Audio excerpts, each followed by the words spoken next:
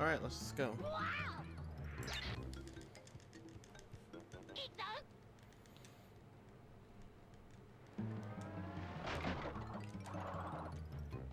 Good start.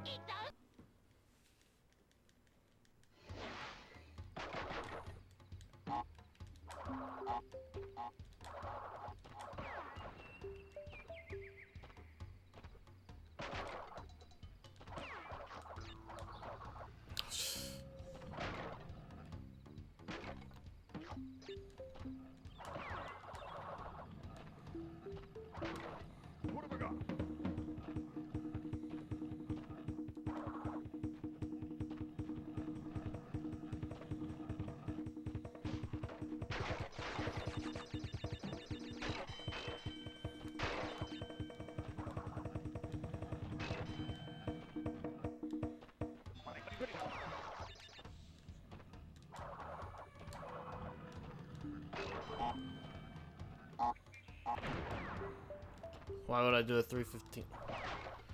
Well, this is a 305 for one. 315 is playing the forbidden versions. And it's because I have 5 hours to work with before I'll probably pass out from exhaustion. I don't have another 12. Aren't you the one who was saying that Twalk was terrible?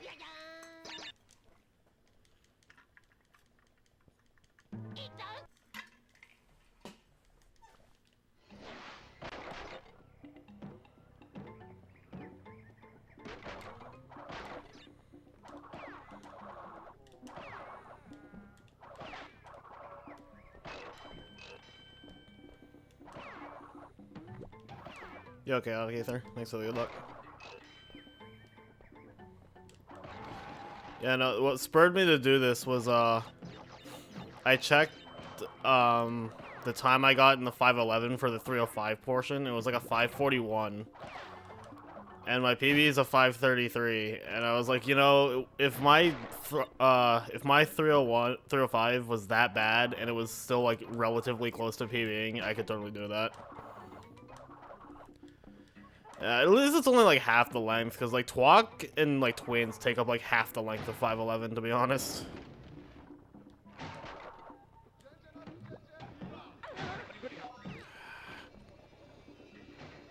I'm not as lucky the second time. I'm not gonna reset. I'll just come back to this.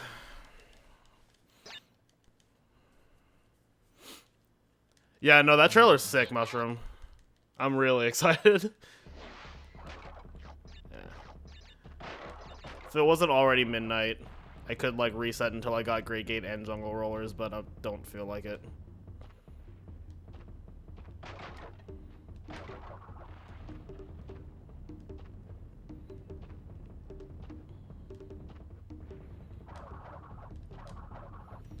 I got to see Akana without. Oh yeah. Yeah, Akana looks sick.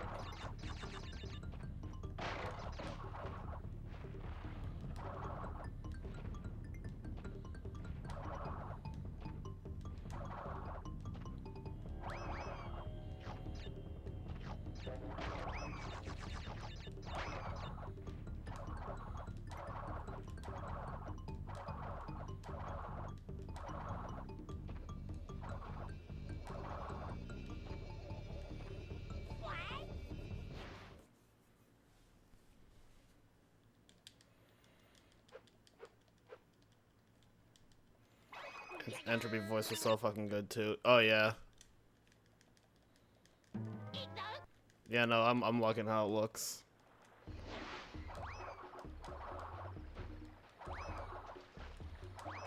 I'm pretty sure failing the Great Gate skip like I did is still less time loss than the time loss I get for having to do Road to Nowhere in you. Thanks for those, Nizzy. It's Friday. Alright. If you watch the gameplay trailer that came out today, you'll see a little bit of Akano, and it doesn't spoil anything, which is the reason I avoided the other trailer, because, like, apparently they fucking just, like, spoiled a huge part of the story in the article. But yeah, I would recommend it. The gameplay trailer is so fucking hype, so I would do it anyway. It is Hosty Storm. The alter ego has returned.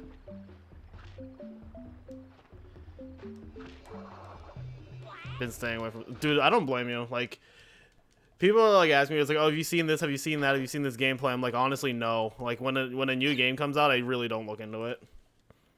Was this not the level where you said that?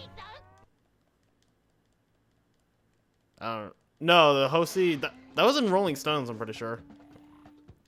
Yeah, no, Akano looks pretty cool.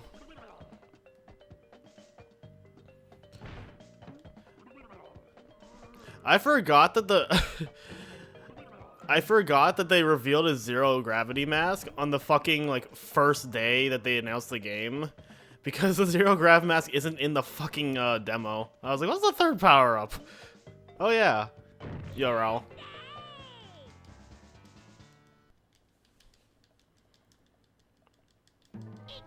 But yeah, the biggest reason I'm doing this is because fucking I got a 120, what, 128 yesterday in Crash 2. That's horrible, even for me.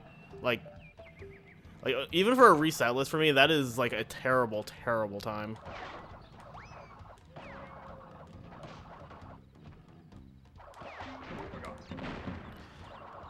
And I think I figured out what's wrong with my GPS2. It's the same problem I had with my old U console, where the lid for the disc tray is loose. So if it's not being pressed down, it might think the disc tray opens and then the game freezes.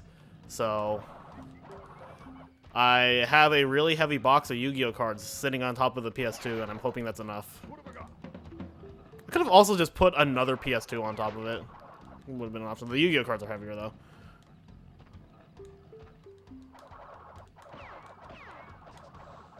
It's working so far, so we're just gonna get to fucking like Sunset Vista and Crash though, and be like, well, guess we're playing the Crash 4 demo. Yeah, I'm doing a 305. I don't have time for a 511. I probably don't have time for a 411 either. You stream Crash 2 for 3 hours and you've had enough for just fair. Yo, Jupiter, thanks for the good luck. Yeah, in OG1, you have to beat every level without dying. It doesn't take effect until after you've broken a checkpoint. So if I die like at the beginning of a level before a checkpoint, I can still keep going. But yeah, once I break a checkpoint, I cannot die. I don't know. I played supremely poorly yesterday up until like Crash 3, and Crash 3 actually went pretty well for some reason. Like Crash 3 still wasn't great, but it was like an improvement.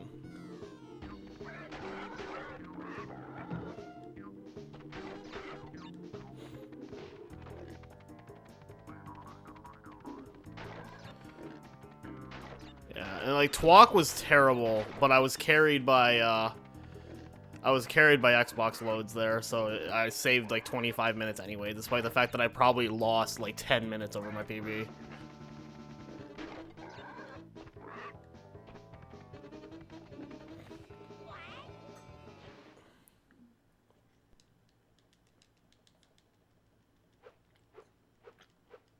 And then Twins was like actually really good. I got a 138, which since I have a 124 on a reset list, that's really good for Twins. So like Twins and Twalk saved it. I don't know, I might do another 511 sometime, just not anytime soon. The fact that it takes up an entire day is like the biggest problem. The only reason I can do this right now is because my work schedule means I have to like, I go in the afternoon anyway, so I can like stay up late. So I'll like finish this at like 5:30 a.m. and then sleep till like noon.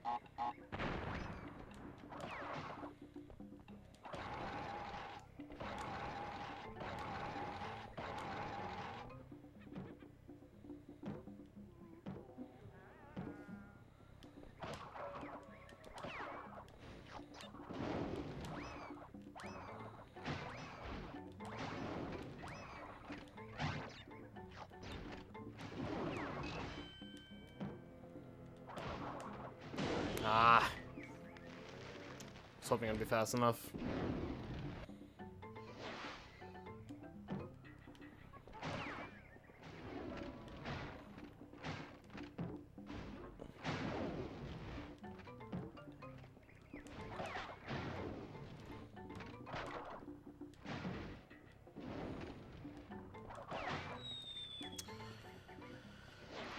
That was dumb. I should have jumped on the plant.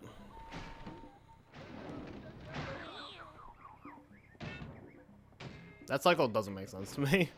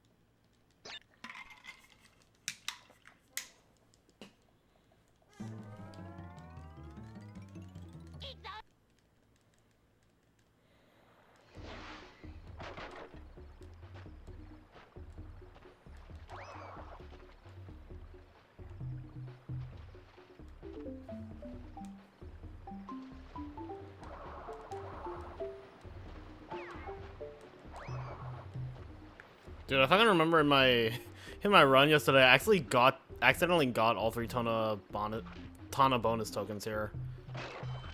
And I was like, oh, well, okay.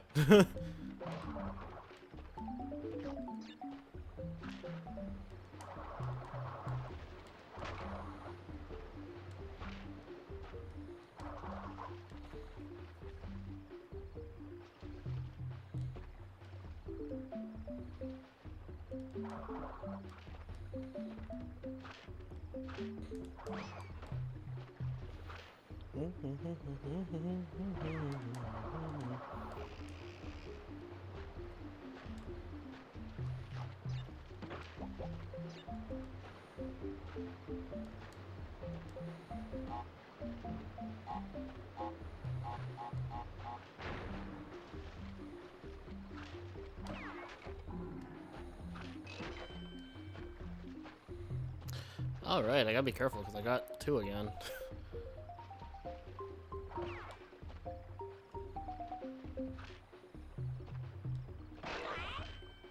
What did I just fucking say? See ya. I've never had this problem in Up the Creek. I've had it in like Toxic Waste, but I've never like had a problem of getting the bonus tokens in Up the Creek until like yesterday.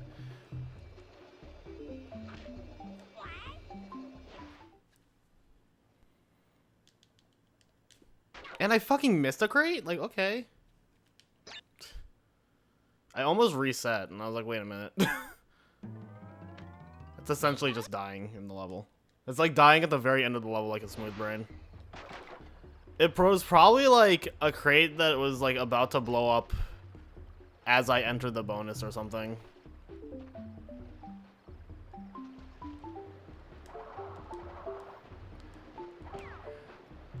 Yo, Trob. I would already feel like demotivated. I'm like, wow, I'm already losing so much time. And then I remember how bad the run I had yesterday was. I'm like, oh, whatever. Okay.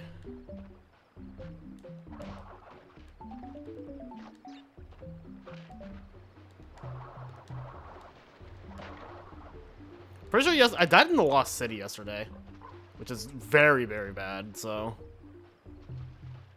You're now learning all gems for the... Oh, hell yeah. That's that good shit.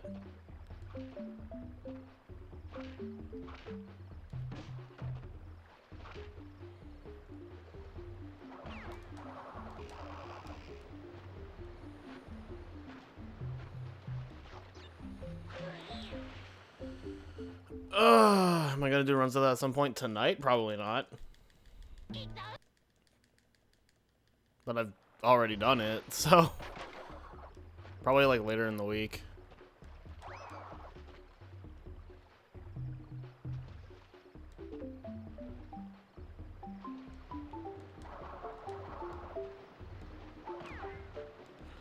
Why is it always up the creek? Like, up the creek is like the first level that goes like really, really badly. For like really dumb reasons.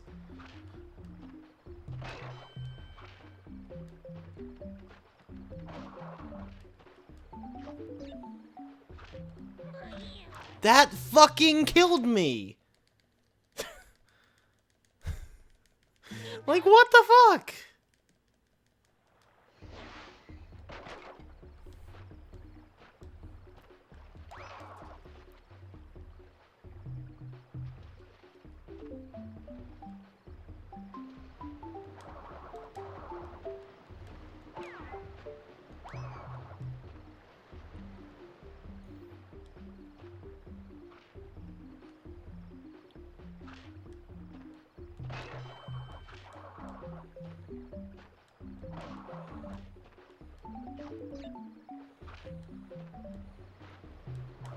You know, going by what happened just now, that should have killed me again.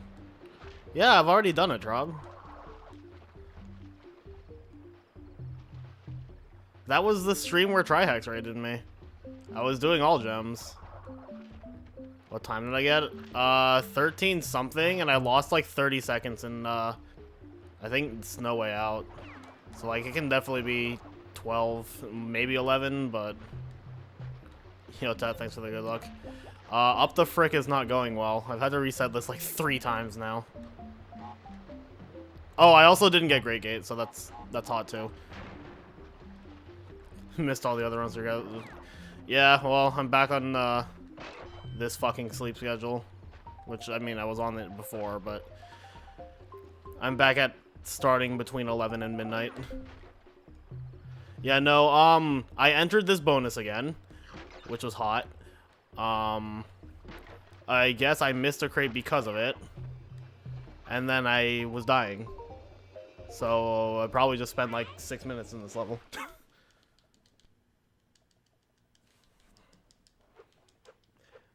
I did. So I think what's wrong with my J console is that the lid is loose. So it keeps thinking the tray is getting opened, which is why it froze yesterday. So I just have a large, heavy box of Yu-Gi-Oh cards sitting on top of the PS2, and so far it's working.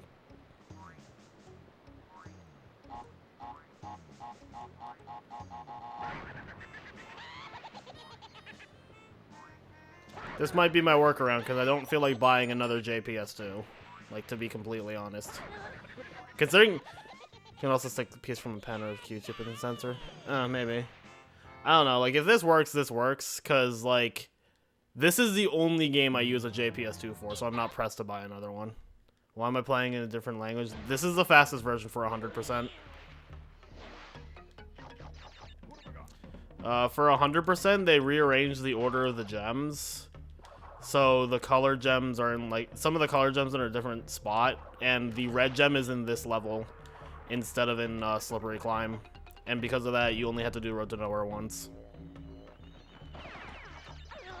that last fucking bat, dude.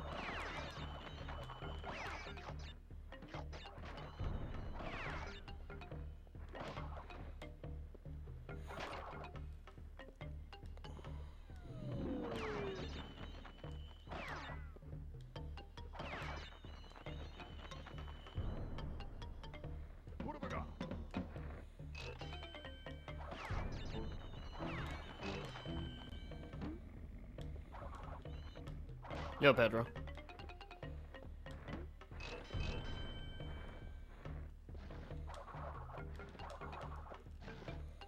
Mm-hmm.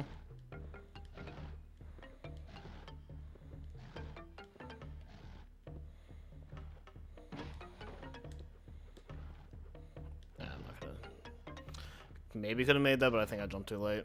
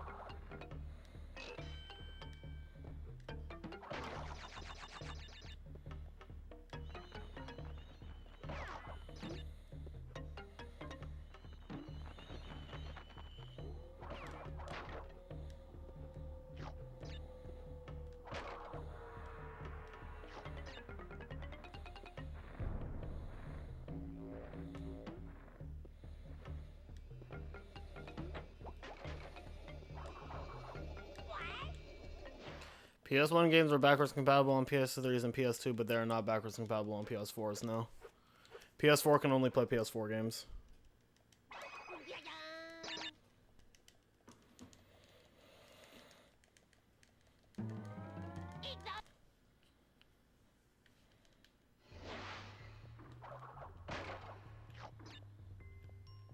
Guess I won't get him. I was like, he's right there.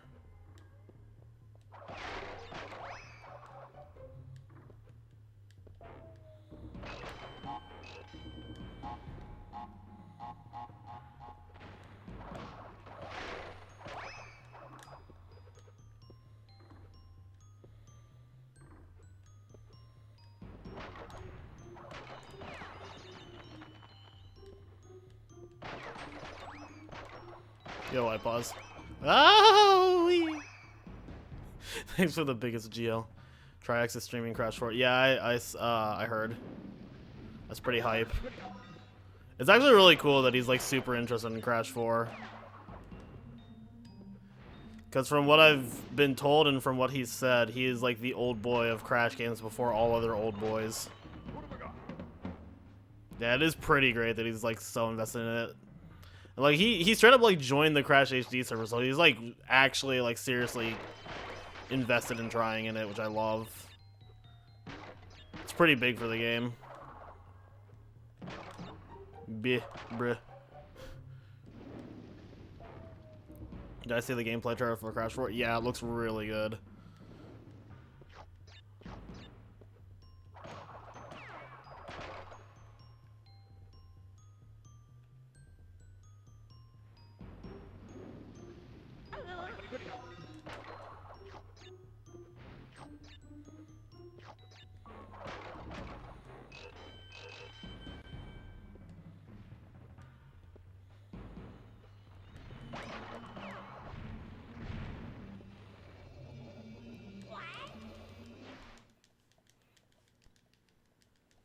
So yeah, I pause it. I don't know if you were here when I explained it, but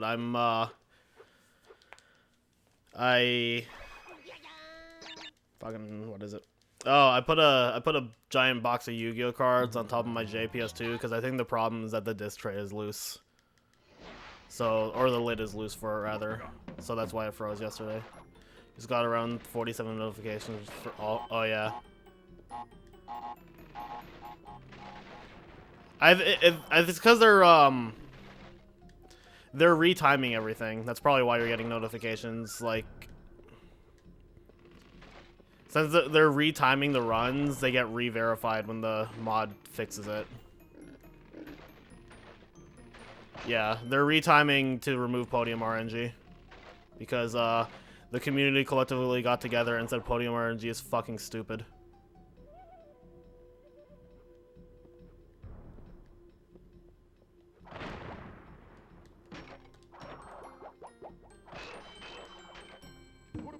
Oh, whoops. I didn't know I had two. It looked like I still had one.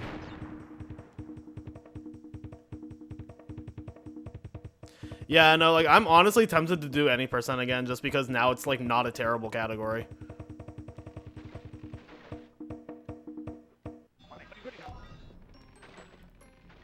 Like, I can see myself doing any percent in All Cups Legacy now.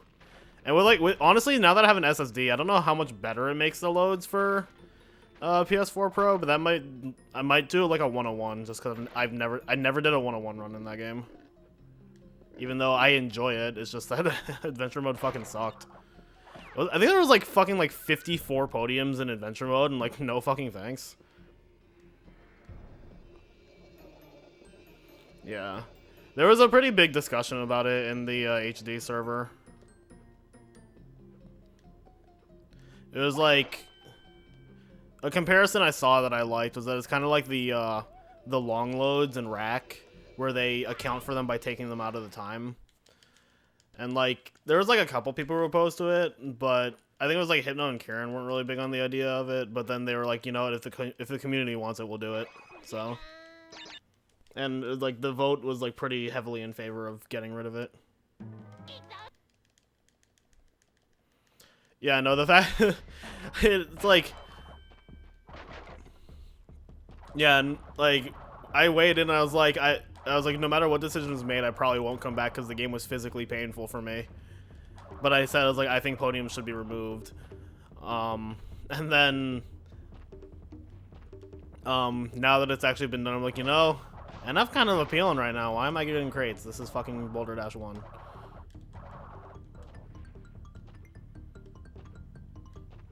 Yeah, I'm definitely glad they did it. Just because the podium animation, like the length of the animations is consistent, and it's fully random and it doesn't affect gameplay, I think it's completely valid to get rid of.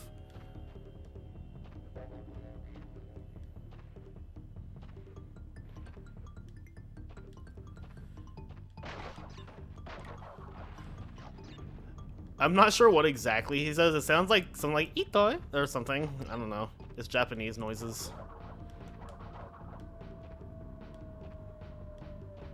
Yeah, it's pretty easy to get rid of, and Dashi even made like a spreadsheet you can download that like you put in like the count of every animation you get, and it calculates how much time you have to take off of the timer. So it's like really, really nice. Ah, fuck.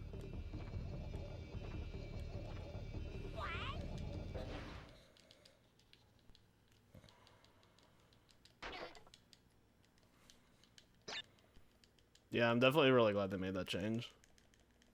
I was about to hold, I was holding right like it was Sunset Vista, because yesterday it was Sunset Vista.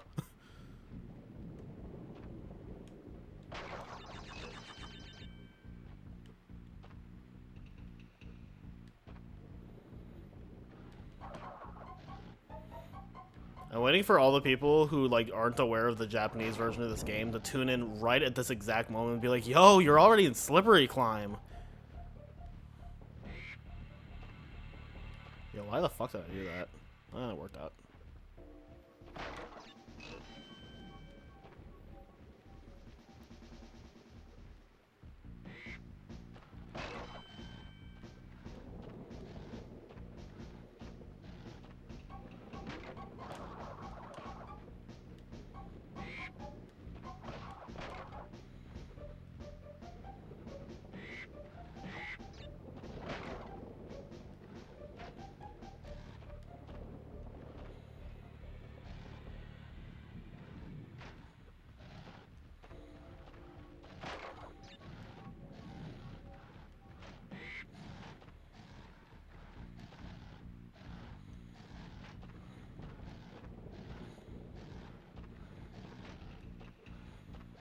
Two masks and slippery climb isn't something I knew I wanted until this precise moment.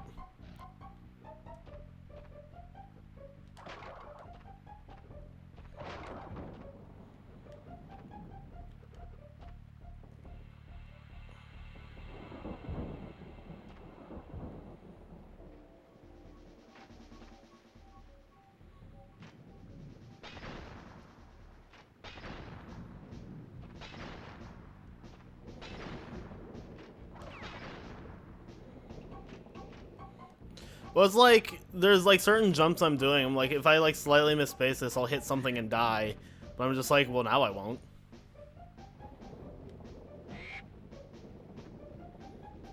Let's hope I do better on Crash 2 than yesterday. Yeah, I fucking hope so. Because that, I can't fathom doing possibly any worse than I did yesterday on Crash 2. That was an exceptionally bad one. That is the first time I've gotten anything worse than a 125 in probably about a year. Like, I do not do that poorly in Crash 2 in general. That was just like everything was fucking going wrong. It's like, you know how like when you submit to like GDQ, they tell you to make your estimate something that you can hit 99% of the time? That was my 1% scenario.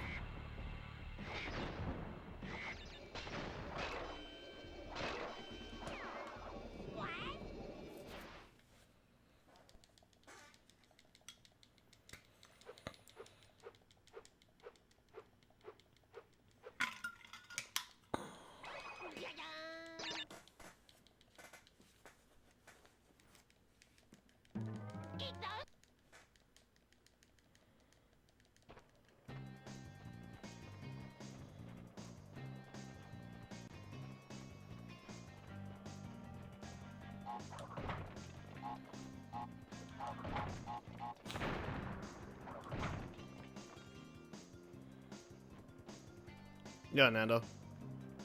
Thanks for the good luck.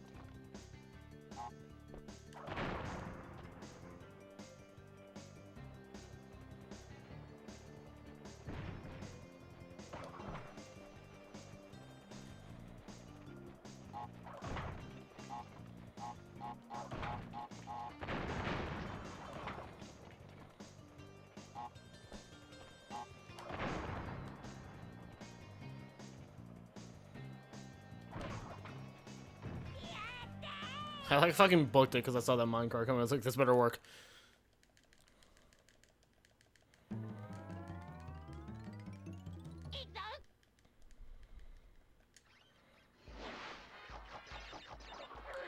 Ten out of 10. That's what I'm pretty sure. That's, I don't fucking know.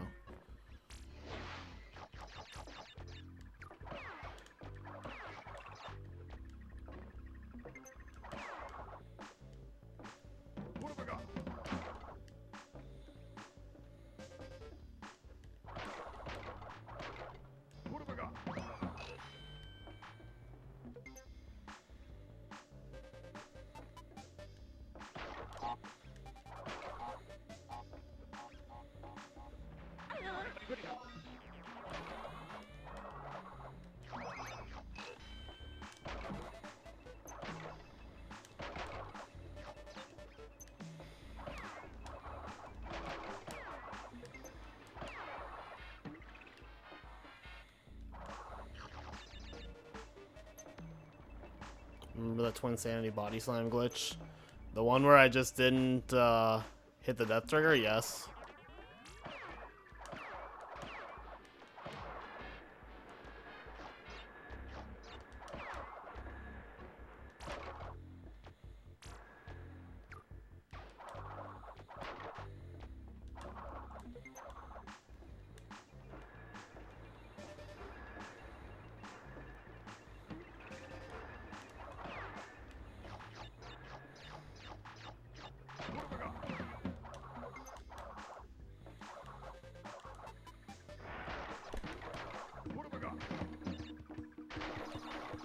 I was about to say. I was like, wow, how did I miss that last one?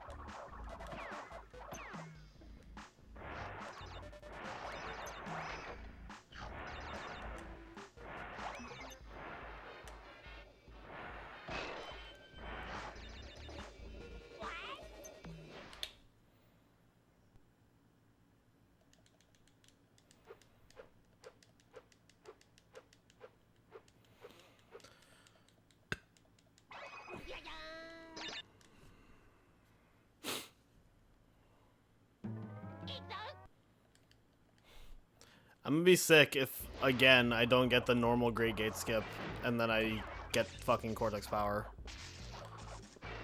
At least yesterday I got the OG Great Gate skip.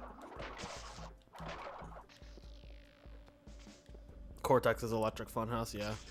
Oh yeah, Ted, I don't know if I told you yesterday, I failed Jungle Roller skip and normal Great Gate skip, but backed it up with OG, and then I got Cortex power.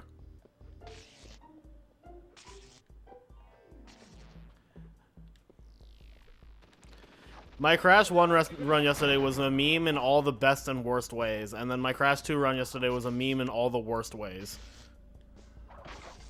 What have I got?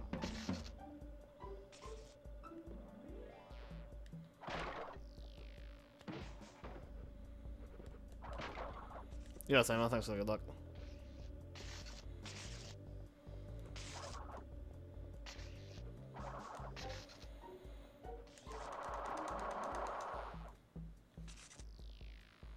Yeah, Newster.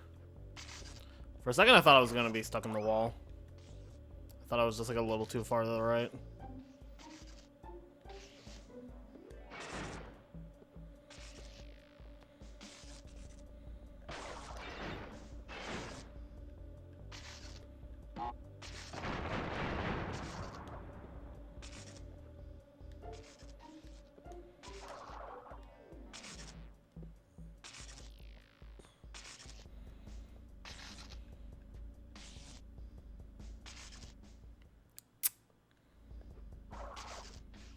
Gamer.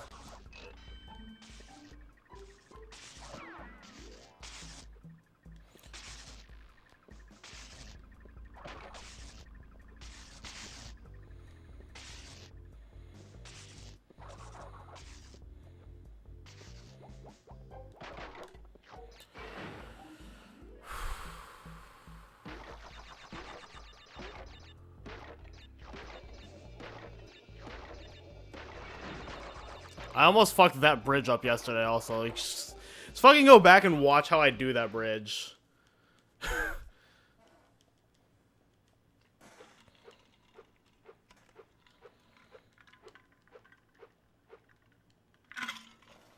I would like to remind everybody, this failed Great Gate skip. I still don't have the gem in the Great Gate.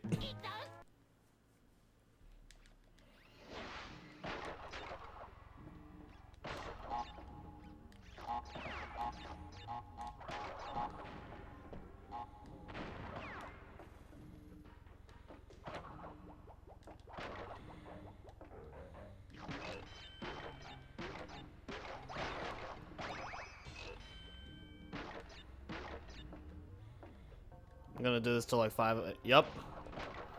Which is fine because my work schedule allows it. But yes, I am going to be doing this till like probably closer to 6, honestly. Like my best possible is a sub 5, but there's no way I'm hitting that. The sub 5 assumes I PB in every single one of these categories. Yep, 6 a.m. Yo, dude. Thanks for the good luck.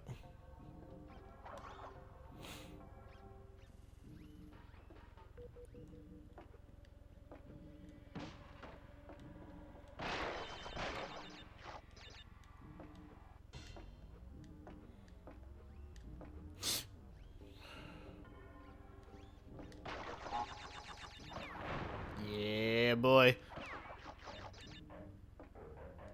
Probably sleep around 3, so you won't have to watch the dumpster fire that ends the run. Man, I'm holding out hope. Crash 3 went okay yesterday.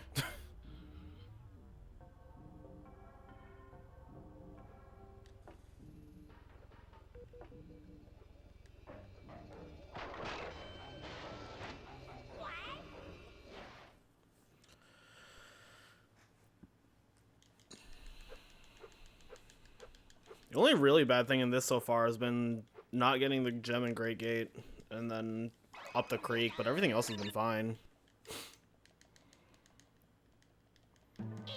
Yeah, no, it needs to be next Friday, dude.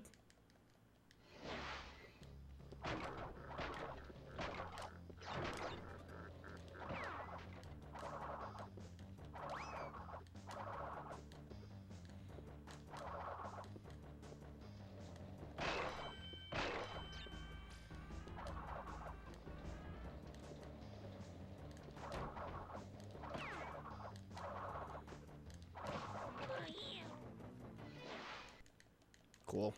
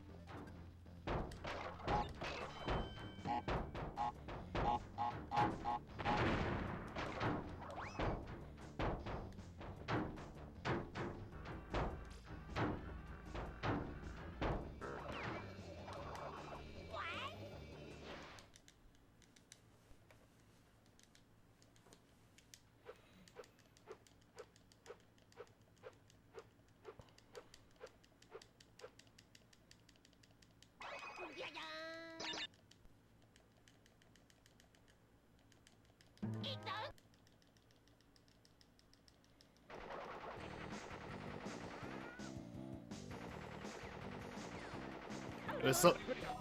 What the? Did I hit jump? Or like, the spinning caused me to get hit. I didn't even know that. No, it was so nice hearing the U version of this music yesterday.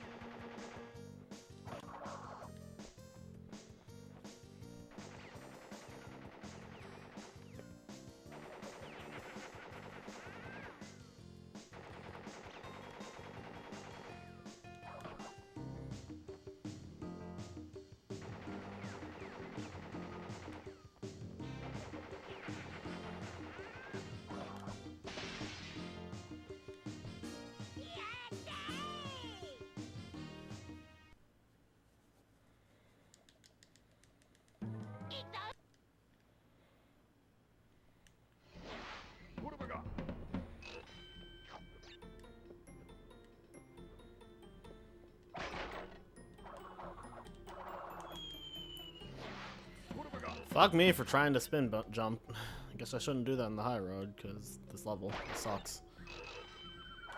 He says as he does it again.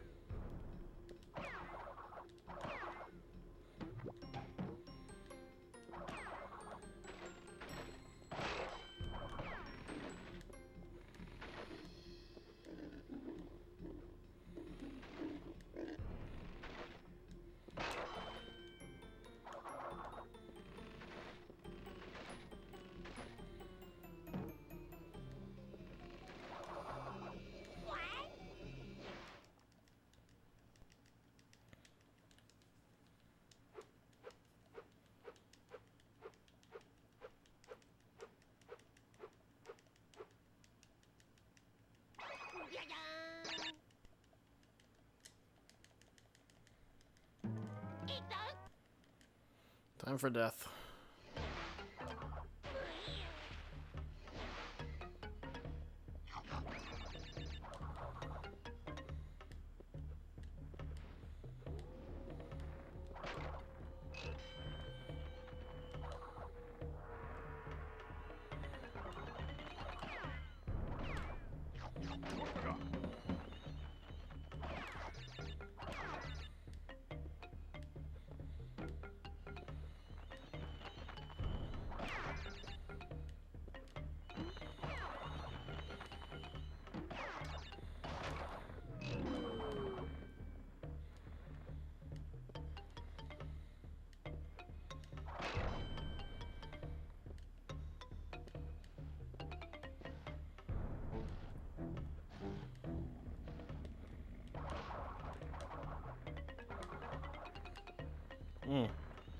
I wasn't sure whether or not I should trust that.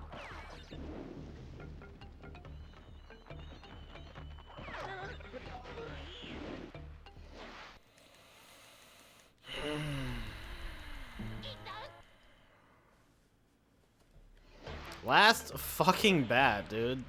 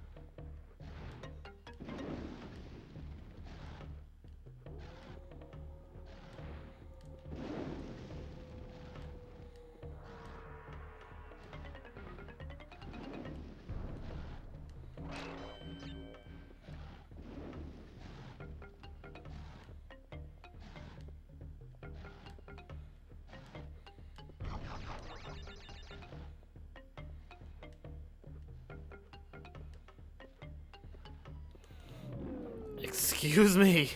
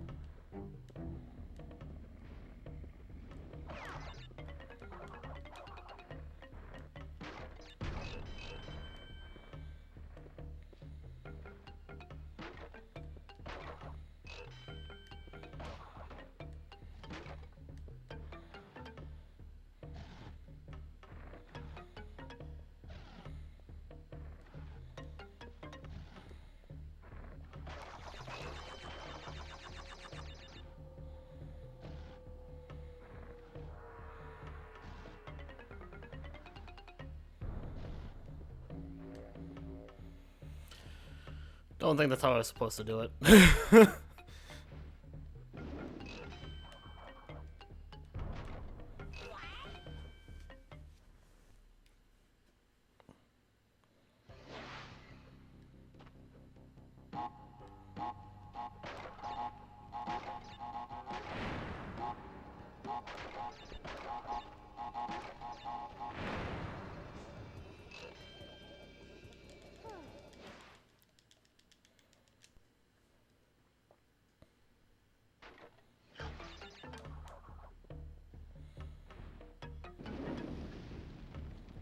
You alrighty?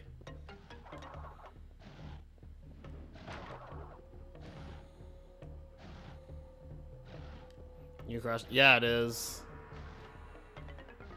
It was really, really cool. I was like, God damn it, it's not October yet. It's so close. I'm so close to getting Crash 4. I can almost taste it. Yeah.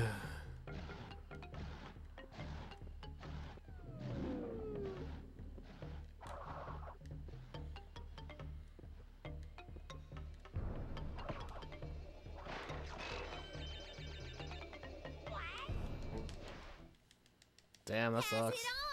Oh my god, he did it again. Holy shit. Thanks, Trihex. That's if they wanted to rate a Fire Rider Speedrun or a Crash Trilogy. They voted you. Can't wait for October 2. Thanks for the good luck, man. Yeah, the 511 I did yesterday was like cool, but I felt like my nice. I felt like my my early game was really bad. Like Crash 1 and Crash 2 in particular were terrible. So the whole time I was sitting here like, you know, what if I just did it again? But just the trilogy. Yo, thanks for the bits. Cosmonaut.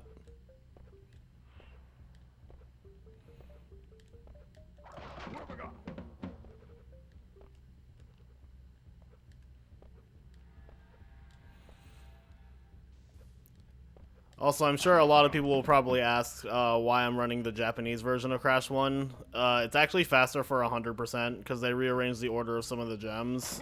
So you actually get the red gem in the Lost City, which means you only have to do the Road to Nowhere once.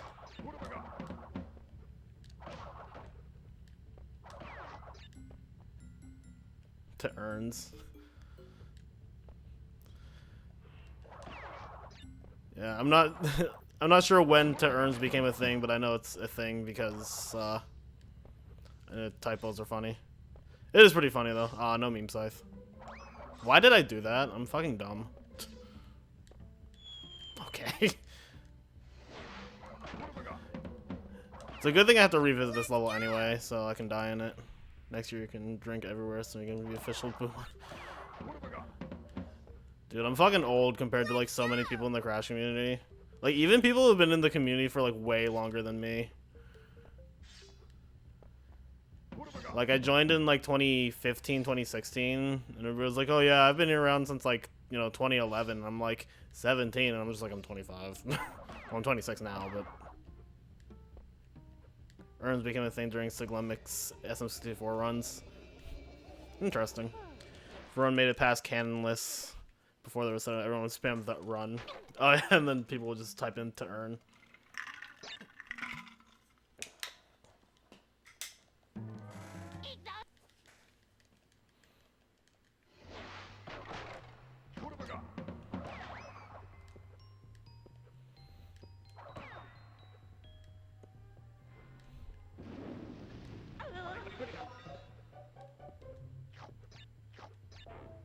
The more you know. Yeah, that's interesting.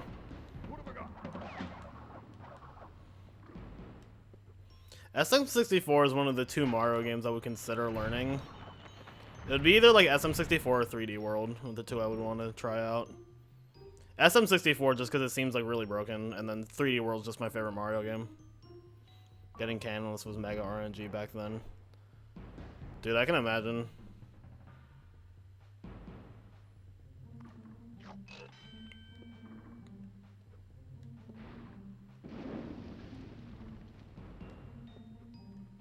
That's a kind of like, That's kind of similar to a skip in this game. The Cortex Power skip in the original Crash 1 was RNG for a while, or basically RNG. Actually, no, I think it was like legitimately RNG, and Ted can correct me if I'm wrong if he's still here. Because like it required landing on a specific pixel, but the placement of the pixel was random. And then a setup for it was found like a year ago, and now it's like really, really easy. So easy, even I can do it.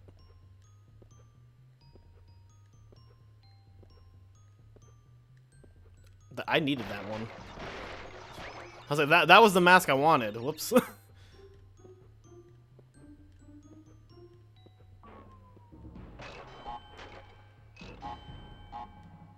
So how different is 3D All-Stars from like the original SM64? Because I saw it has a separate leaderboard, and I heard that was because it's limited release, but I also see that they only have 70 stars, so I'm guessing it's pretty different. Nice jump.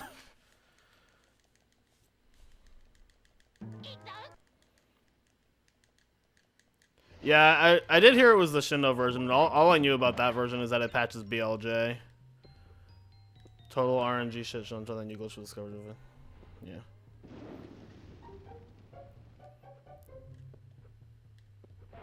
Yeah, then you BLJ is patched from or not patched, banned from 70 star. So is anything more than or anything less than 70 star just not possible on Shindo, or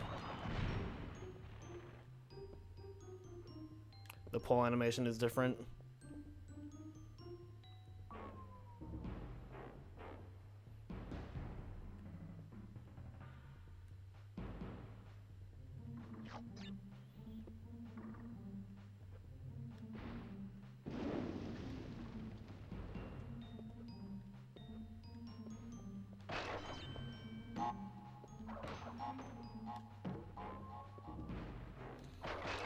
Yeah, I don't know too much about SM64, but I know like little bits here and there. The biggest travesty of the Shindo version is just Mario saying bye-bye when he throws Bowser. It just doesn't sound right. It feels like it sounds slowed down. Because like I'm also used to hearing that in 64 DS, which is the version I played when I was younger.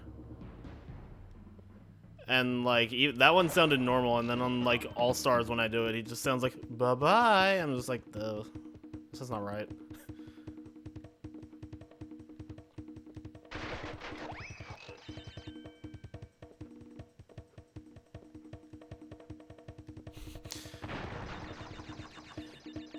Even just like the gay Bowser meme aside, like even just hearing him say like so long Bowser or whatever it's supposed to be, that just sounds so much better than just like a really slow, drawn out bye-bye.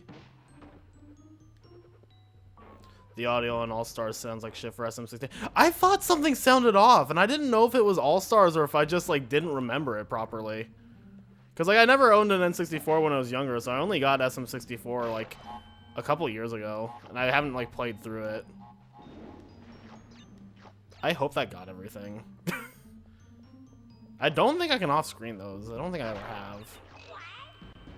Did I see Rex's 440? I saw you posted the splits of it in like a bunch of different servers that we're in. I didn't see the run myself, just because he streams at a time that's like not entirely convenient for me since he's in Australia. But yeah, 441 in a 305 is insane. That's really fucking good.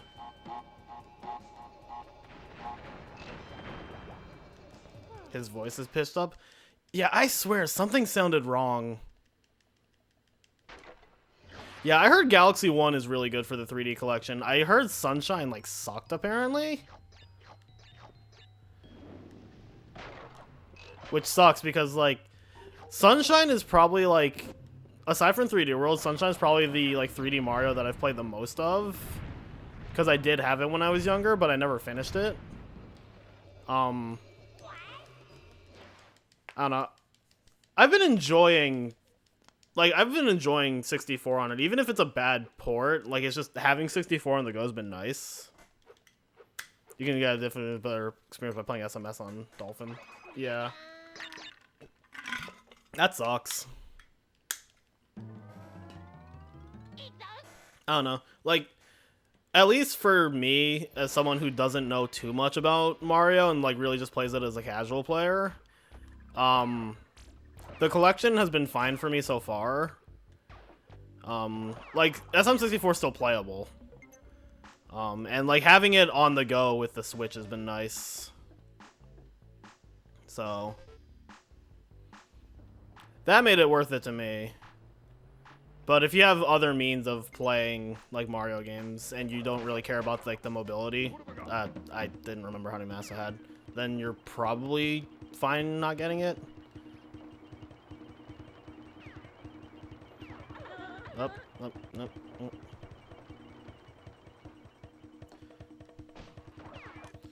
I did hear Galaxy was good on it though, which is nice because I never finished Galaxy either. Galaxy was like the game where every time I tried to play it, I'd get in a little bit and then I'd like have to go back to school or something, and then I'd never have time to play it again, so I just stopped. Yeah, no, it's kind of scummy that it's supposedly limited release, quote unquote limited release, because I can see Nintendo pulling a just kidding, and now it's like widely available.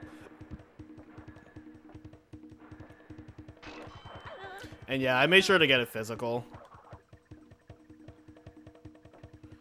I just like went to my GameStop and they just had them, so I just got one.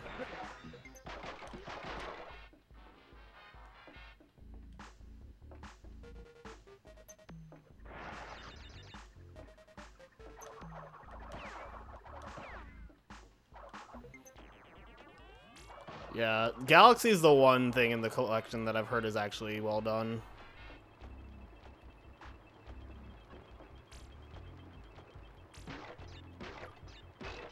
I don't know, maybe I'll skip ahead to Galaxy. You didn't break both of them! Oh my god, Castle Machinery is a really terrible level to reset on. Yeah, I never owned Galaxy 2, so I've never played it.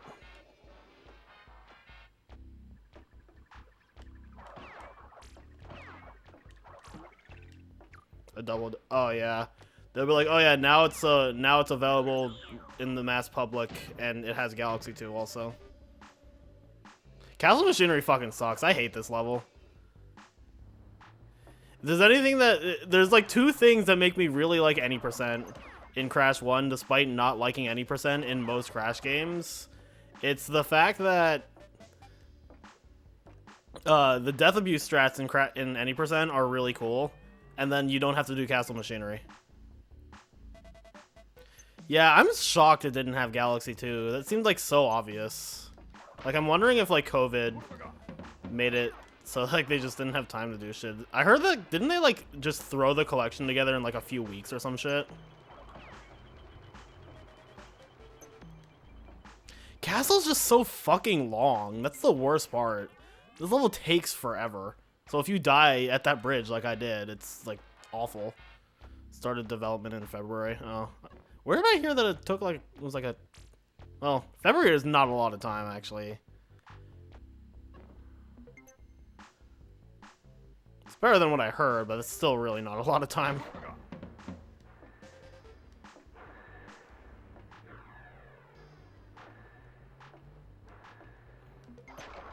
Like, NST got more development time than that, and NST, while good, is still pretty rough around the edges. Like, you can tell that there are parts about NST that were very, very rushed. There's evidence that it was ready 6 months ago and stalled out to coordinate with other 35th anniversary stuff that wasn't ready yet. Oh, okay.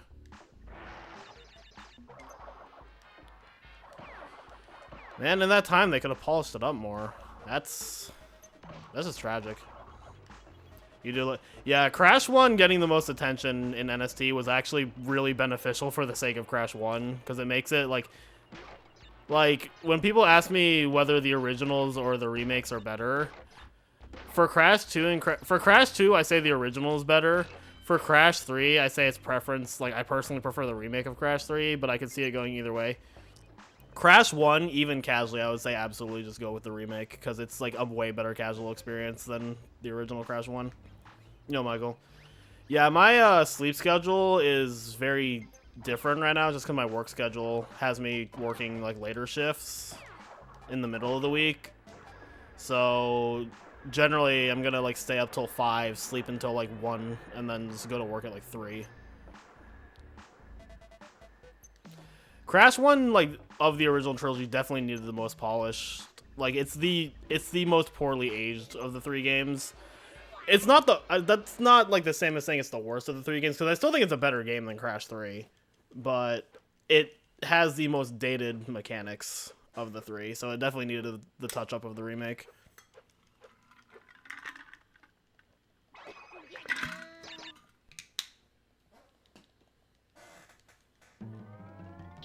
Alright, this is like my favorite part of the Japanese version.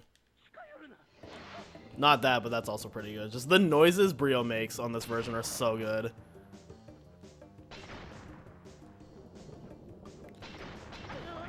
Well, the thing with like Spyro and Crash is that like they were straight up remakes. Like they weren't just like ports, like the 3D All-Stars. Like the 3D All-Stars package just reeks of like lack of effort. I'm just like, come on, Nintendo, you shouldn't be getting one-upped by Activision. All right, get ready for this.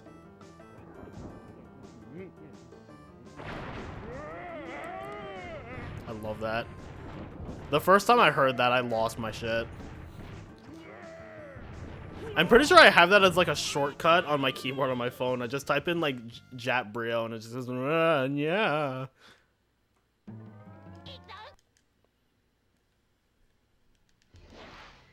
Yeah, but the fact that like the Crash and Spyro trilogies, like it feels like they definitely had more effort put into them than the Mario All-Stars. Which is sad because, like, 1, it's Activision, and 2, like, the Spyro and Crash trilogies still feel kind of rushed.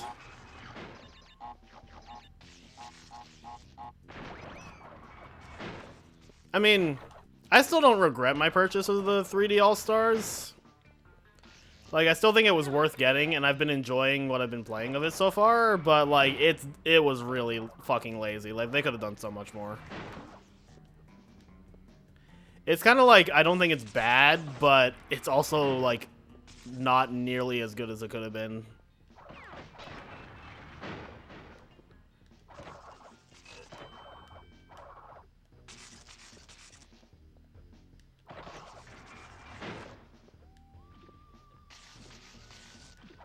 That's because I'm pretty sure that's what it is, Mikey. It's just ROMs with a little bit of polish.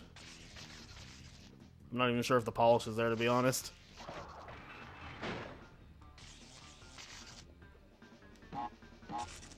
One, 2, or 3. As in, what's my favorite of the 3, or... You don't care what anybody says SM64 aged poorly? I feel like it'd be, like, kind of foolish to say it hasn't in some regards. Like, that game, like, mechanically is really hard to control for me. Even, like, on an N64, I find it really hard to control.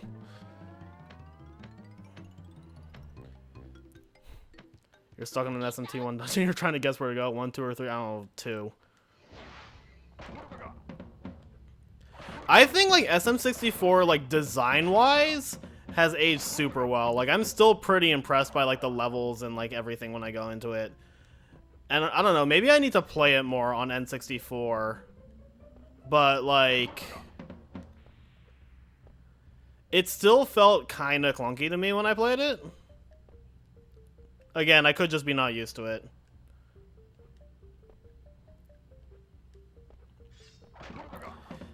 Even, like, on 3D All-Stars, I felt, like, to me it felt like it controlled fine, but maybe I'm just wrong. Yeah, the camera is fucking whack in SM64, but I get it because the camera was controlled with buttons on the N64. I kind of wish they had fixed that in the port. Just have it work like a standard camera now. That would have made it so much more bearable. Fucking Spyro did that. Spyro made it so that you control the camera on there with the right analog stick, and it's so nice.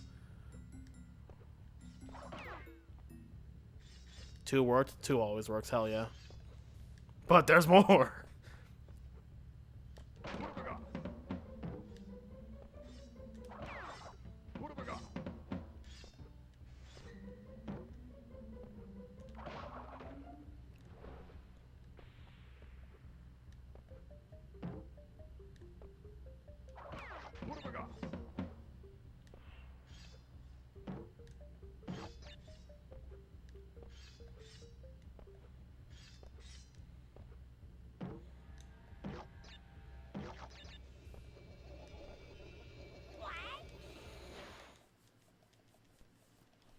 left, right, or forward? Forward. Sunshine will forever be the best Mario game to you because the movement tech felt so much smooth. Whenever I watch SMS speedruns, that movement tech does seem really sick for sure. You got Amazon Prime today, so a new sub is coming from it. Sorry for this month, always. All good, Matsu. Never feel obligated to sub, but I appreciate it for sure. Thank you. Alright, let's not die in lights out again. I feel like I'm not really that scared of fumbling anymore. Like, casually and when I first, like, started learning this game, fumbling is, like, the bane of my existence and, like, everybody else's existence. But, I don't know, it doesn't bother me anymore. Granted, I don't go, like, uber fast in it, but...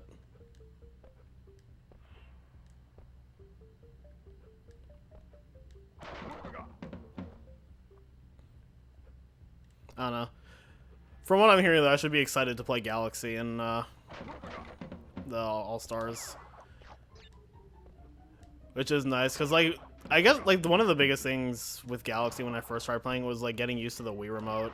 And I hear, like, it controls really well on the Switch. Fumbling is the level I was just in before this. The full name is Fumbling in the Dark, which is really long, so I think everybody just calls it Fumbling. It's a pretty difficult level. I think casually it's the hardest level in the game.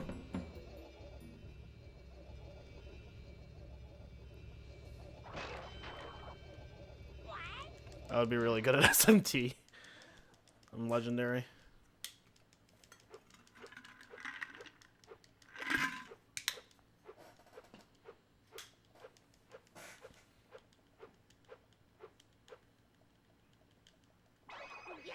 Alright, I already got Cortex power, so... The only extra thing I need to get is Great Gate, because I failed that skip like a genius.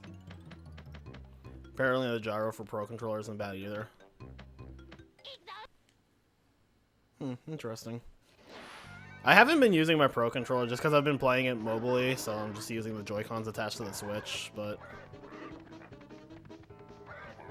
I might try it with the Pro Controller at some point. I don't know. I have SM64 and N64, and I have, like... I have one of those, like, Tribute 64 controllers that, like, is better shaped and has a better analog stick. I hate this level. I don't know how much, if that helps or hurts SM64, but I might try playing on that instead.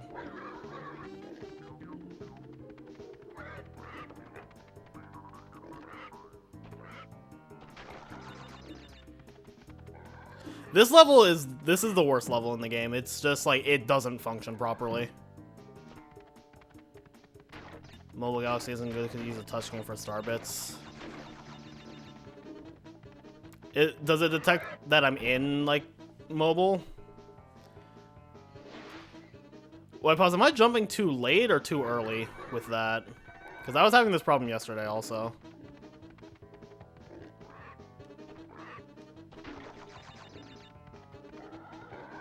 Too late? Okay, that's what I thought. Because I was stuck on this level for like 4 minutes yesterday. I got it first try and then died later in the level. And then got stuck on that hog. Okay, yeah. Could maybe use the stand and still use the Joy-Cons for pointing.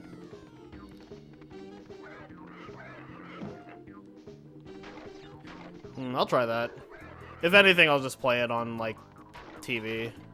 I just have to set it up. Yeah, maybe I'll play SM64 on the N64. For the more optimal experience, I suppose.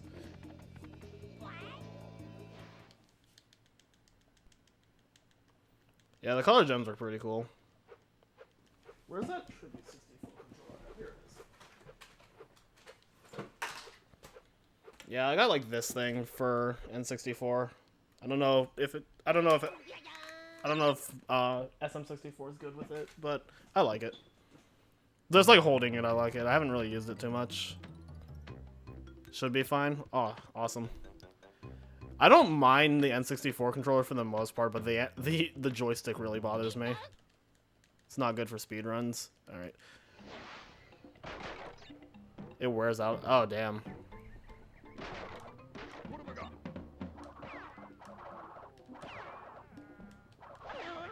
Bruh. Let's go. The Tribute 64 controller does, or the original N64 controller does?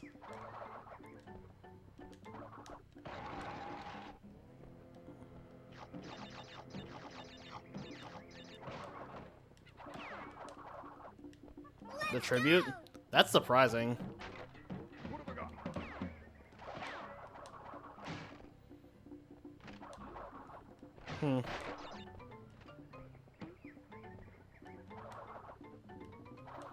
Might still try it out casually. If anything, I can go back to like the regular controller. Yeah, because again, like I don't hate the original N64 controller. It's just that the joystick bothers me. God, I haven't had to do it like this in so long. Fucking. I don't even know how I failed that skip yesterday and today, and it's like not even hard. It's like one of the easiest skips in the game. We're working on 3D printing metal parts for a steel stick. Oh yeah, I think Super Boom Fan has that on his N64 controller for when he plays Smash. And that shit looks really cool. I like that they're like people have been making parts to like improve the N64 controller.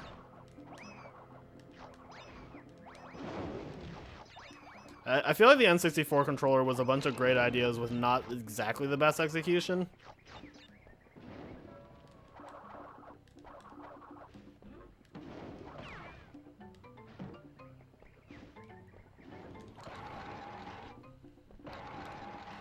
I got a pretty big raid, Matsu. That's like part of it, for sure. I didn't even check to see if I had quality options. Oh well, it's a bit late now.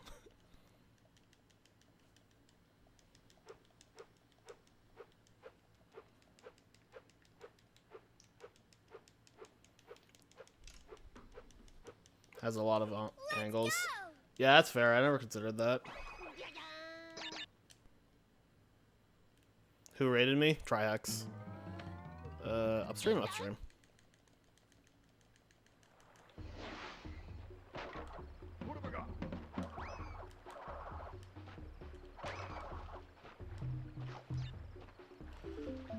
I mean, 30 to 40 is what we were at before Trihex raided me. Yeah, when I'm playing like Crash 2, Twin Sanity, or NST, I usually get in the range of like 40 to 50. If I'm on like just let me finish this game. If I'm on like a good pace in any of those games, it sometimes amps up to 60. If I'm playing any other Crash game that I play less often like this one, it's usually in the 30 to 40 range.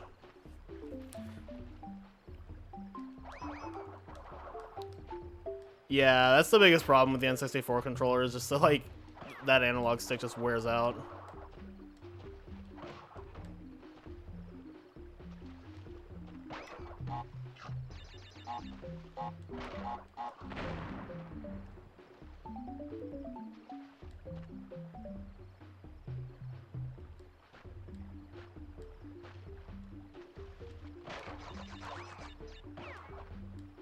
I suppose I didn't need to throw that away, but...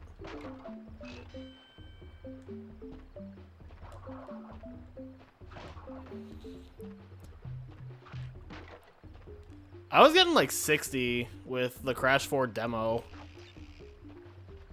And that was like without any help, so oh my god, please do not do that ever again, Crash. So we'll see how it is when the full game comes out. I'm anticipating it will be higher than normal just because people are going to be really excited for Crash 4. Because, like, can't even sugarcoat it. The game looks fucking good. I'm not going to risk this. I really don't want to die at the end of Up the Creek. Or upstream, this one. Alright, so I have Rolling Stones, Native Fortress, and Boulder Dash. So probably like a 126, 127?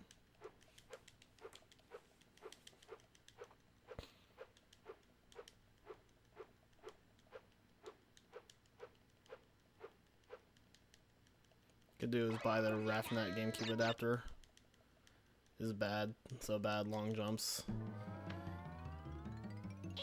Honestly, I'm kind of tempted. Like, if I don't use the Tribute 64, I'm tempted to just use the regular N64 controller for the, I guess, quote-unquote authentic experience.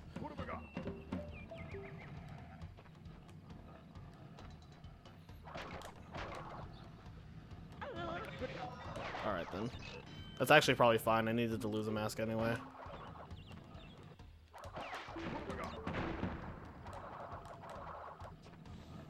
Oh yeah, no, the new trailer looks sick. I wanted a spin bounce.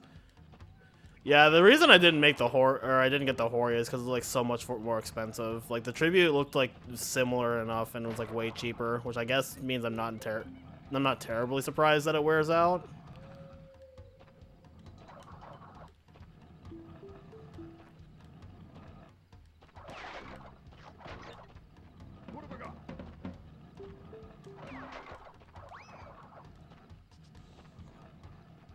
Am I afraid, like you, that Crash 4 may not be too much after Rosie made it? No, I'm not afraid of that at all, honestly.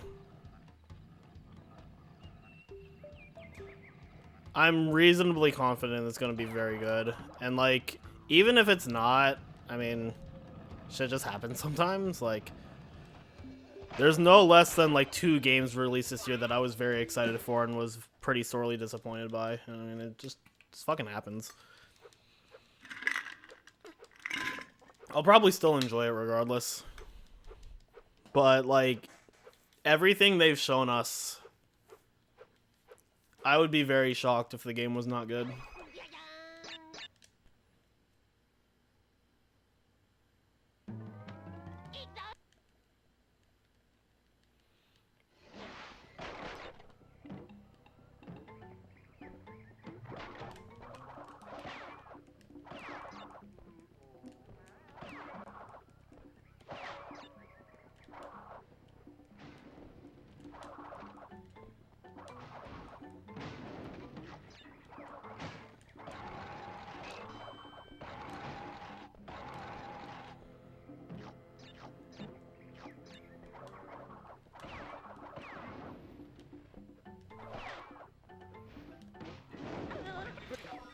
I mean, I honestly think Wrath of Cortex plays mostly fine when you're, like, actually doing platforming. The vehicles are very hit or miss. The vehicles in Wrath of Cortex are weird. Because, like, some of them are completely fine. Like, when the vehicles are good, they're pretty good. Like, the ball is a wonderful, wonderful addition. And then you get, like, when it's bad, and it's super terrible.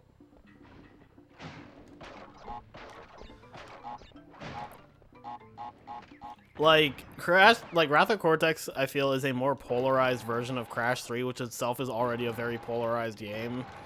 Where, like, when Crash 3 is good, it's very good, and then when Crash 3 is bad, in my opinion, it's very bad.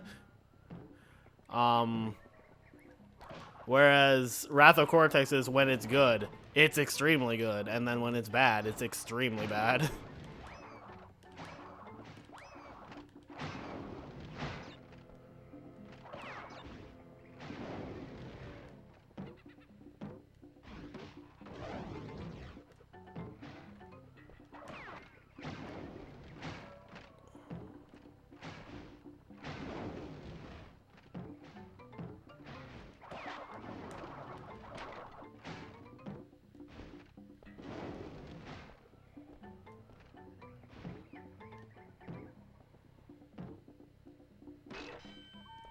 Oh my god.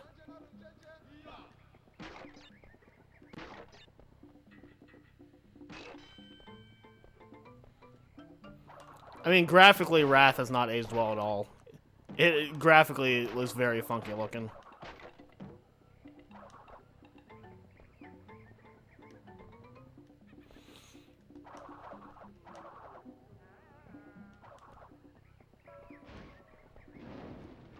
Nope.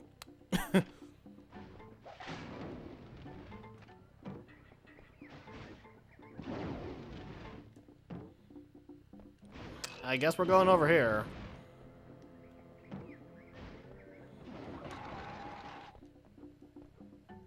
Okay, I guess 127 was too generous.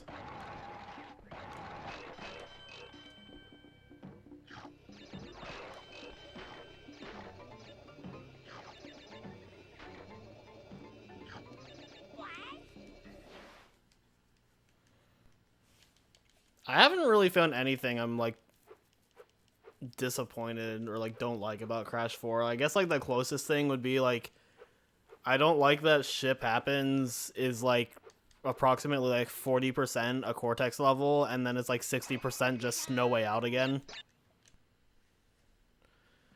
Yeah, Wrath got rushed. Well, sort of. It was supposed to be like a completely original game and then Mark Cerny was like fuck it. Like fuck Universal, I guess, or something. So he left. And then Universal handed it to Traveler's Tales and was like, y'all got 11 months. And they're like, well, shit. So they played it safe. And it's like, I think the final product could have been way worse. And I still think it's like on the higher end of like Crash games in terms of quality. But it's not as good as 1 through 3 for sure. I only think it's like slightly worse than 3 though. Like there's some things about Wrath that I think it does better than 3. Crash has shoulders now and it kind of bothers you. I never noticed that, to be honest. I guess he does look kind of more like boxy, I guess. I don't know.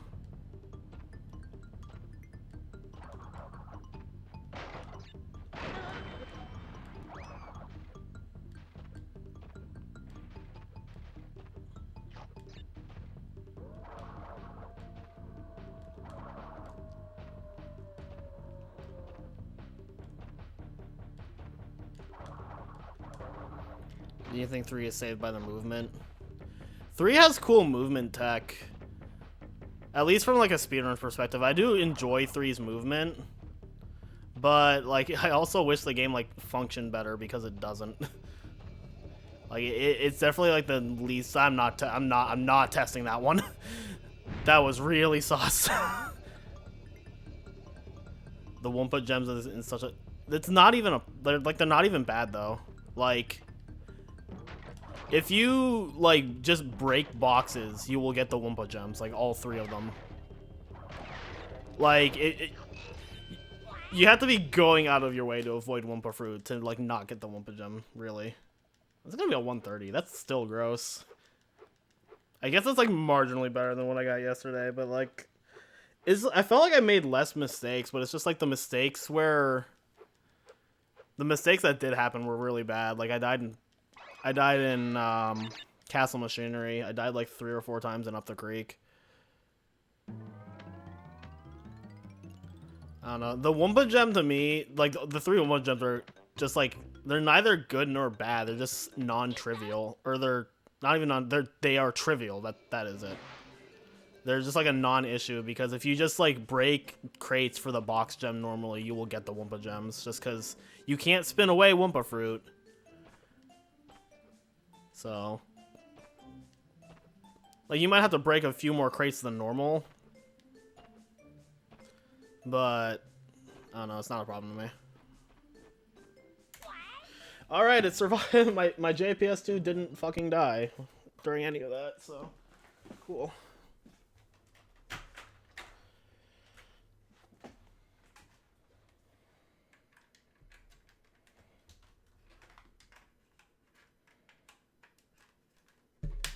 I'm not even gonna move the JPS2. I'm just gonna put the PAL one on top of it. I don't think the different playstyles of Crash 3 are inherently bad.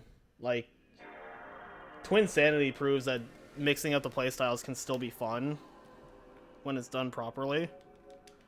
It's just like never done properly.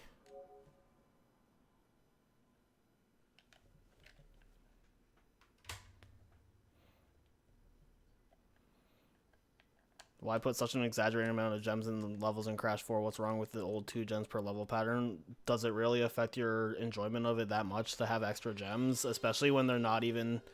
Especially when it's not even that much more effort to get them. Like, if it was like 6 gems and you had to do super tedious tasks to get all 6 of them, sure. But when 3 of them are like basically handed to you, like, to the point that it doesn't really change the game at all, does it really affect things that much to have more? It's like, why did they even change it? But like, if they changed it but it's like a non-issue change, then does it really matter that they changed it?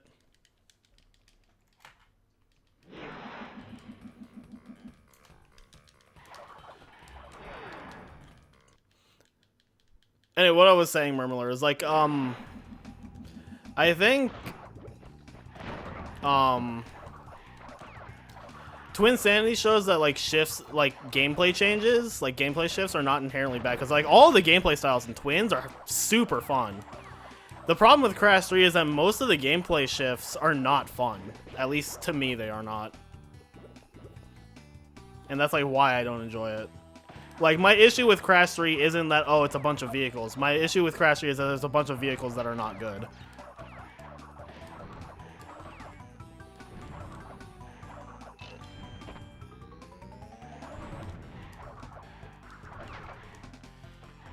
If one of my mods is still in the chat, can change the game to Crash 2. That way I don't have to scramble for it.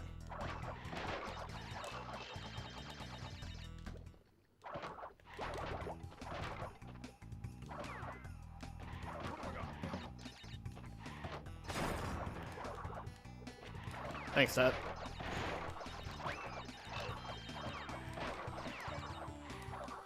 Yeah, Twins is an example of a Crash game where the gameplay style shifts work, and then Crash 3 and Twalker are examples of where I think it works sometimes, but in general it doesn't.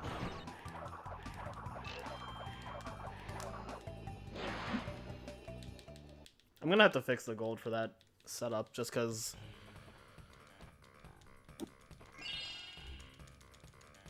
it's just wrong. I don't know why I'm trying to do walking while talking there. It doesn't save any time.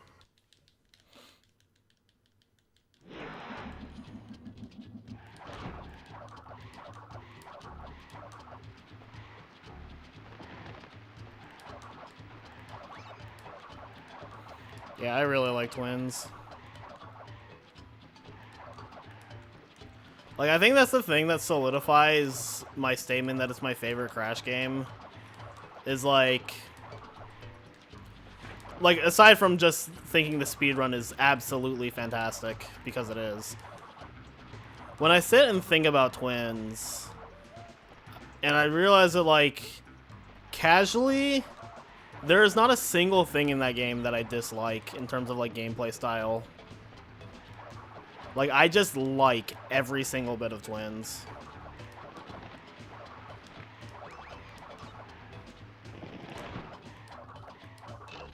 And I think that's it. Like, I can even find things in Crash 2 that I'm not super big on. Like, Crash 2 is another example where I like, almost all of this game. The only thing in this game that I would say I probably don't like, aside from the exception where, like, a handful of levels are, like, questionable, like, I don't really like this one all that much. I don't think Crash 2 has good boss fights, for one. The jetpack is okay at best. Whereas, like, Twins, like, it has, like, one boss fight that I would or two boss fights that I would consider complete dud. And they're, like, right next to each other, so they almost just feel like the same boss fight. And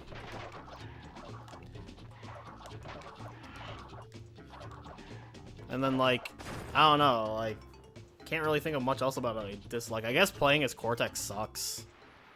And that's about it.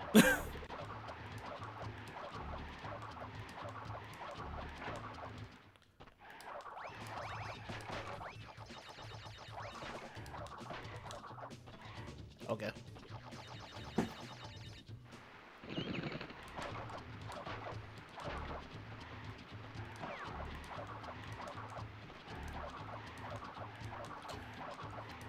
I think that's what sets Crash 2 and Twins as, like, the top two for me in terms of the Crashes. I have, like, zero complaints about them. And if I had to pick a third favorite Crash game, it would probably be Nitro Fueled. Just because my only complaint with the game is the loads. But it's, like, a pretty glaring complaint. Okay, one of these eyelashes is loose and it's annoying me.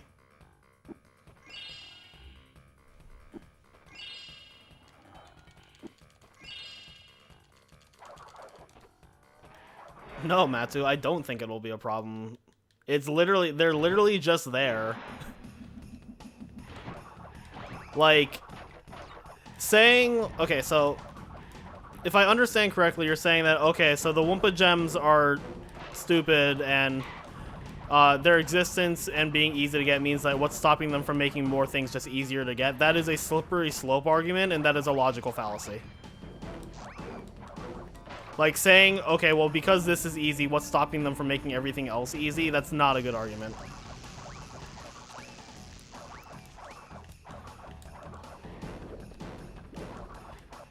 So no, I don't think the Wumpa gems are a problem. Yeah, this run is sick. This is my favorite of the original Trilogy runs.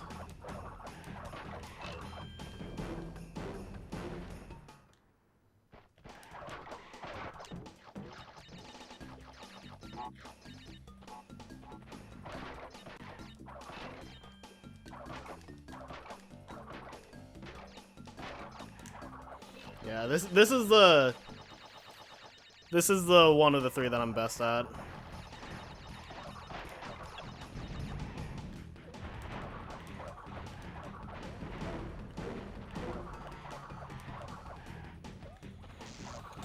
I'm probably worst at Crash 3, but that's because it's also the one I put the least amount of time into. If I actually grinded Crash 3, it'd probably be like, I'd probably be better at it than Crash 1, but Crash 3 is so fucking annoying to grind because the game is just like, for one, the run is twice as long as Crash 1 and Crash 2, and it's just so easy for shit to go wrong in that game.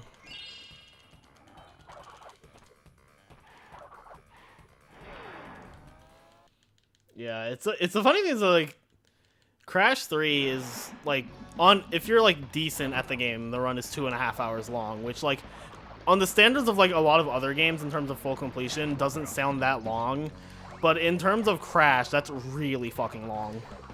Because like most Crash games are like an hour or like an hour and a half. I keep forgetting to turn analog on.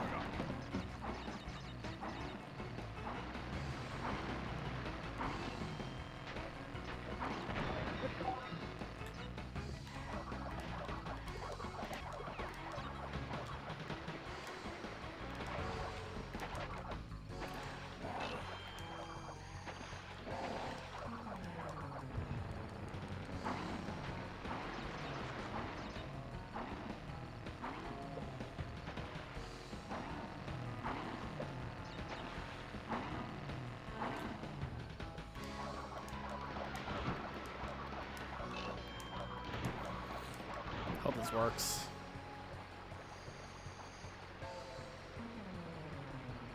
Okay, good. You can get a hard lock there, but I was like reasonably certain I didn't get it, but I wasn't completely sure. I hate that. I feel like Crash 4 will like, eventually get a PC release. Like, I'd be surprised. At the very least, I expect to get a Switch release. I'd be surprised if it didn't also get a PC one, though.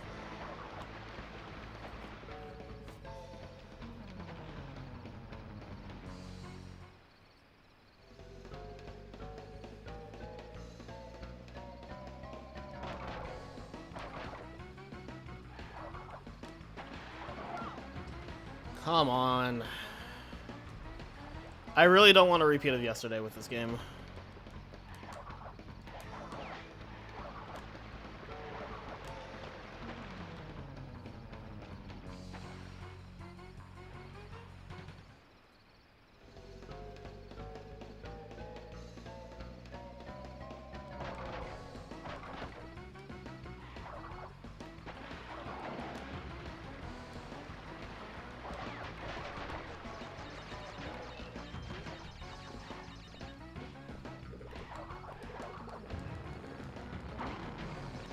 Oh my god, I just did this like NST. Did I ever try speedrunning the... Yes. I've been doing that for like all of last week.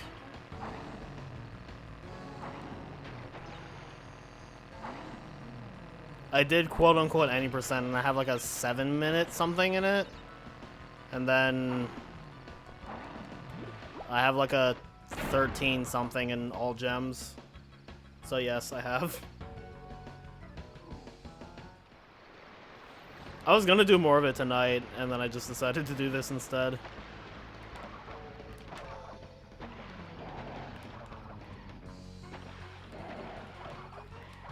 It's all good. Dude, 90% was a fucking, like, slog, though. Like, you could tell by the end of that grind that I was losing my mind.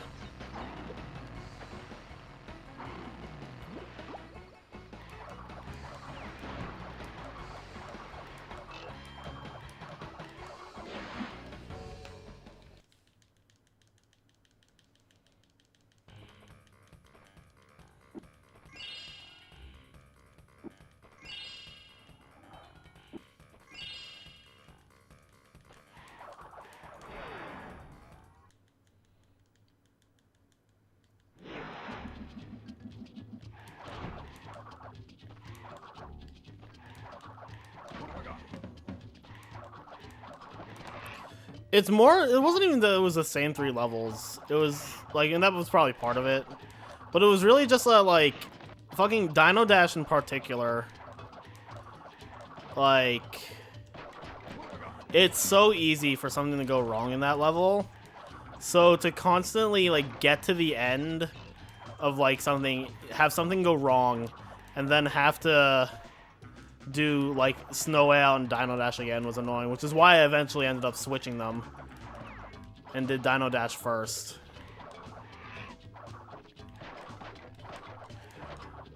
I think the most aggravating one was when I had it.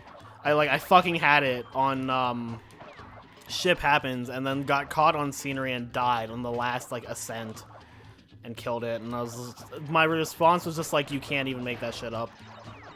I was like, that's unbelievable. Full game any percent is probably going to be sick. If the demo any percent is anything to go by, an entire game of that's going to be legendary. Like, this might be the first instance where you'll catch me enjoying any percent more than full completion.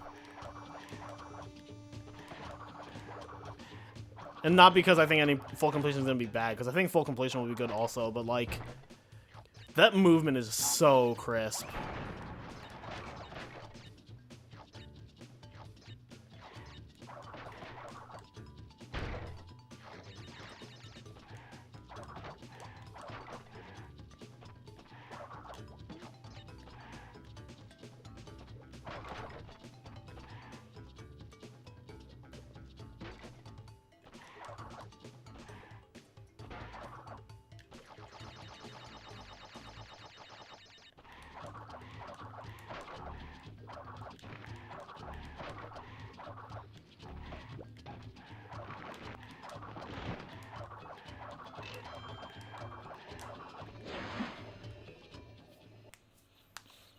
Get ready for the only break I have in the entire run.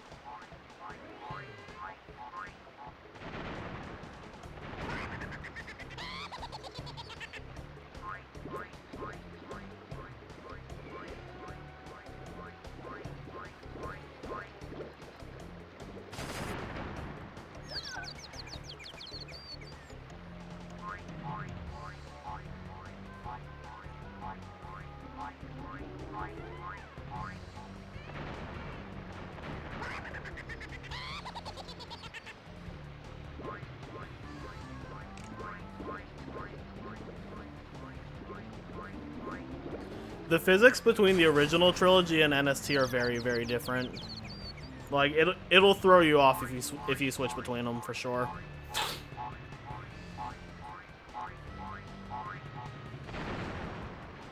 That being said, I think the physics in NST work for the most part. Like, I think they're better for 3. And then for 1, I think they're fine in almost all spots, with the main exception being the high road. But I honestly don't think they work as well in Crash 2. Like, I think for Crash 2 specifically, the original physics are so much better. Did I get the PS5 Pro? No, I wasn't able to.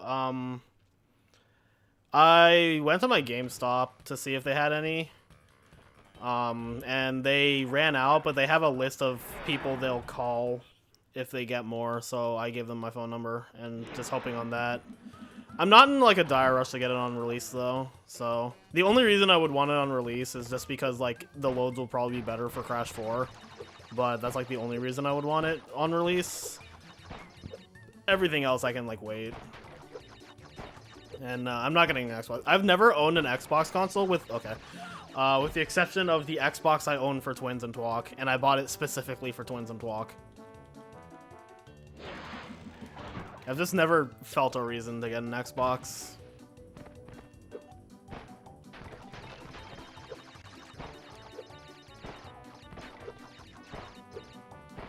It was like, I was never particularly interested in like the few exclusives that the Xbox has. Let's go.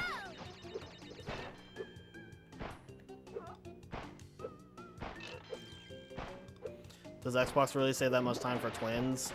So the actual time save Xbox gives is like honestly, for the most part, pretty marginal. Like it's like a couple loads are like faster, and it's probably like 20 seconds or so.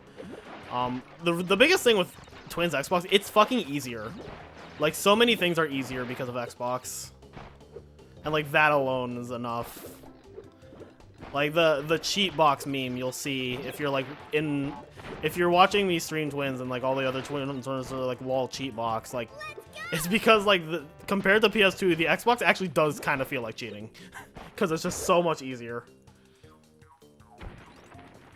Yeah, no, I didn't know that they fucking Walmart pulled a big dick move, and by not like massive EP move, like they were fucking assholes move by like starting the pre-orders early, which like pretty fucking scummy. And I wasn't aware of that, and I couldn't pre-order because I was at work.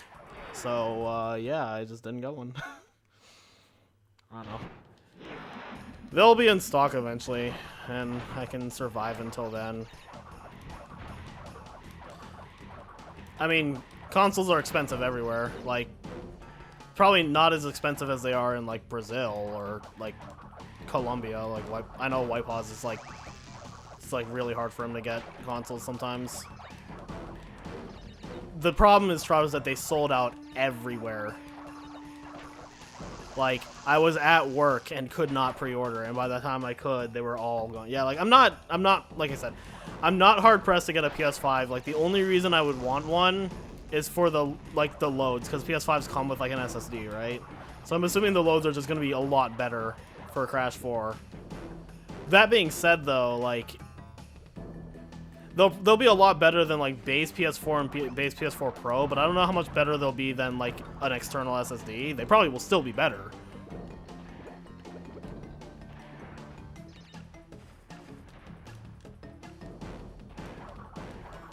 Don't pay tax on serviceable goods like consoles. Yeah, I mean...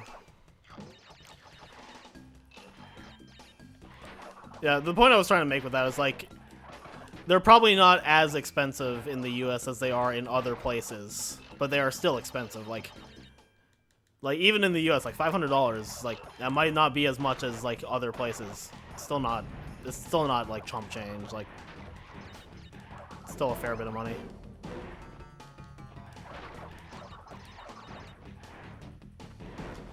Yeah, it's a case that we don't know how much the loads will be, and like, hopefully it won't matter. Like, hopefully we'll be able to get a loadless timer for Crash 4.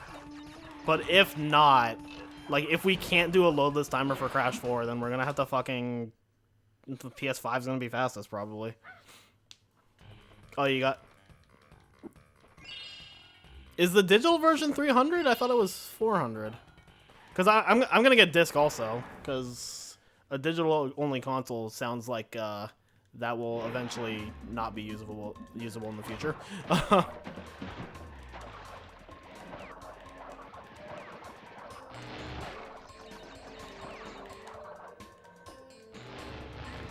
Yeah, I thought digital only, like, I thought the digital version was 400 and the disc version was 500.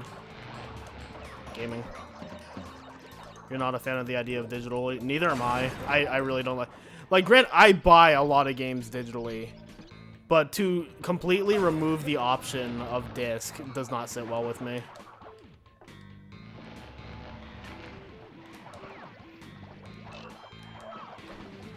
It's like, it's them blatantly trying to kill off the secondary market.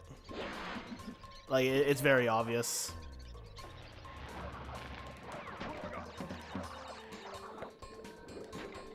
Okay, yeah, that's right, yeah. So it's gonna be 500 for me because I'm gonna get disc.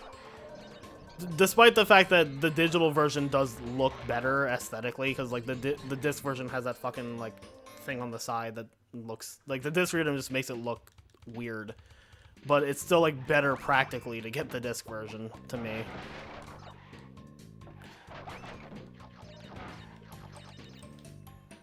And it's like, I know that like there are some people who are like, oh yeah, like the disc version looks terrible, there's no way I'm getting that, and I'm just like, I don't stare at my console while I play my games, so like the disc version is like more practical use to me, so I will get that.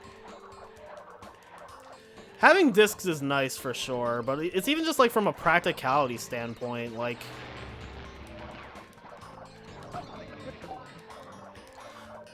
I think it was Punchy who like made a really good point where he like brought up the PSP Go as an example. And the PSP Go is like the version of the PSP that is like digital only. And like the PSN, like the PS Store for PSP went down like years ago. So you can't get games for it anymore. So it's useless unless you like granted you can use custom firmware to get stuff like within like legal questionability, but it's like just stuff like that. Like what if like years in the future when like the PS5 store is shut down or whatever because they're on like fucking PlayStation 8 or whatever. And you just can't buy games for the PS5 digital anymore. Like I'd rather have a disc at that point cuz like I can buy a used disc whenever I want.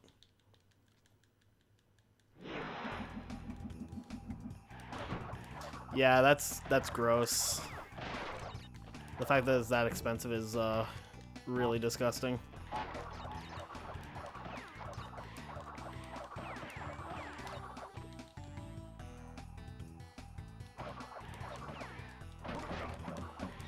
I don't know, like, I think the PS5's design for the digital is really cool, and the PS5's design for the disc is, like, the only blemish is just that the disc tray itself is just, like, just there, and it makes it look really clunky. And I want to bet they did that on purpose so that people would be more willing to buy the digital version. Like, I fucking bet that's why. But it's like, the practicality of the disc version makes it more worth to me, despite the fact that it's more expensive and uglier.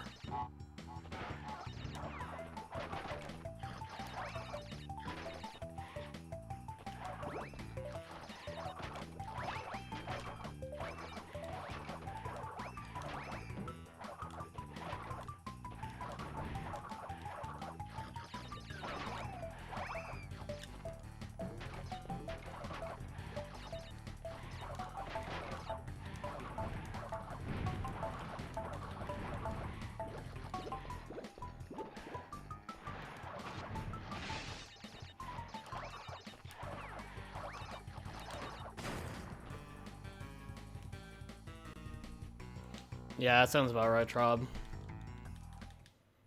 They're losing $150 per digital machine from the go. I think they're banking on people buying digital.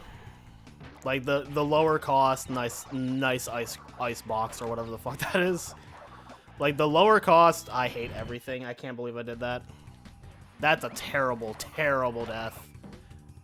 That would be an automatic reset if this was an actual attempt.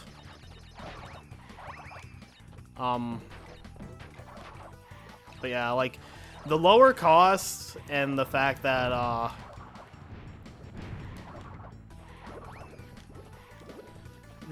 like, the digital version just looks sleeker in design. Like, I feel like they're pushing for people buying the digital version.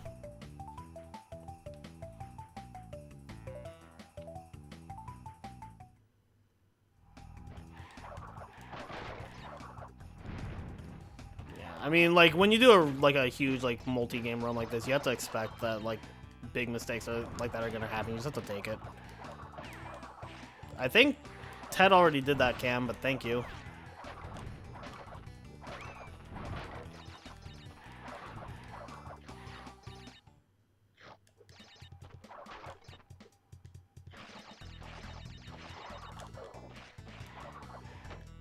Wasn't showing on your end.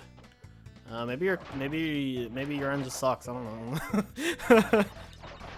You hope digital flops, dude. I hope digital is like motion controls and it's just a fucking fad. It's probably not though. Digital is too convenient for a lot of people. Like it's not really a gimmick in the same way.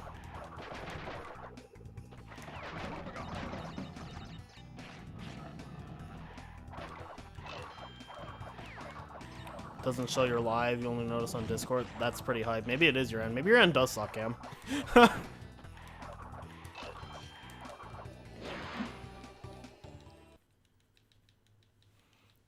Yeah, I got rated by Trihex again.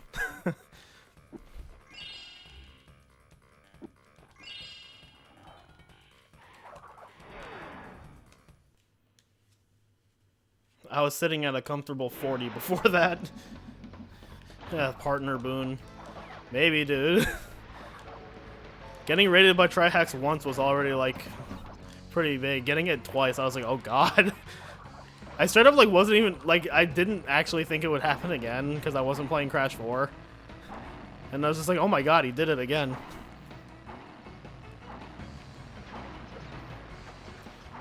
Yeah, like, the convenience of digital, I think, is gonna cause, like, I don't think digital's gonna fade away like other, like, quote-unquote gimmicks did. But, like, convenience of disc is too much for me to ignore.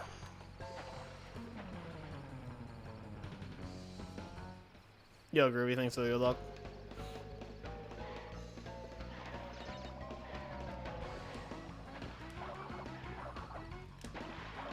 Yeep.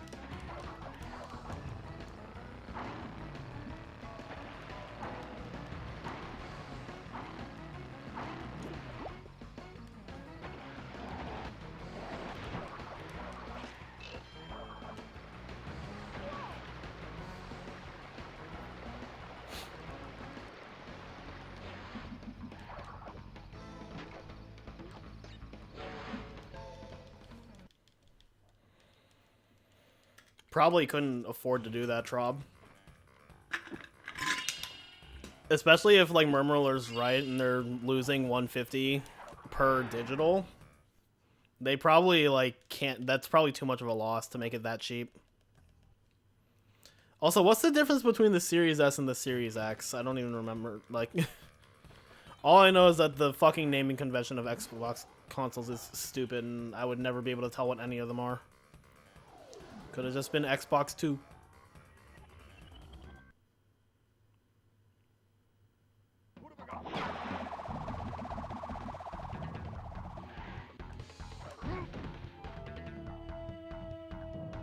S is a lot weaker. If the S is $299, it has to be. Like the PS5 digital performance-wise isn't like any different from the disc version, I think. It's just that it doesn't have the option to play discs. 5 teraflops to 12. Yeah, that's I don't know the specifics, but that sounds a lot weaker.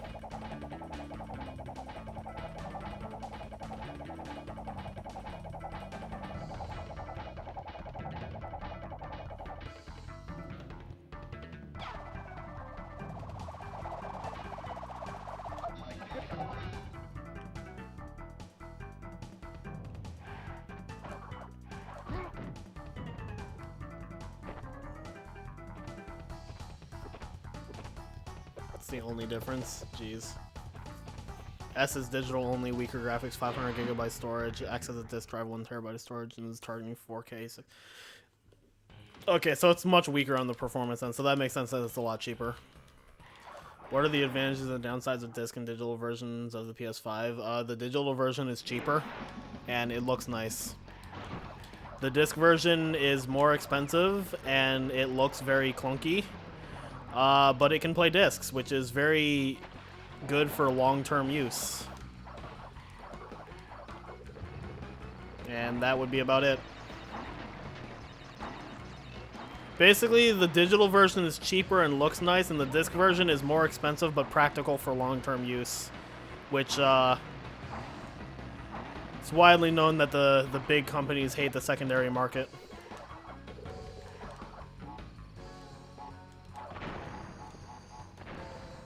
PS5 Slim could be interesting. Yeah, I can see it. Yeah. Can't wait for the PS5 Pro.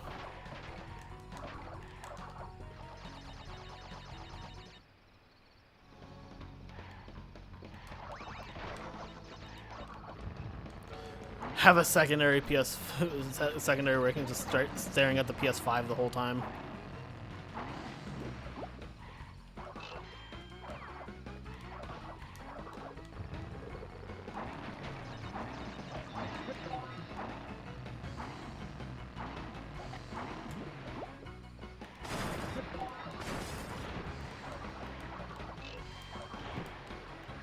Nice.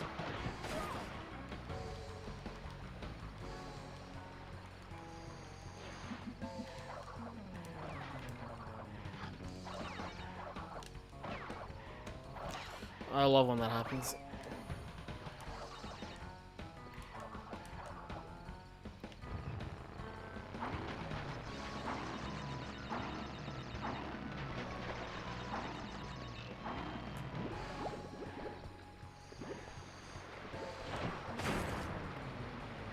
Why? Is there even a spot to get stuck there, dude?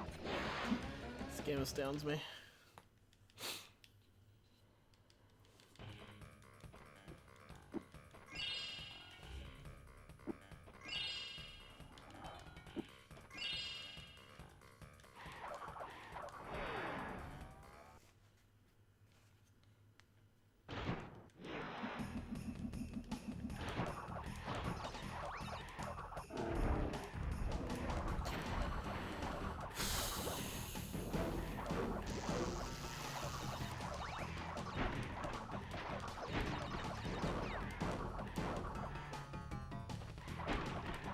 No, it's 3:20 a.m. in Brazil and you're still awake. Gaming. Bruh.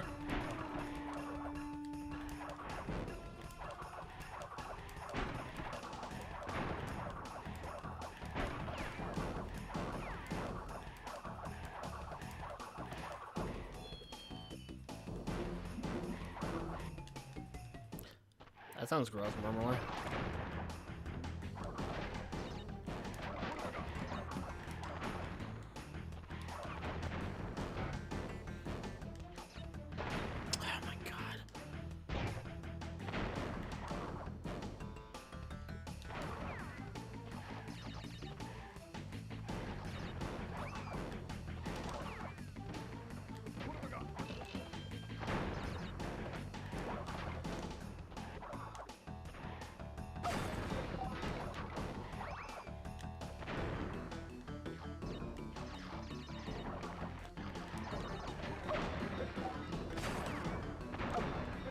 Alright then.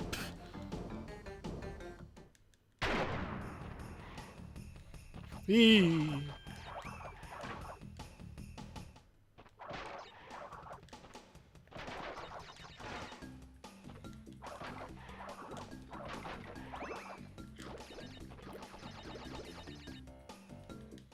Playing too much FF14.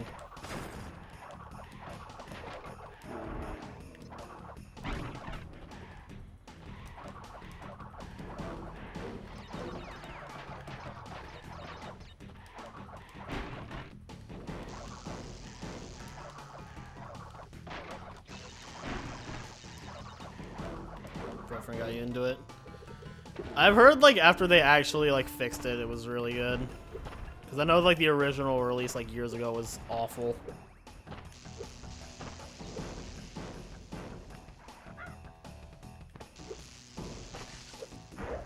Boom, boom, boom.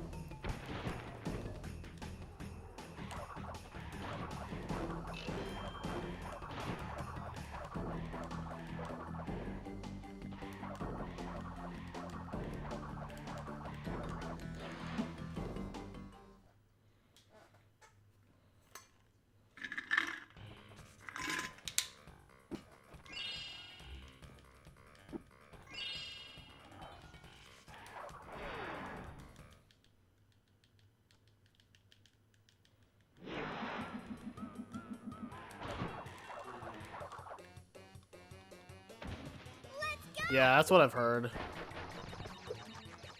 I remember like Final Fantasy 14 was like panned pretty badly when it first came out.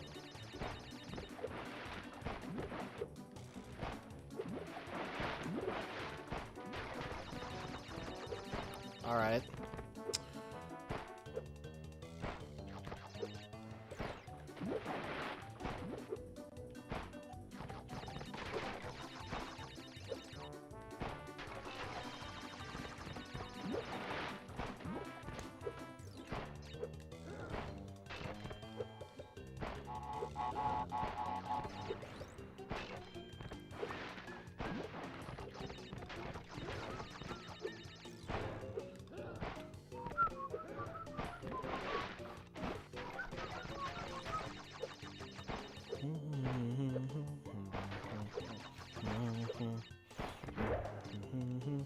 Yeah, a lot of my friends are into it now.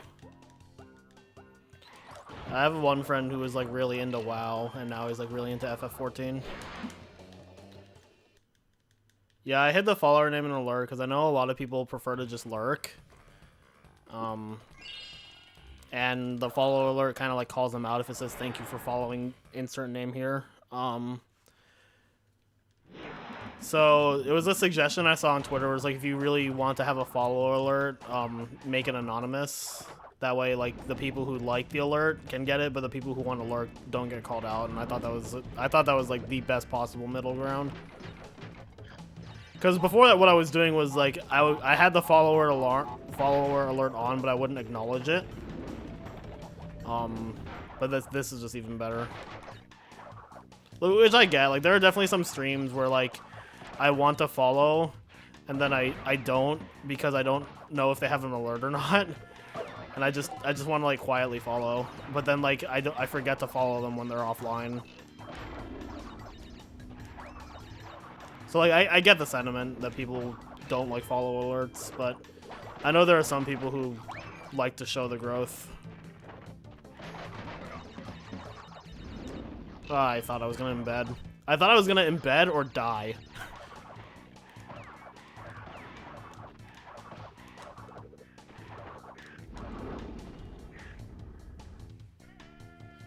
Followed you like 2 weeks ago and didn't say thing.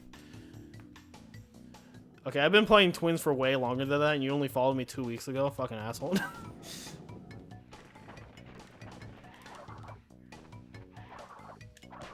Bruh.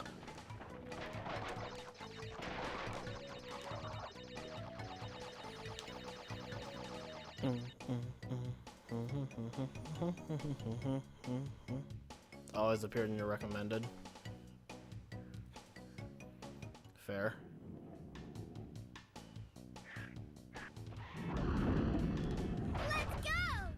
Sloth started following me when he realized that he just needed to coach me and telling me everything I'm doing badly in Twins.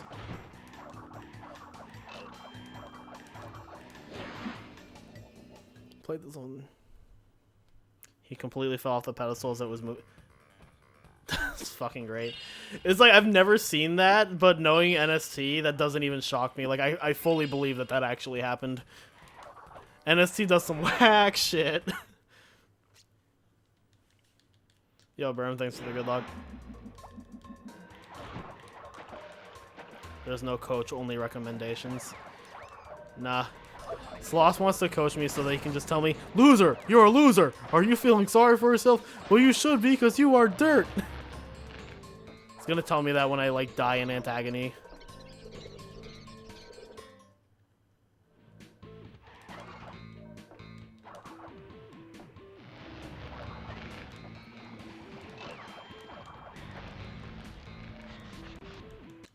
Yeah, basically, like, I never was, like, super big on the idea of, like, follow alerts, but I know, like, but I also wanted to, like, have them for people who do like alerts.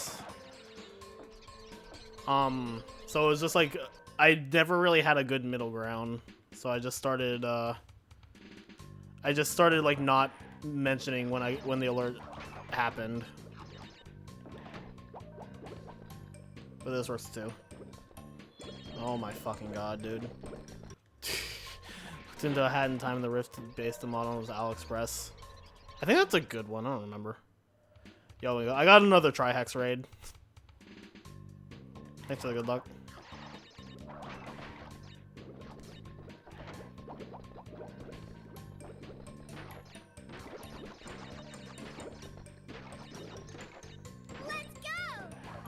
Yeah, I like this system where it just says, like, thanks for following.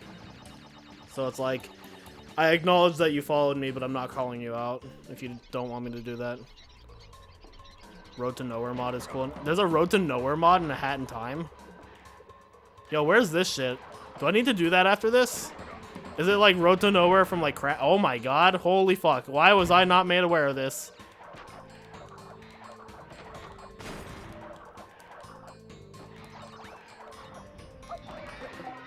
I might have to do that after this. Okay.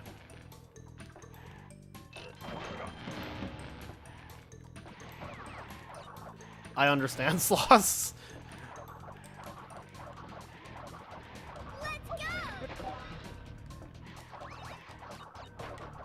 Dude, Powerman, DM me that. DM me a link to that mod on Discord, and I'll see how easily I can set it up after this, and maybe I can like quickly do it before I end stream.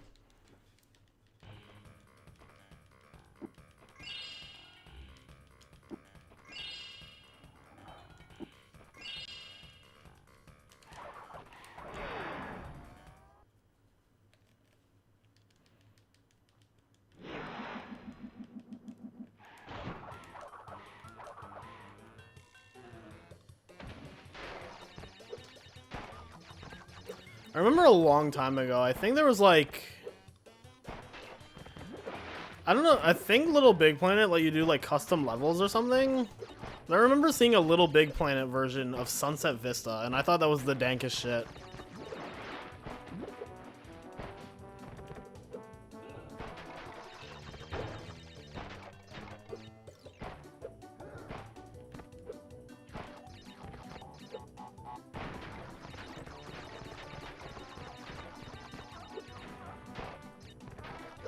Dude, I love the way the Nitro Detonation sounds in OG. It's so good.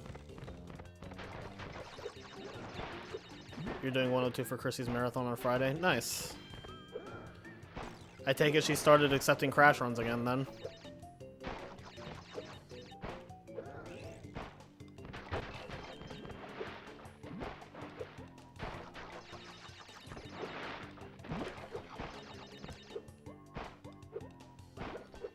There's the Co-Cortex. Oh my god, that's so good. Holy fuck, I need to play this.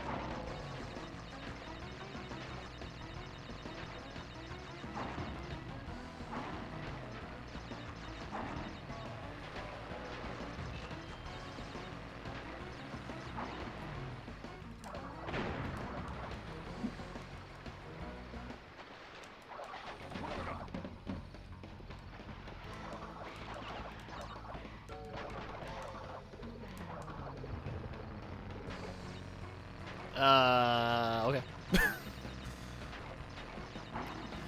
This level is always confusing to come back to when I do NST because there's like certain like wall hugs you can do in the river sections that you can't do in OG. Like you could hug the left on that first set of mines in NST.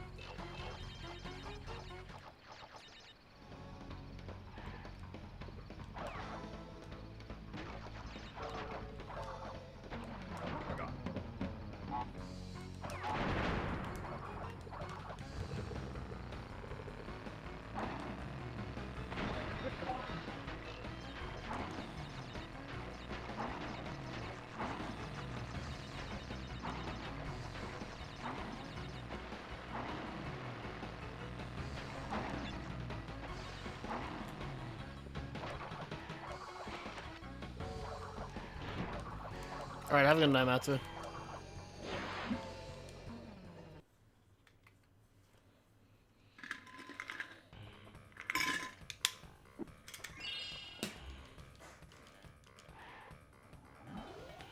Dude, Cam, you've inspired me to drink less water or drink less soda.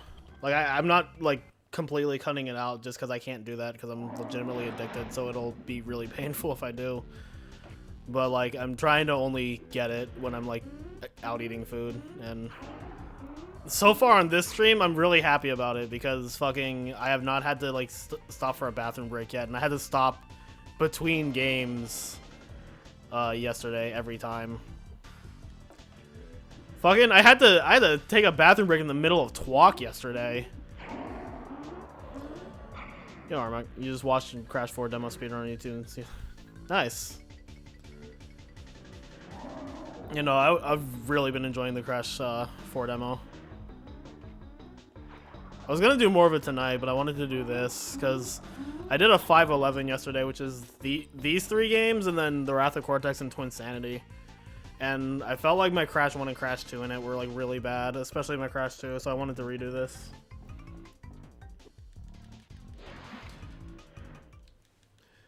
I don't eat particularly healthy, but I also don't drink or smoke, but I 100% have a caffeine addiction, and I've known that for a while.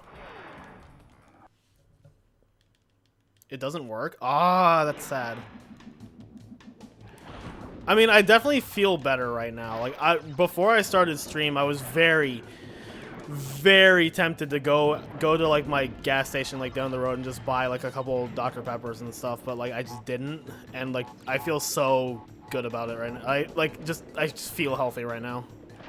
So like I definitely need to cut down. But like I tried to completely cut it out a few years ago, and it just like it murdered me. Like the first day, like I just had a splitting headache. And eventually just caved and bought a Dr. Pepper, and just like the headache went away immediately. So I can't cut it out completely, just at least not immediately.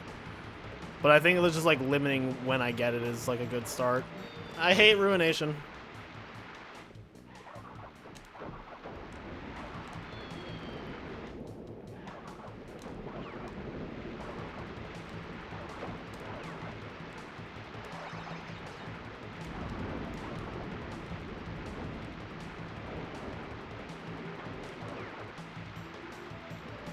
Yeah, withdrawal headaches fucking suck.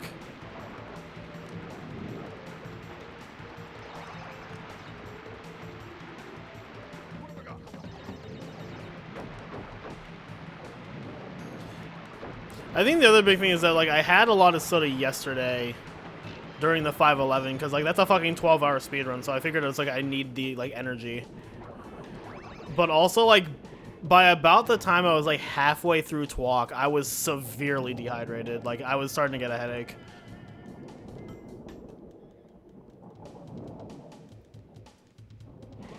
Yeah. If I could just straight up completely cut out soda, I'd probably try it. But having tried it before, I know I can't just like completely get rid of it. So I'm just kind of trying to like slowly wean off of it.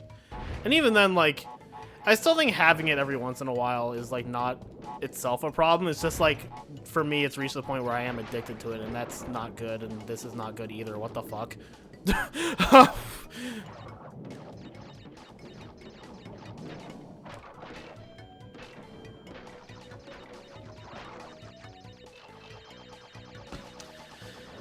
Good bonus. Setting on black coffee. Dude, I had a black coffee for the first time. It was like an iced coffee from like Dunkin' Donuts, but I had a black coffee. And I fucking tweeted my coffee experience. It was just like, man, this is so disgusting, and then I just continued to drink it. It was oddly intriguing. I was like, this is gross, but I'm compelled to finish it. And I did. I don't know. I'm on that iced coffee life now. Or like the cream and sugar coffee. Just like 1 cream, 1 sugar from Dunkin'. It's like usually good for me. But because now I'm on the later work shift, the Dunkin' is always closed by the time I get there.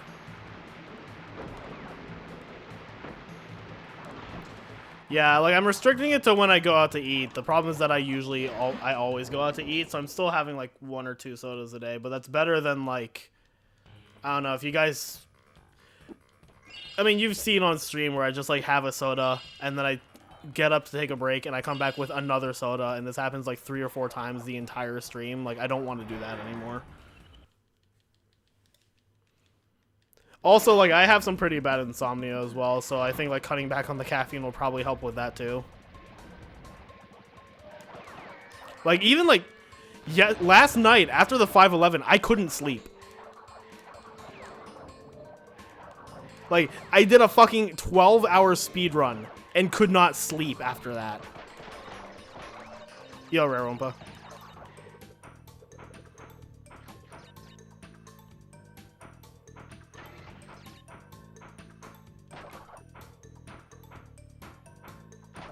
Yeah, that's just, it's addicting.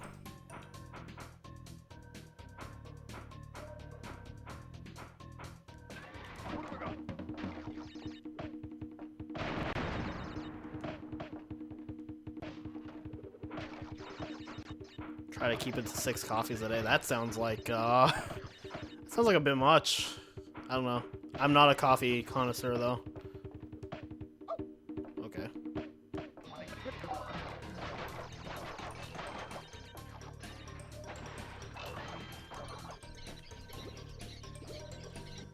You don't like coffee, but fat. I don't know, like, I definitely liked like the coffee with like cream and sugar compared to black, but also like I get iced coffee, so maybe that's better with cream and sugar. For like regular coffee, maybe black's better. I don't know. It's way too much. While you gonna, I don't know, maybe cut back a little bit. That might be a start. Nice mouse.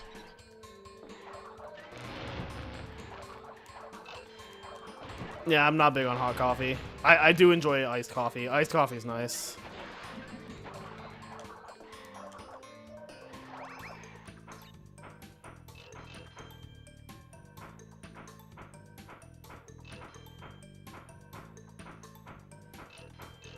I don't know. I like adding the cream and sugar because, like, the thing I like the sweetness is what I like about it.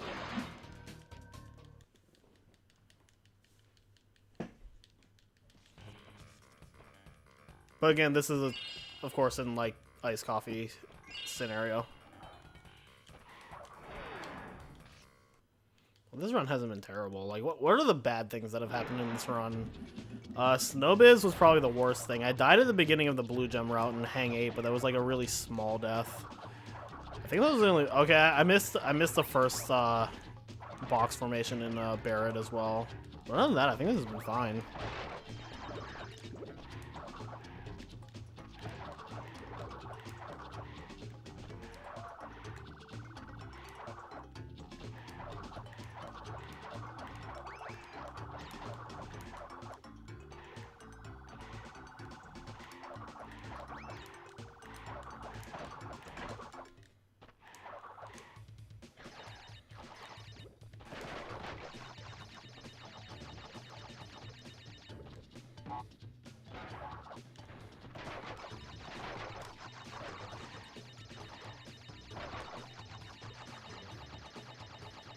Coffee is by far better than soda, at least. Yeah, probably. There's just like, I don't know, soda's just a lot. Yeah, I'm not really big on things that are bitter. It's probably why I'm not big on black coffee, but Dr. Pepper is also my weakness, as anybody who's seen me drink it can attest to. God, Dr. Pepper's so fucking good.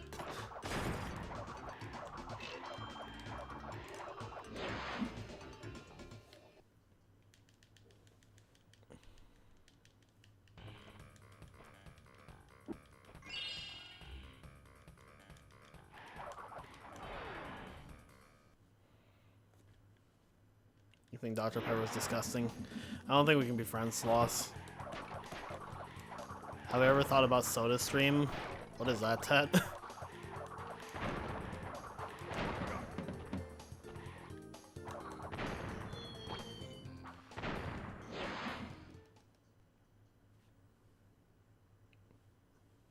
Make your own soda machine.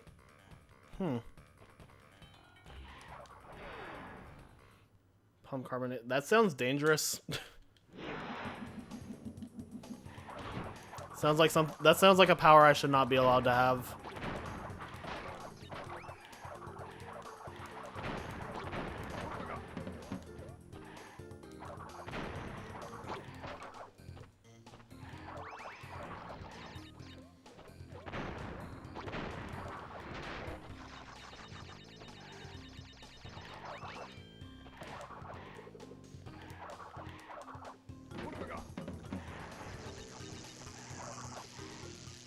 No, I don't mean like dangerous as in hazardous. It's more like I feel like that's not good for me.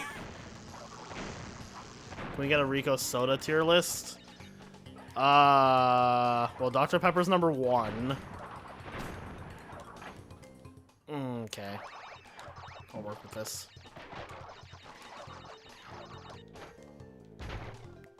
It's expensive, but a healthier alternative.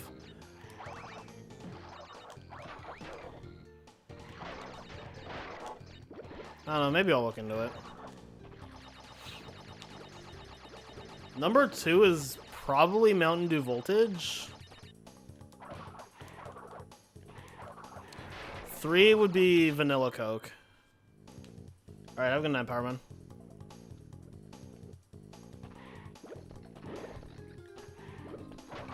Dude, Cam, have you had Mountain Dew Voltage? Mountain Dew Voltage is fucking good.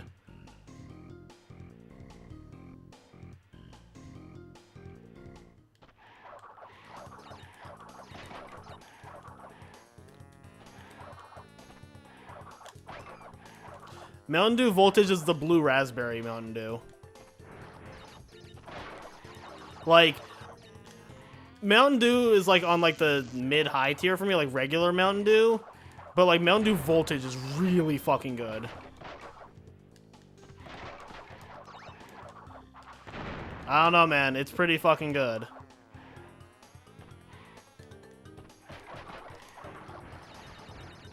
I mean, they're like... Okay, so let me clarify. Mountain Dew Voltage and Vanilla Coke for me are like interchangeable, where they're like tied number 2 and number 3, where Dr. Pepper is like the clear number 1. Worst soda? Trying to think of any particularly bad sodas I've had.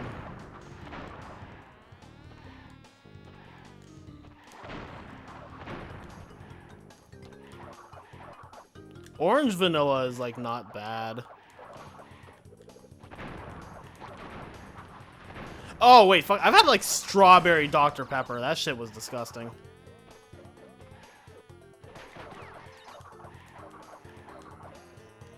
I generally agree, like the mixed together stuff isn't as good as the like just separate, but I don't think it's like inherently bad. Coffee Coke? Oh, what the fuck? That was wrong.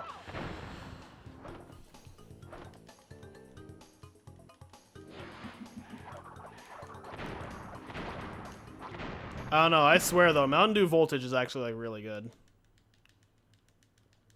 Like most Mountain Dews I can like take or leave. Mountain Dew Voltage is fucking amazing. Dude, where's Yellow? I need Yellow to watch my Crash 2 streams again, because like he was with me on Mountain Dew Voltage being like the shit.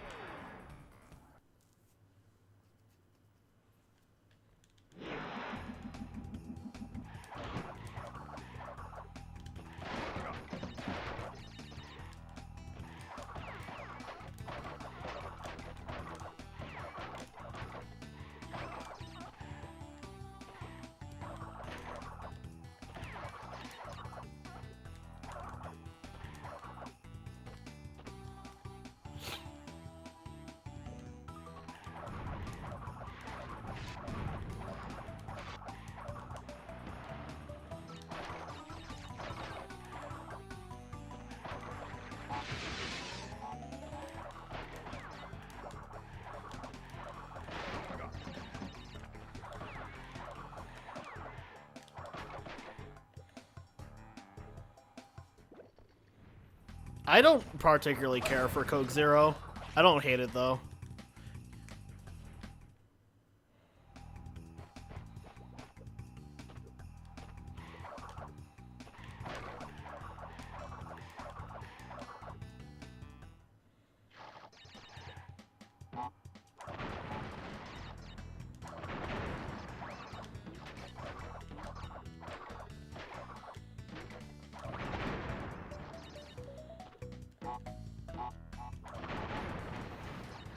Actually, while we're talking about high-key underrated sodas, fucking Jones cream soda, which I think you can get like Panera Bread. That is the good shit. Okay.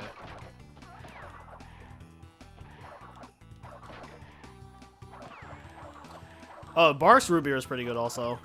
Like I don't like Muggs root beer, but Barks is like really good. I don't even like dislike Muggs though, I just don't think it's as good. Like Barks is like pretty good. And what about root beer? Root beer?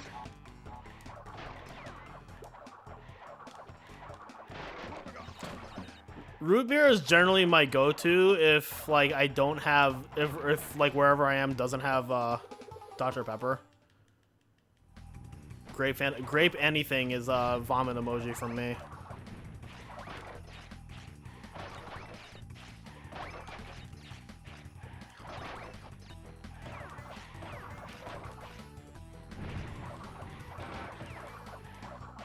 Also, I guess it goes without saying because I said Dr. Pepper is my #1. Is that Pib Extra is also my #1 because that shit's basically just Dr. Pepper. So Dr. Pepper and or Mr. Pibb, take either. They're the same thing more or less. Like maybe slightly different, but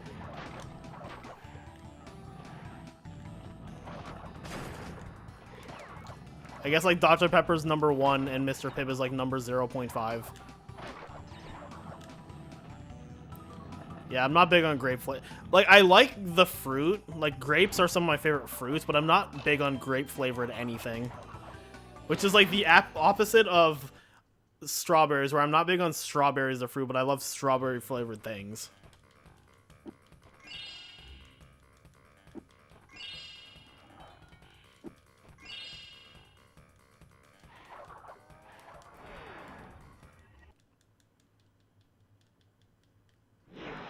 Ted, what is wrong with you?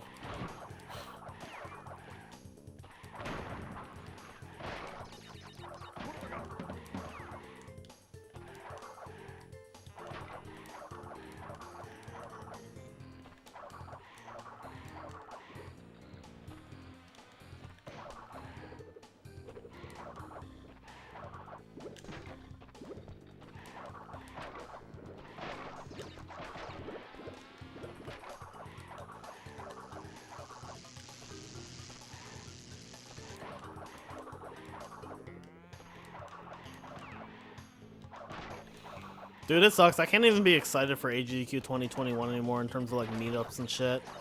We gotta bank on AGDQ 2022 now. It's the big sad.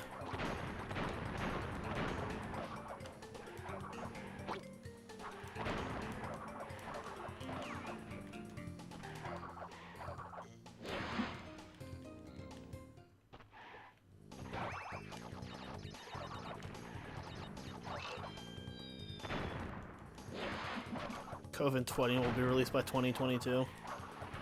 I would prefer if COVID 20 got delays.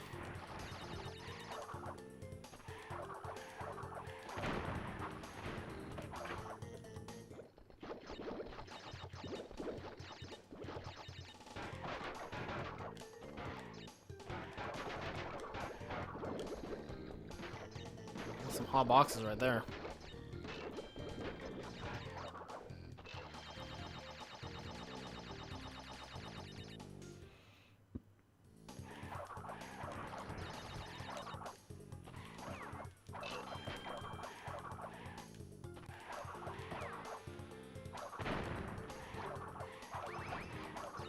I thought I was gonna hit the nitro. Yeah, fuck those bees, right?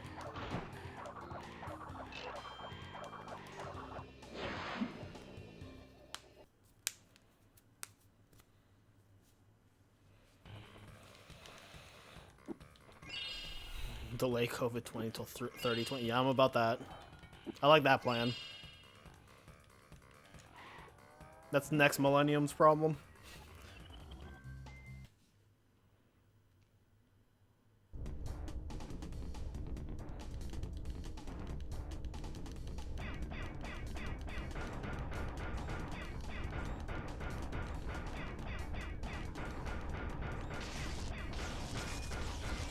Fuck off. Same, Natala.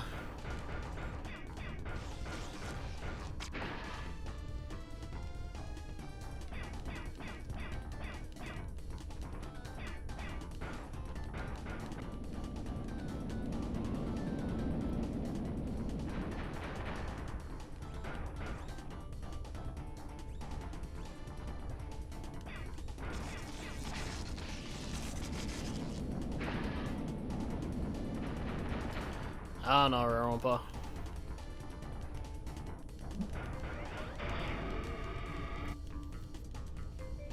I think right now we just gotta need a fucking vaccine.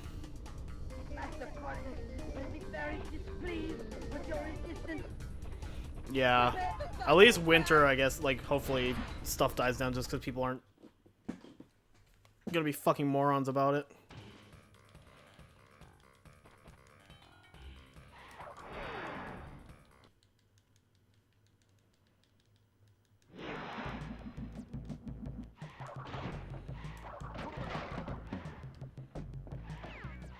Starting working for the census. Oh, nice.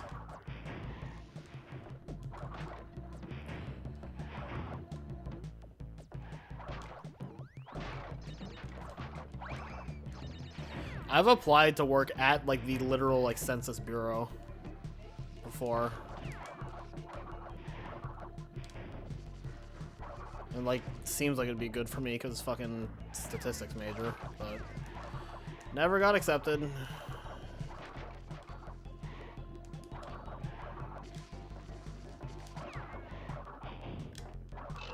Dude, what is this piston cycle that I never ever get in my life? Holy shit. Yo, this is a good cycle. What the fuck?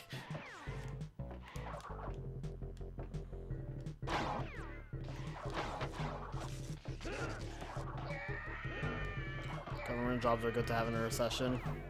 Fair.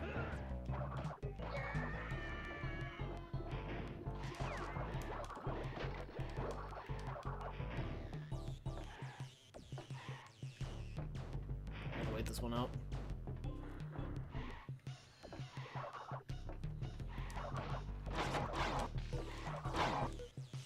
Brazil ain't never taken COVID seriously as a whole. Sounds like another country I don't know about.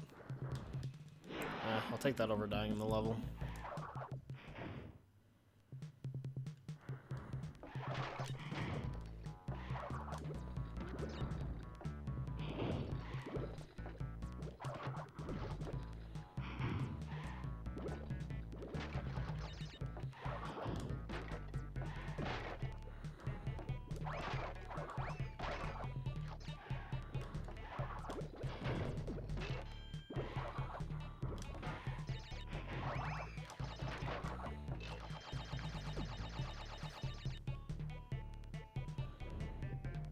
Yeah, the states that took COVID fairly seriously are doing fine. Like, Maryland's in like a decent spot. It's a county by county basis, but I feel like most of Maryland did a pretty good job with it. And then I listened to Wingo talk about Arizona, and I'm just like, wow, Arizona is like, why the fuck would you?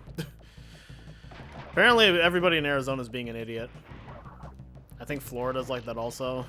Of course, if you know anything about Florida, this would not come as a surprise. Thanks for the good luck, El Capitan.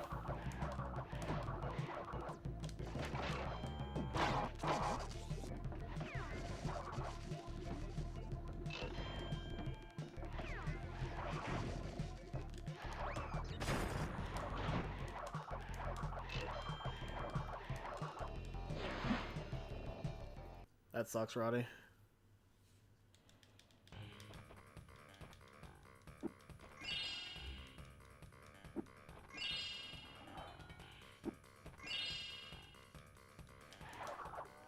No, when I got my haircut a few weeks ago, I told the hair salonist that I was like, yeah, I usually get my haircut like at my mom's, but I haven't been visiting her because of the pandemic.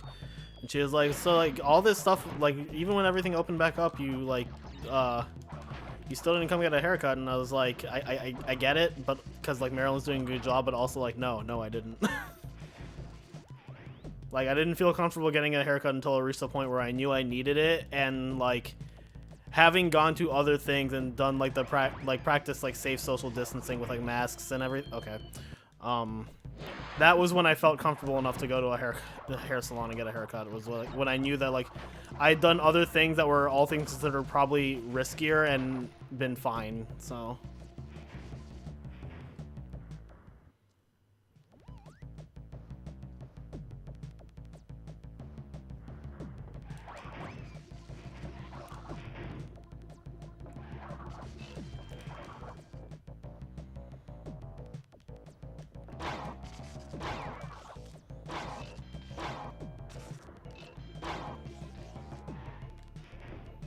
Yeah, that's the thing. Is that like...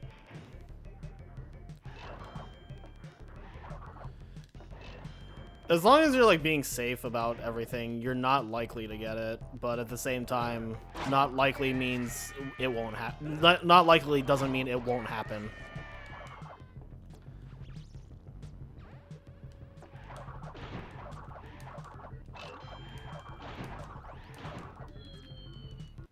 Really, at some point, the best you can do is just like do safe practices and just hope. Really, not much more of an alternative.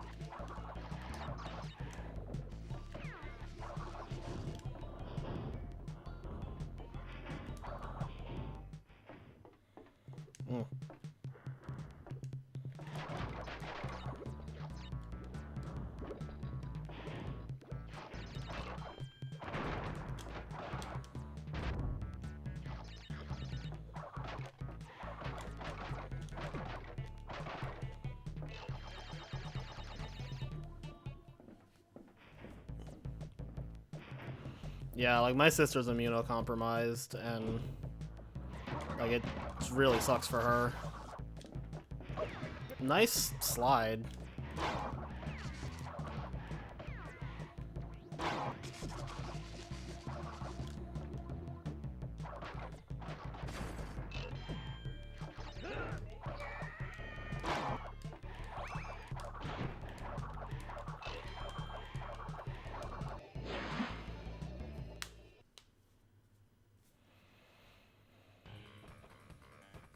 Yeah, my sister being immunocompromised is why I'm wary to visit her, even though like I know I'm doing safe practices. And she even told me that if I feel I'm being safe, then she'd probably be okay. I'm still just really wary about visiting her.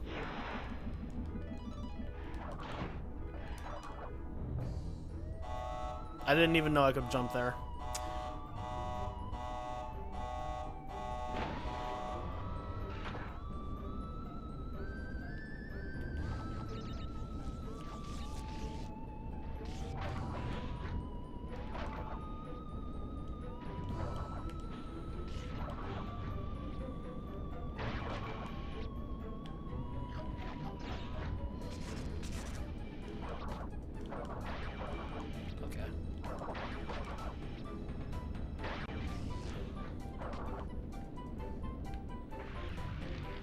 Why you gotta get stuck on the scenery, Crash?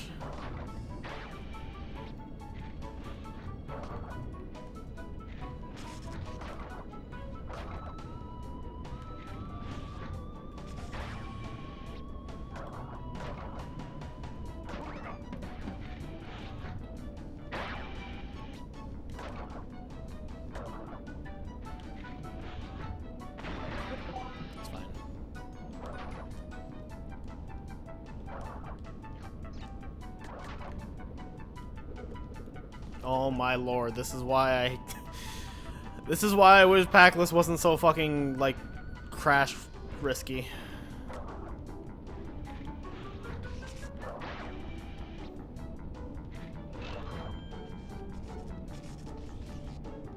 Best song in the series. It's the best song in this game for sure, and it is definitely in running for best in the series.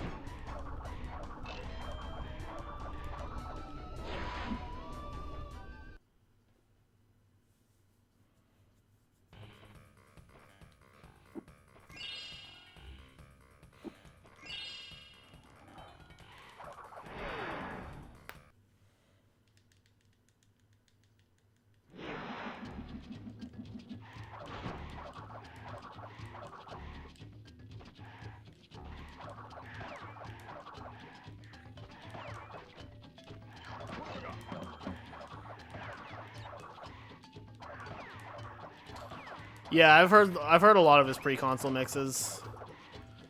I like a good number of them, but a lot of the Crash 2 ones I actually don't think sound as good as the versions in the final game.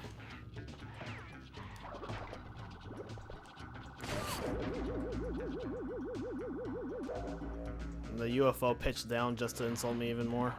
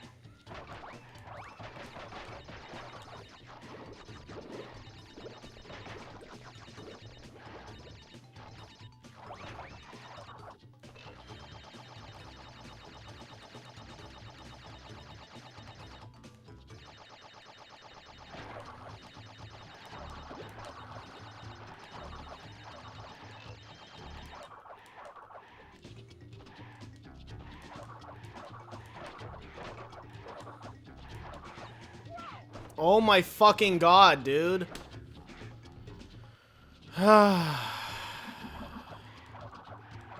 Fucking night fight. This is not even hard level.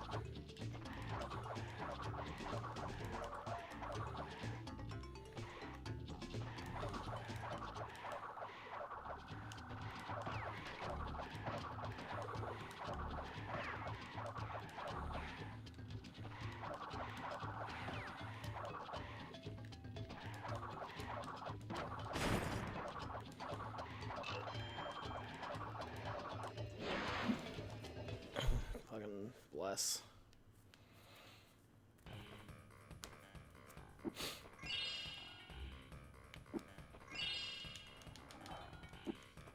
Still never seen a sub 120 that wasn't a PB.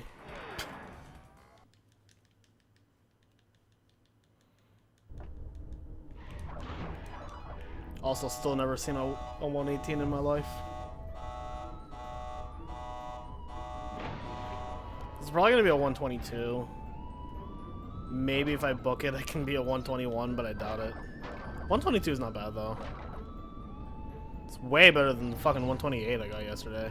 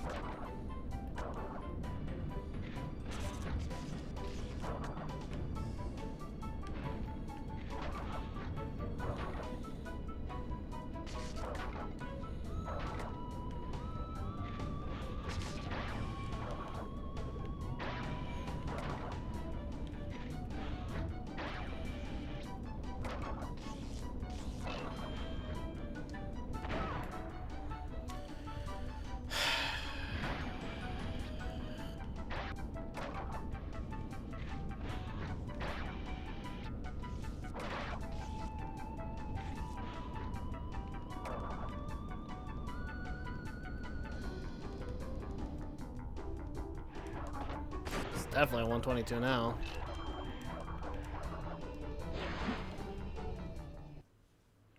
I think if not for that death, it could have been like a 122 OX.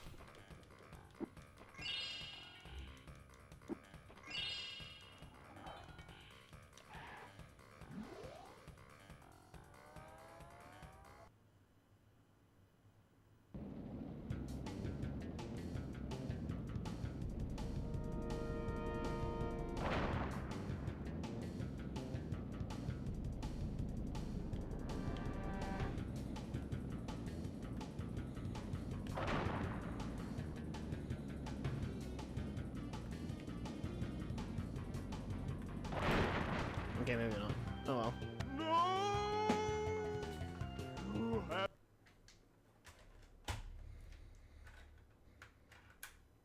Come on.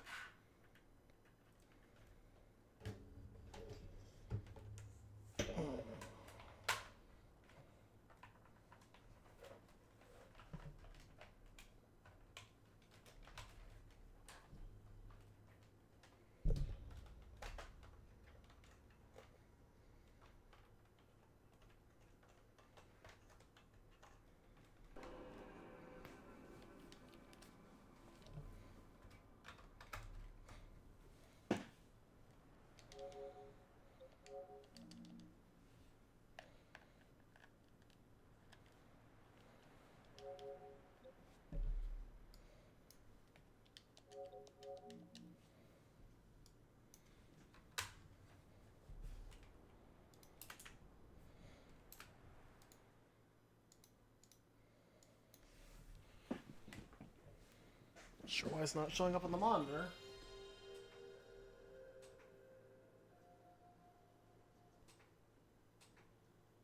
Sony Computer Entertainment America presents a Universal Interactive Studios production. Okay, created and developed by Naughty Dog.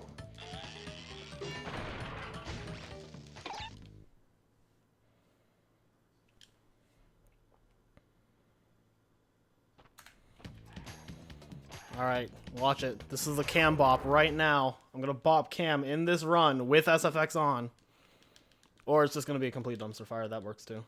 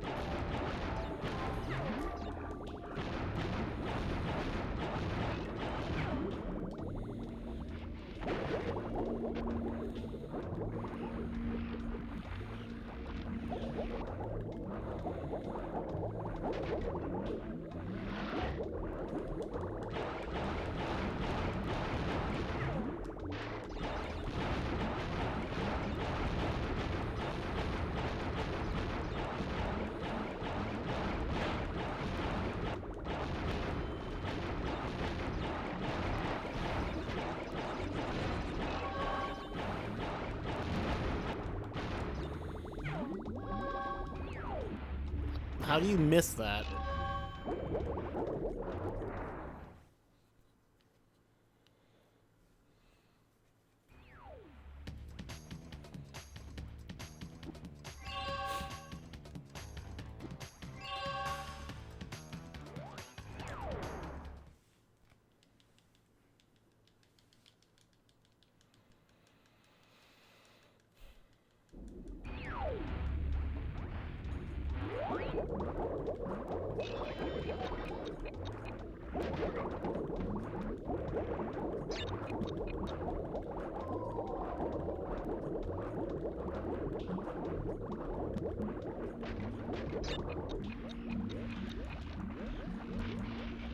Imagine missing that cycle, dude.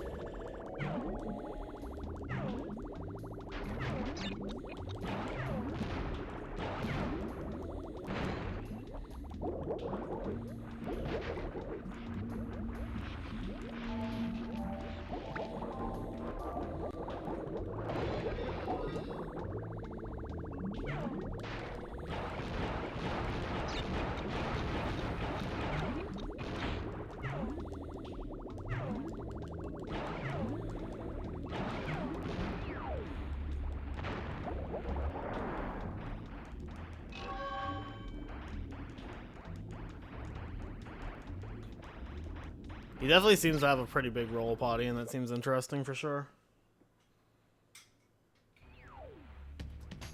They're doing entrance right this time.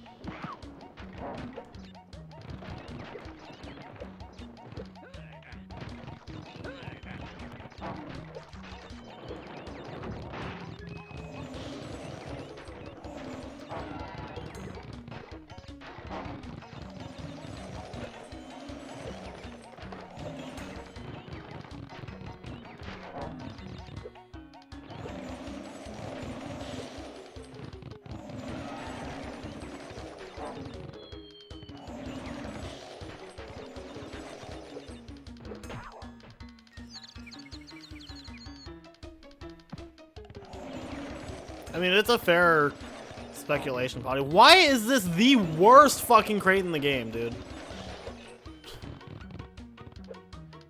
Dude, Bear's got nothing on that piece of shit right there.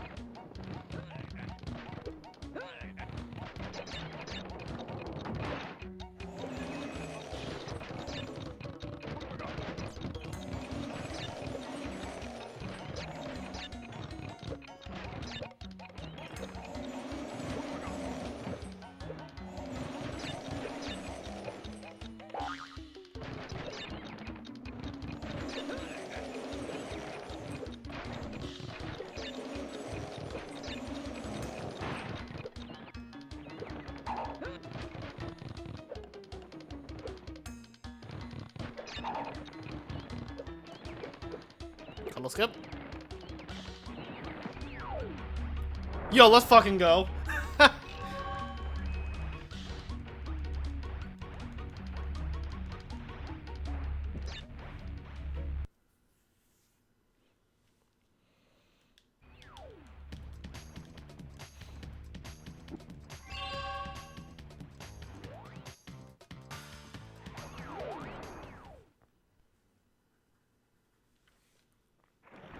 Oh, I should have been making waves. Oh. Actually, it doesn't really matter. what I should have done. This is fucking Crash 3. Do whatever the hell I want. the route is kind and flexible like that.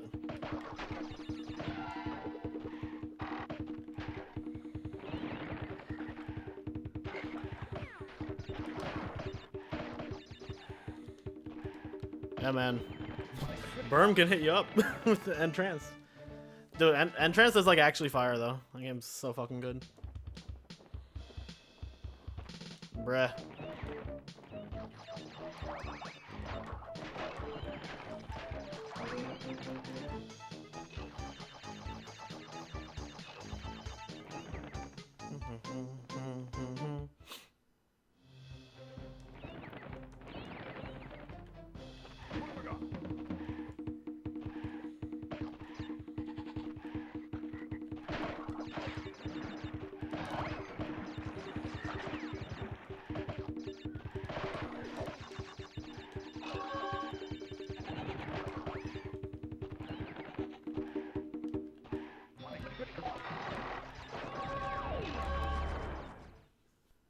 Is Entrance the first crash without Cortex? Yes, I think it's also the only crash without Cortex.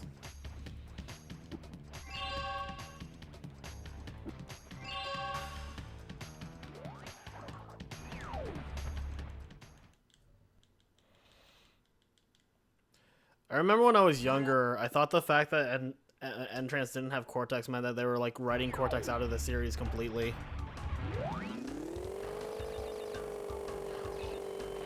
And then Nitro Kart proved that wrong.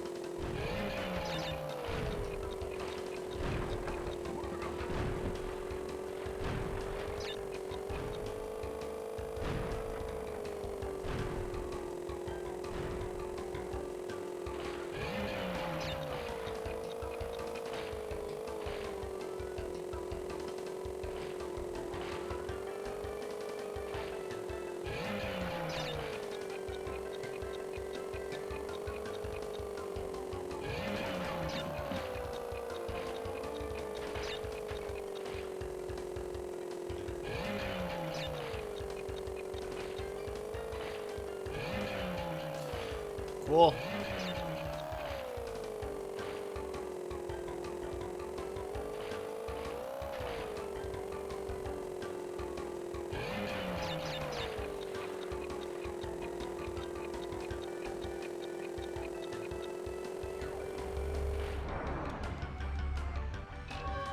Dude, I feel like if I hadn't missed that 2 crate, that would have been a plat.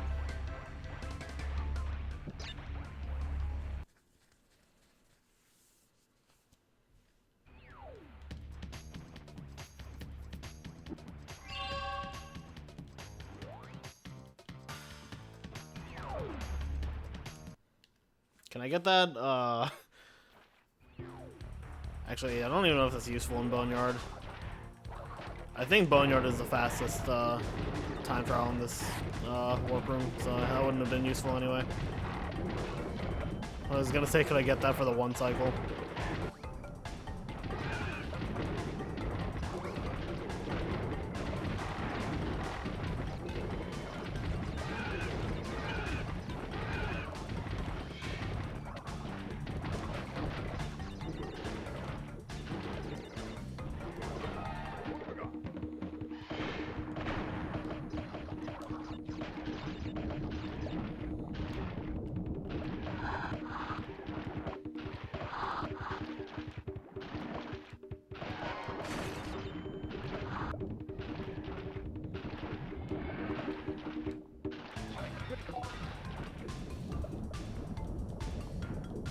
Sounds right.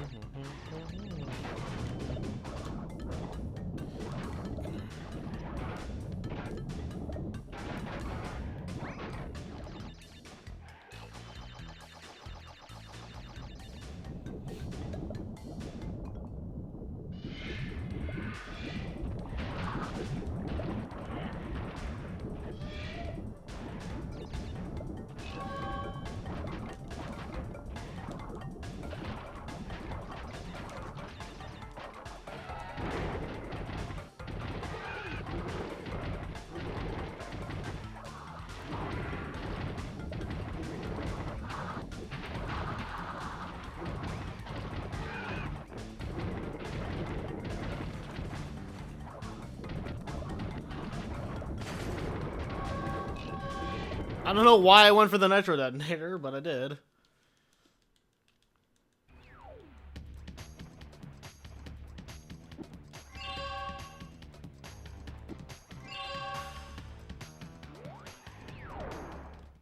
That was very close.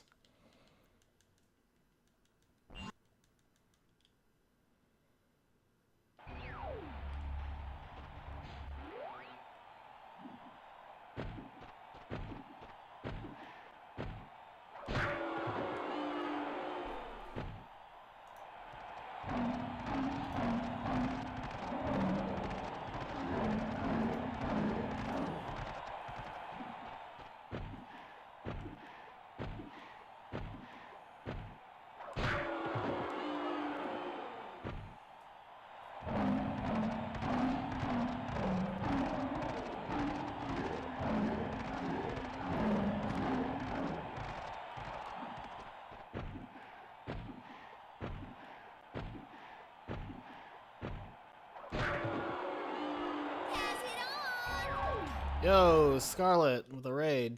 Thanks. How was your stream?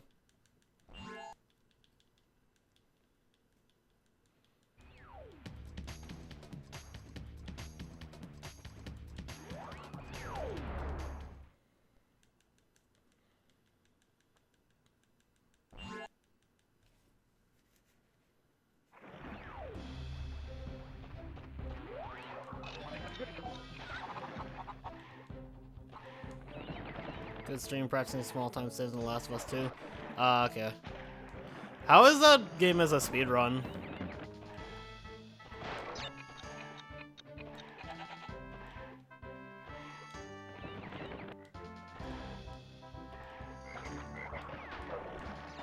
Alright,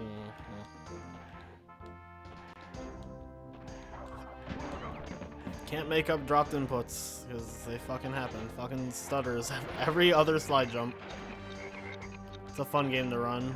Do the category with cheats. Dude, that sounds wacky as hell.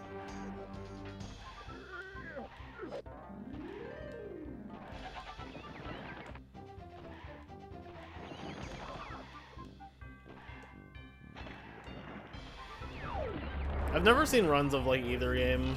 I guess I saw the Left Behind when I think it was AGDQ where Anthony did that.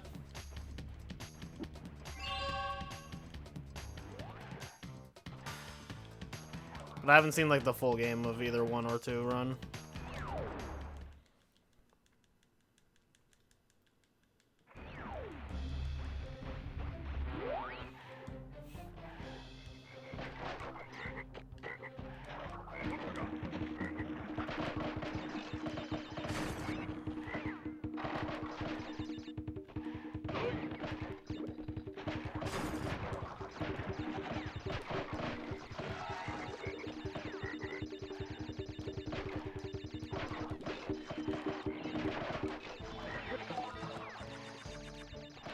You're 5th in that category. It's a 5-minute RNG fest. Nice.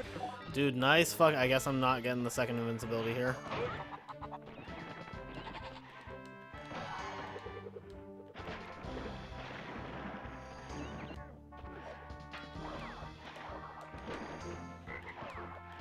Yeah, I love the first Last of Us, like, as a game.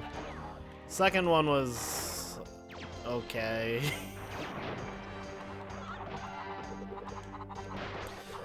I wouldn't go as far to say that The Last of Us 2 was terrible, but I was not I was like, oh, The Last of Us 1 is definitely a better game. Even like story aside, I feel like even like, I don't know, Last of Us 2 felt like it dragged and got repetitive.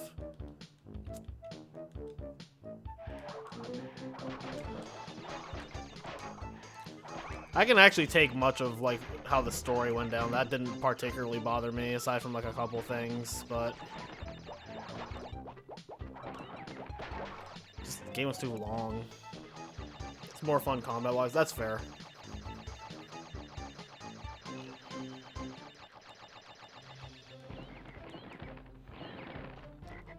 It's kind of like how I feel about Kingdom Hearts 1 versus Kingdom Hearts 2.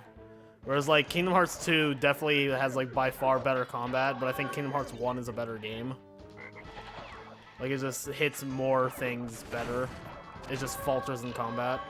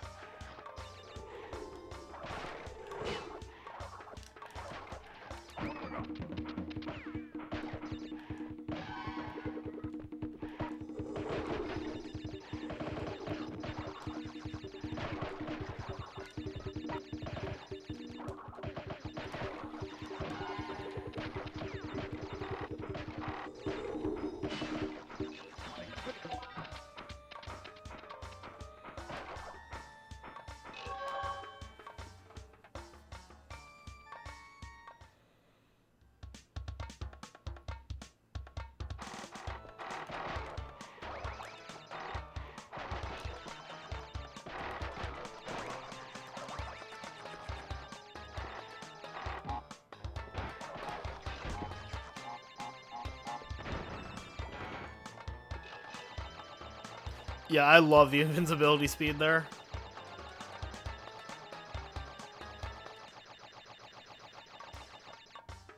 Hangrail invincibility is the best.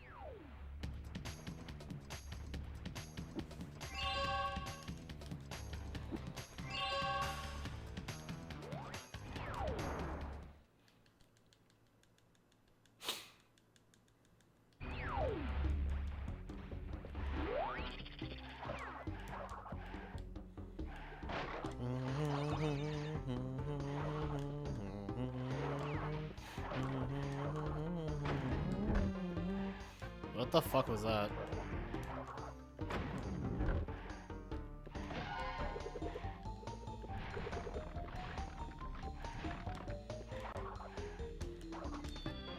What was that? This game was so tough when you were a kid. Yeah, the Crash games are actually, like, not easy. Even, like... They've definitely got hard stuff, like, even now. Like, as I play them as an adult.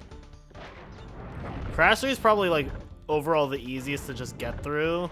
But when you actually do full completion, it can get rough.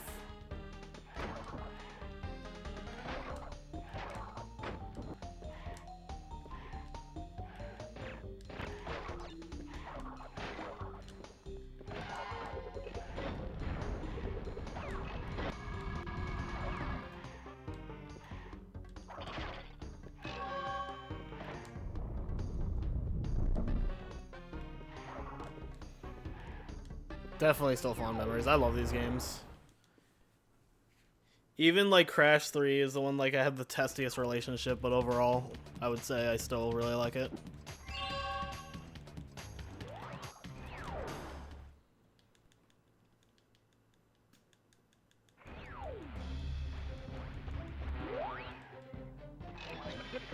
Probably should have saved this for later. Oh well.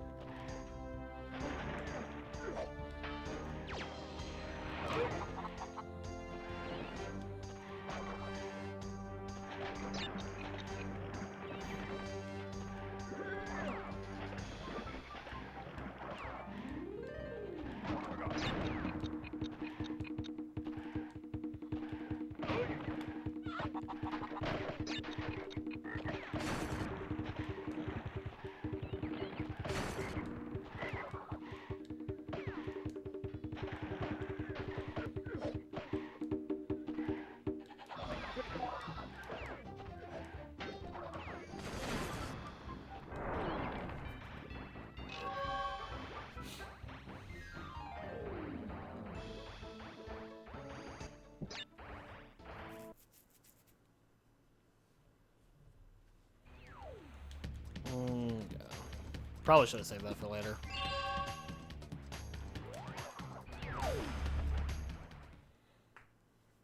I'll save midnight runs for later. Like I'll do midnight run after Hang 'em High, I guess.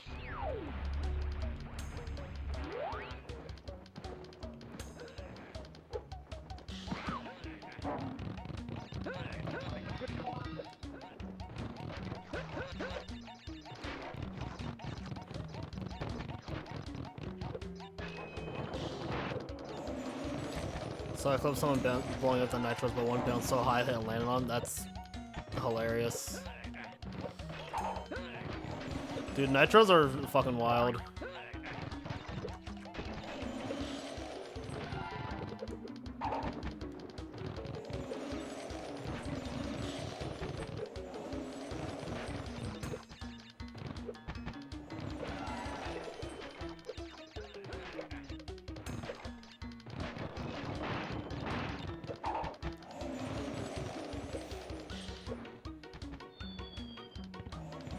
Yes, Nizzy, I got raided by Trihex. And a couple of other people. But Trihex was the big one.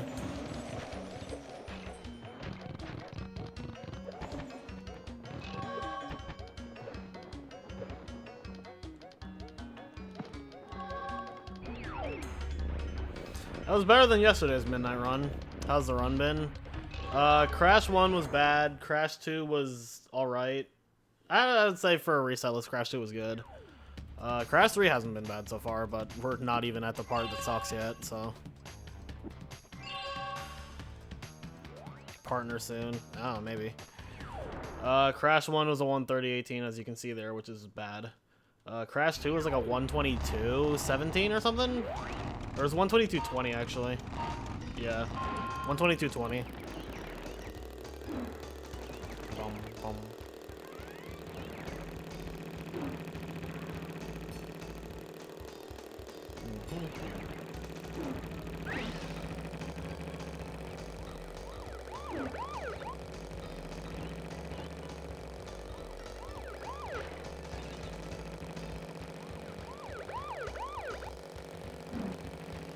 Yeah, for a reset list 122. It could have been a 121, but I like choked the hell out of Night Fight. Is this a category? Yeah, it's under the multiple Spyro and Crash games board on speedrun.com. Dude, Nizzy, we know that I'm cursed to never sub 120 unless it's a PB. All of my sub 120s in Crash 2 have been PBs. Whenever I do a reset list, it's always like a 120 or worse. The closest I got to a sub 120 that wasn't a PB was my marathon run for Blitz, which was a 120.48 with a jetpackless crash. So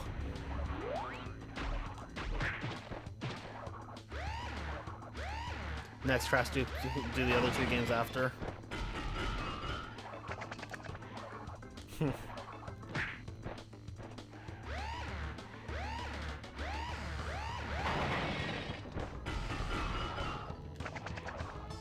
This game's a lot more enjoyable with SFX on.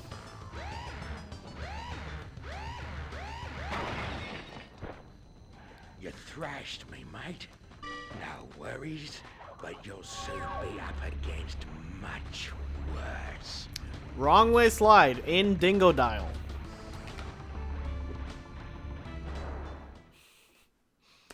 In Dingo Dial.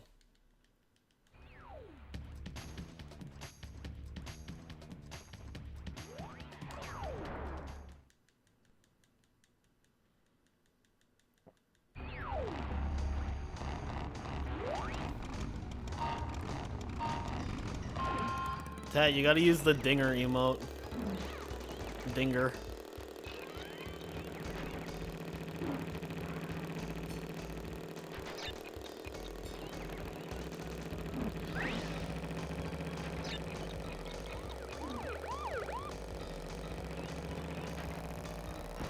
Rip Peru. You were here earlier, Nizzy. You hosted me.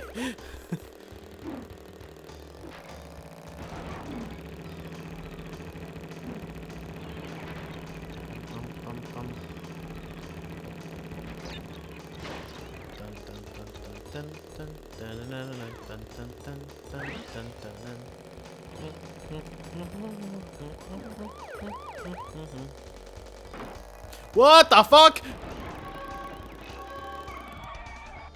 Oh, the motorcycle is so bad in NST. It works perfectly on OG. I don't want to fucking hear it. This motorcycle is some hot garbage.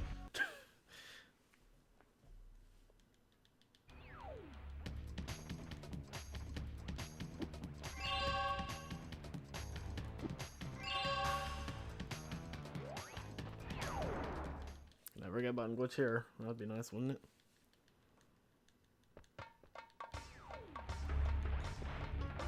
Yeah, you're here to Crash 1.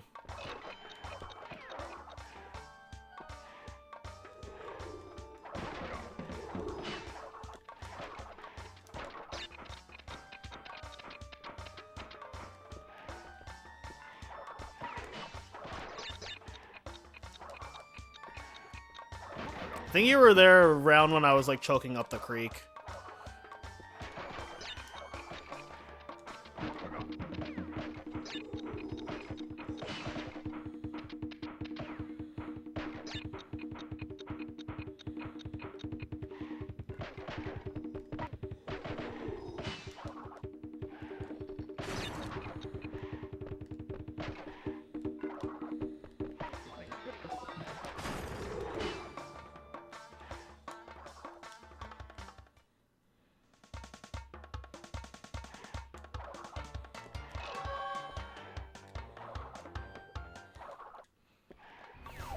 I never say I got it until I enter that fucking portal, because I have dropped an input there.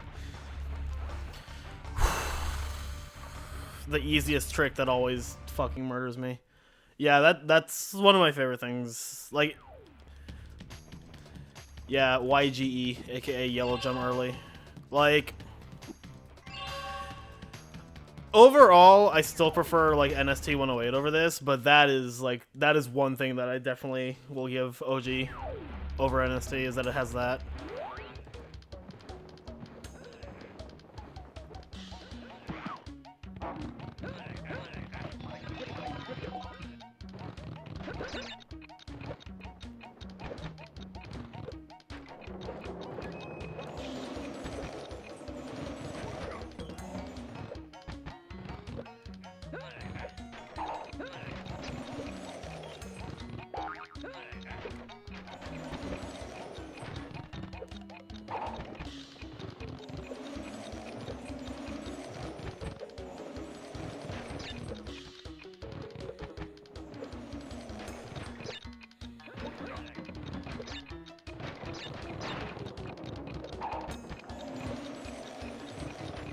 Yo, Lucas, thanks for the good luck.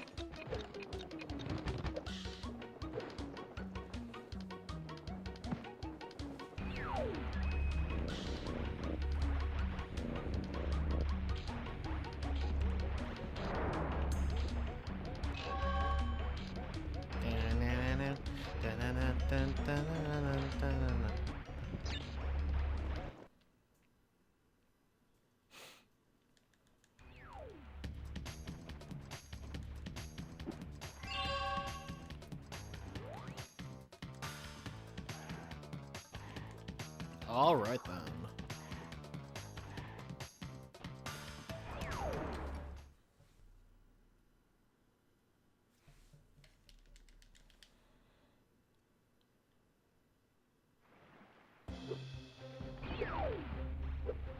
Very good. Yeah, 3 is faster with SFX off, but I think it's more enjoyable both playing and watching with SFX on.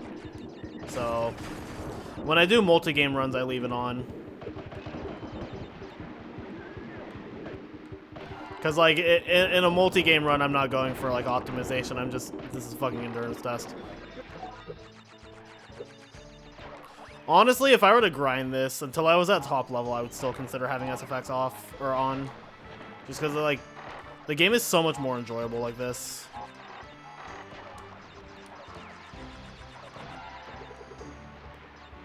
It's literally for free time save, but this game is infuriating, so at least I can, like, enjoy it a little bit when I turn SFX on. Alright. That is a strat.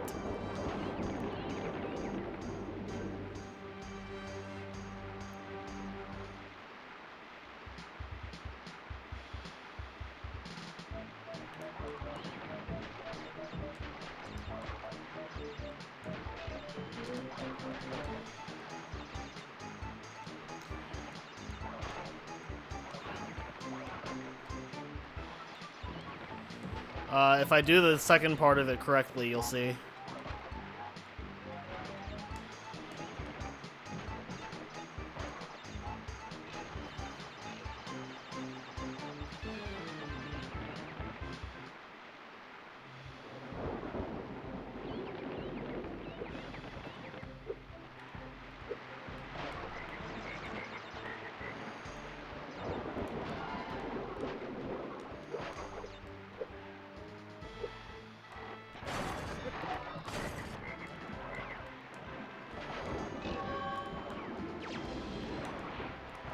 Sound design is pretty good. In most spots. There's like a couple things that are annoying, like the jet ski.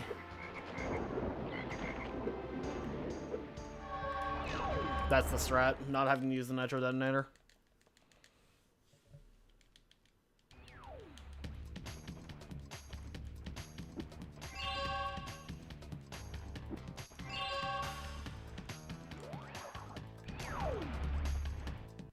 I didn't even touch the button.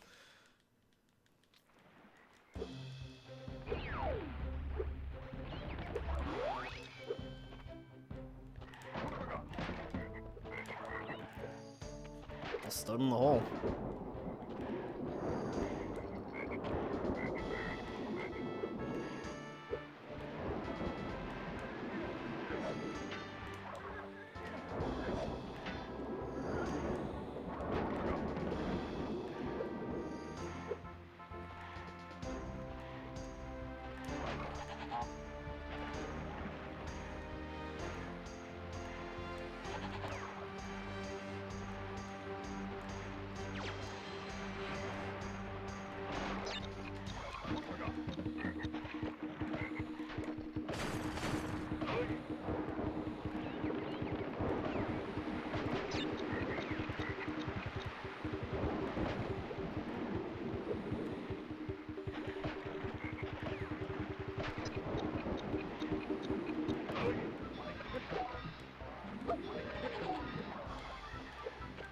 Well, I guess I'm doing Road Crash next.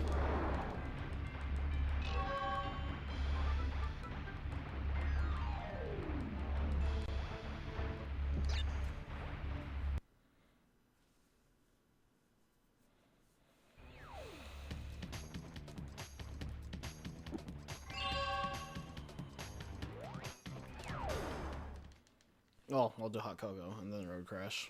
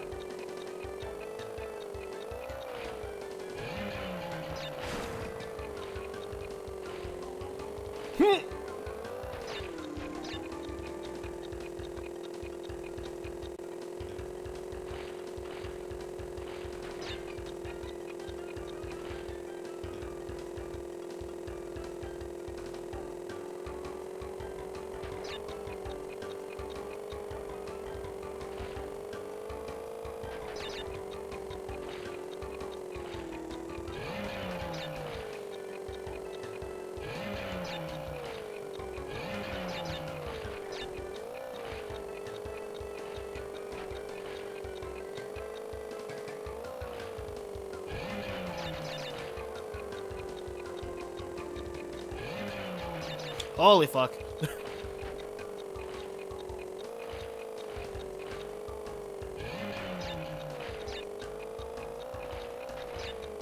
Just got so yeah, this level's confusing.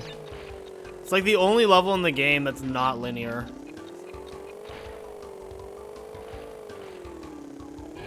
It's only a level in the trilogy that's not linear.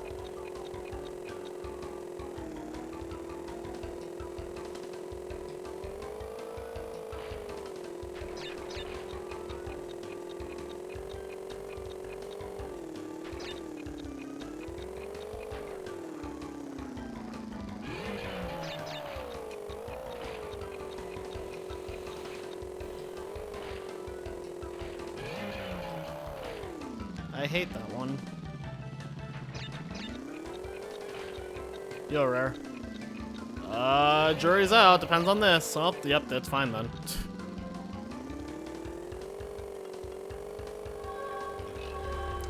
Run has been pretty dank so far.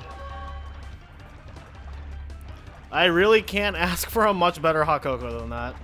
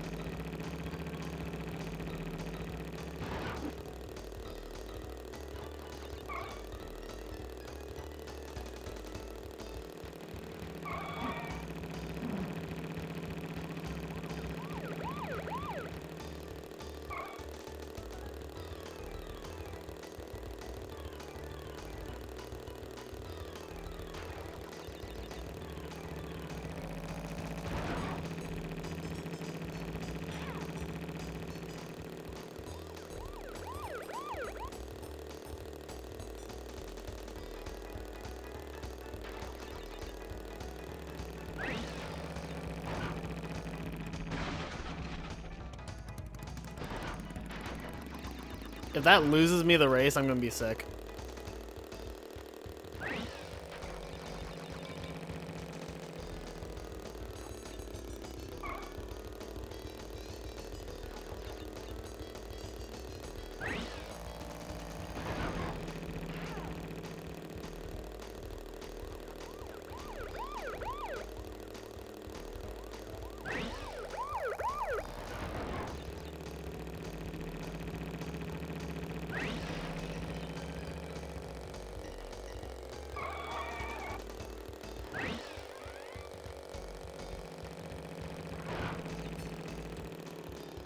Sure was fucking close to it.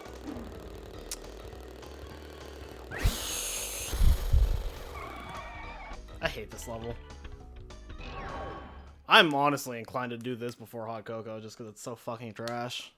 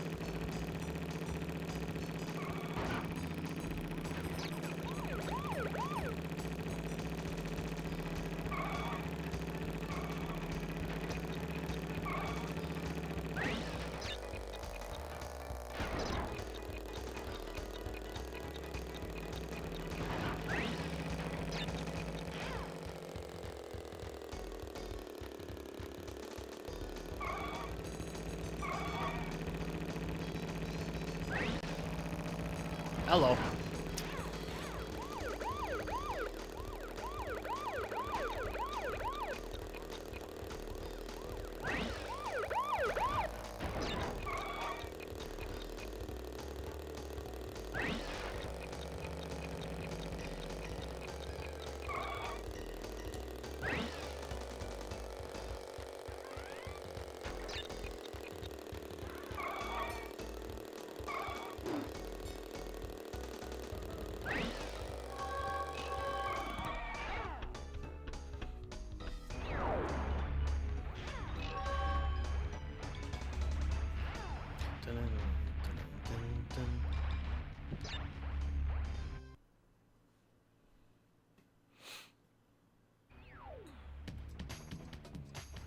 Yep.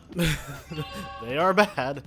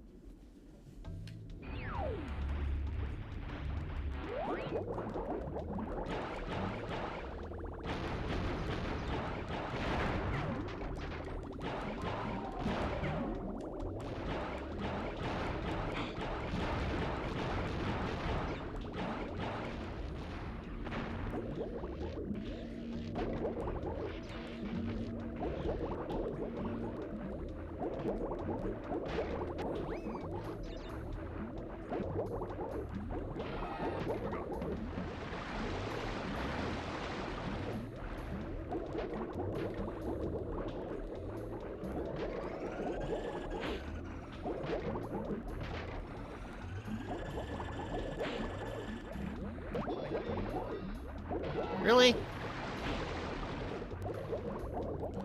Yeah, this is all in the remake.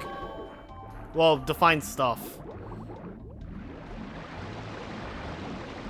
That didn't kill me, apparently. Yo, Dale, good luck! I started shouting and then realized it's 4 in the morning and I shouldn't do that.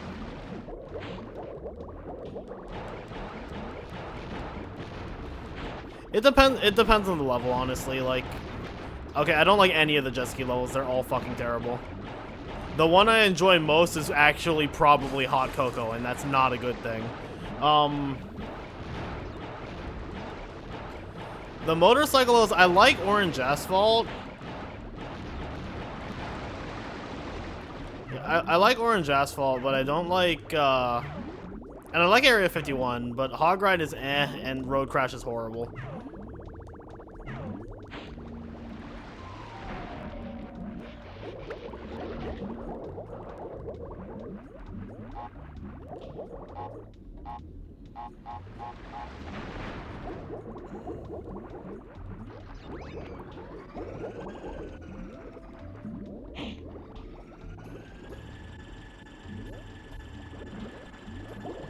Yeah, all the levels are in the remake. The remake even has an extra level.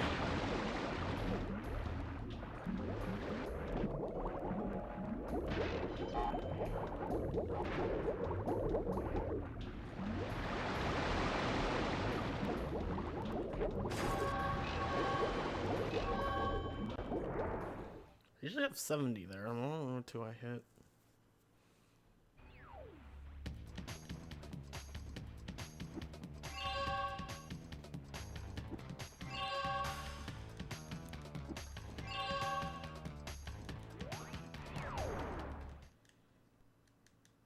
I'm gonna have to fucking end on Dynamite, aren't I?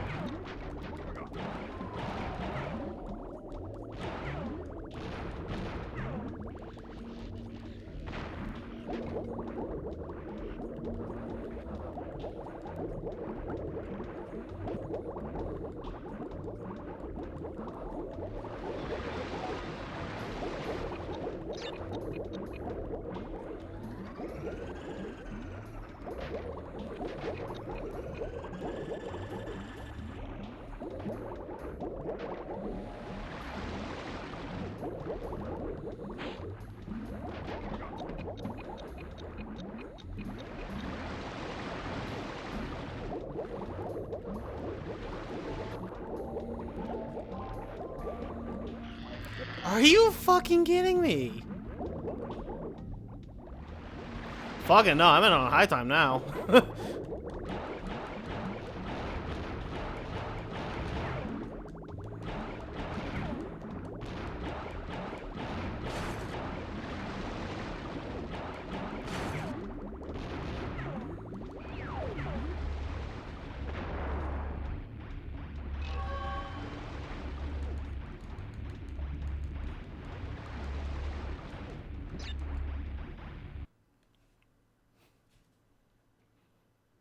One of these levels I'm not having invincibility in, and...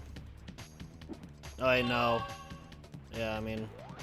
Actually, no, I still have to... If I do Dynamite... Oh, no, I could have. Yeah, no, I should have ended on high time. Too late now. Forgot I still have that relic. So yeah, I absolutely should have done Dynamite.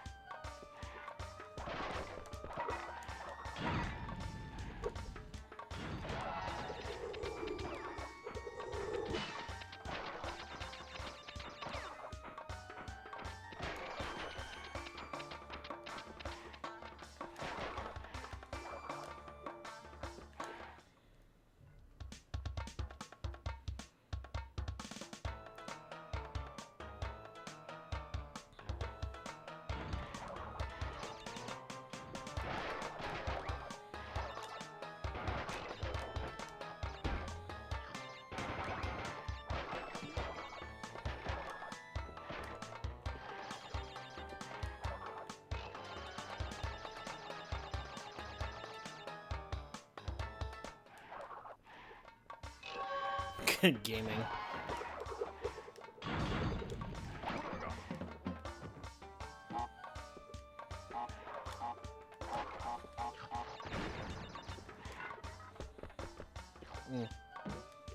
Imagine thinking the carpet would give me a bounce.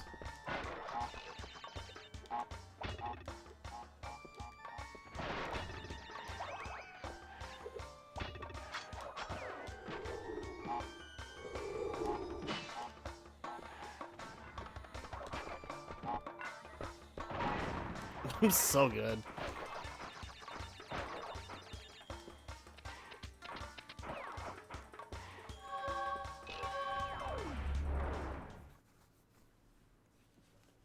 Yeah, no, I definitely should have ended on high time.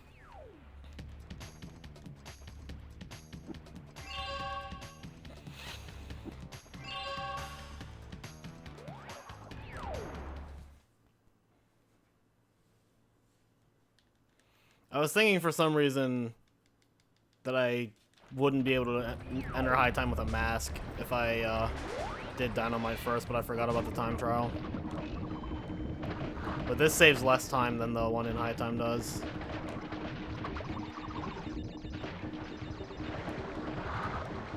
I also don't like doing this level so late into the warp room.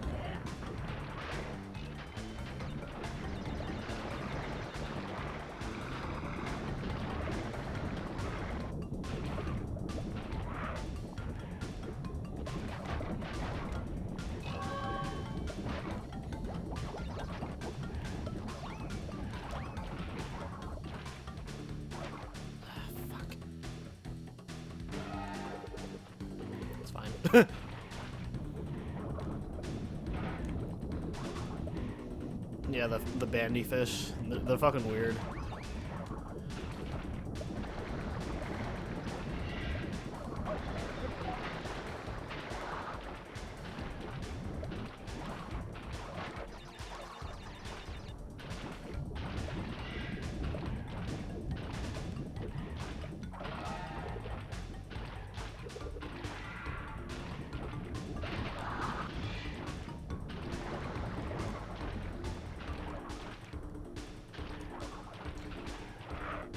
I mean, the underwater lab assistants are creepy too.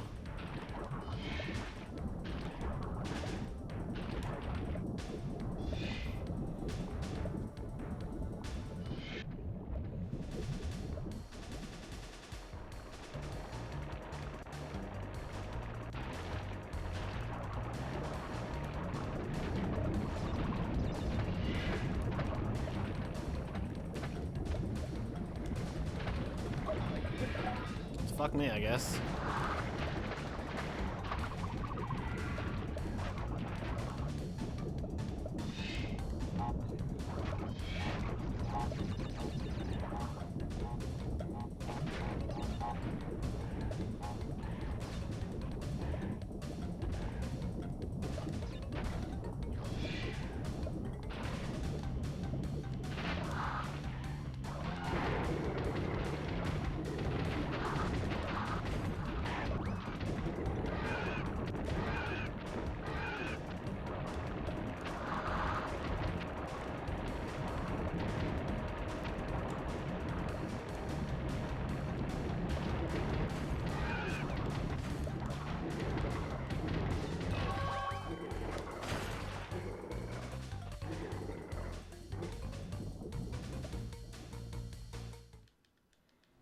'74 seems like we're missing stuff. Maybe I'm wrong.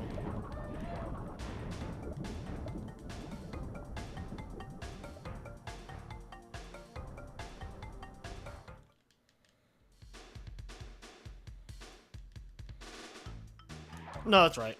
I should have 99 after the bonus.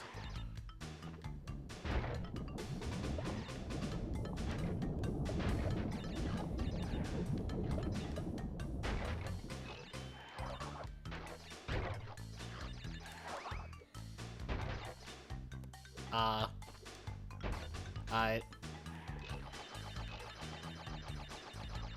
Come on, this is important. Come on, give it to me, give it to me. This guy fucking hates me. I never get that anymore.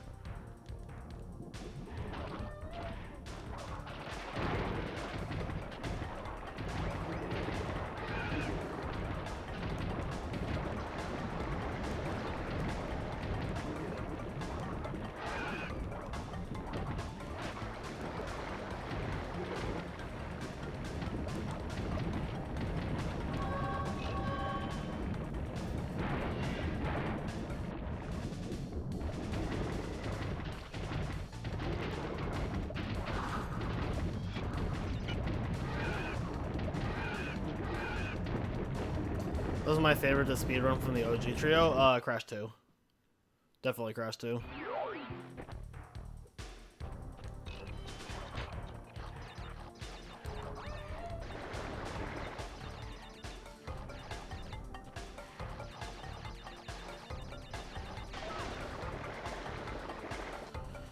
Is it the movement? The movement is definitely a big part of it. The movement and like the way the levels flow and the, like the routing. Crash 2 looks the hardest. I don't think it's like, it's hard to judge what's the hardest one because they're all hard for different reasons.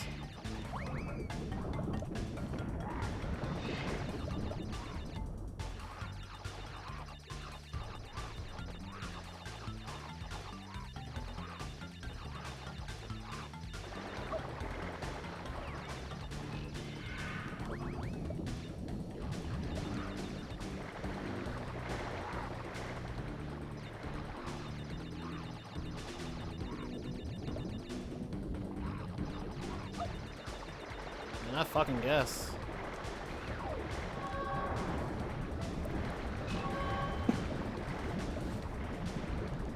Oh my god, Moth.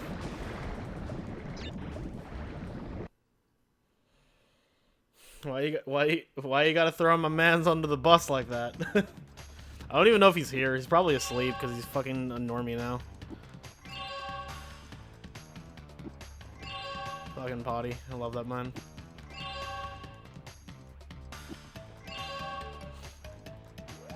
I don't know. It's like Crash 2. I would say it might be the hardest execution wise, but even then I'm not sure. Like, they're all pretty hard execution wise.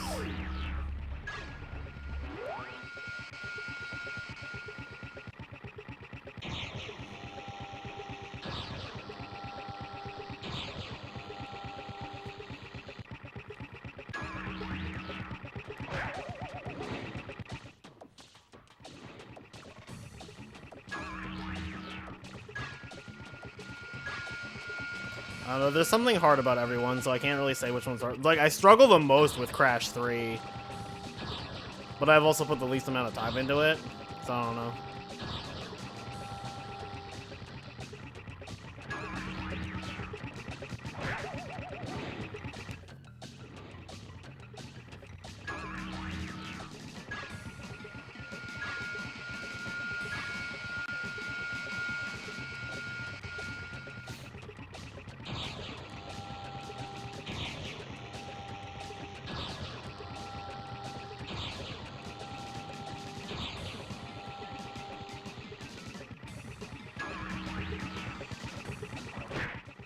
My time is up. But yours Soon will be too. You played more Crash 3 than all the rest. I think I played more too. Did they reveal what his fate is in 4? I mean, he's there, but that's all we know. He seems like he might be a major villain. I mean, the gameplay trailer they released yesterday has him in it.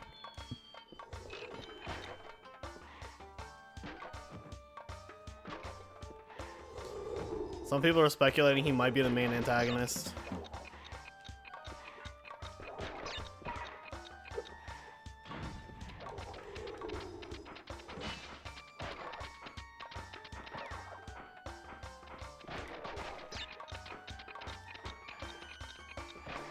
It is about time.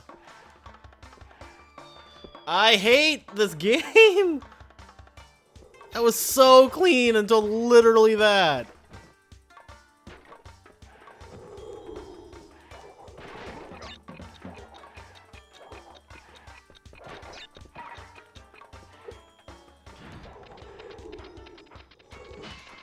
Yo, Will.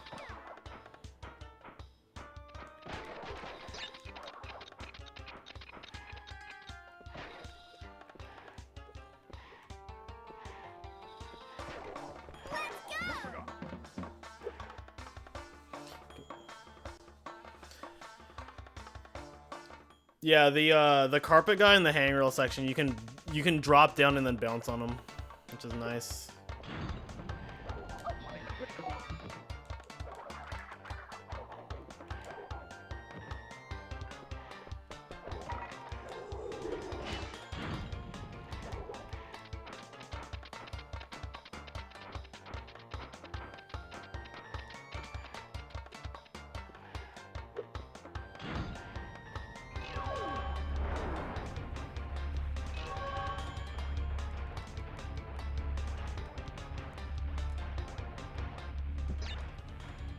think this is my favorite version of the Death Art music, is the Arabian version.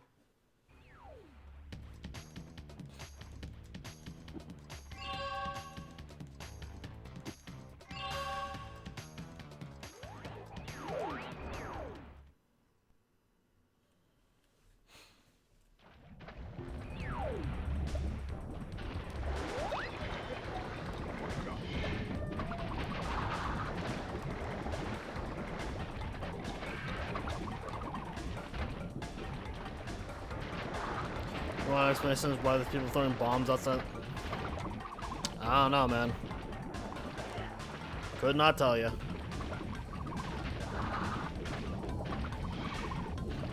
Maybe they find it to be a fun pastime.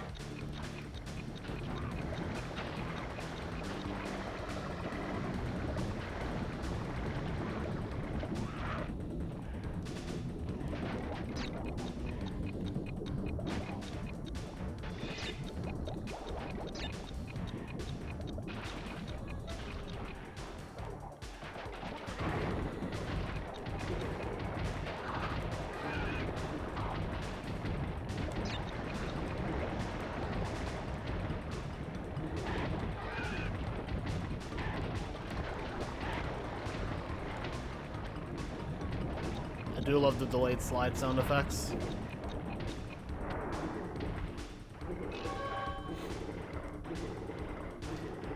I never realized how silly the dinosaur sounds in this game. Just roar, roar. It just sounds like a guy who's just groaning every every second.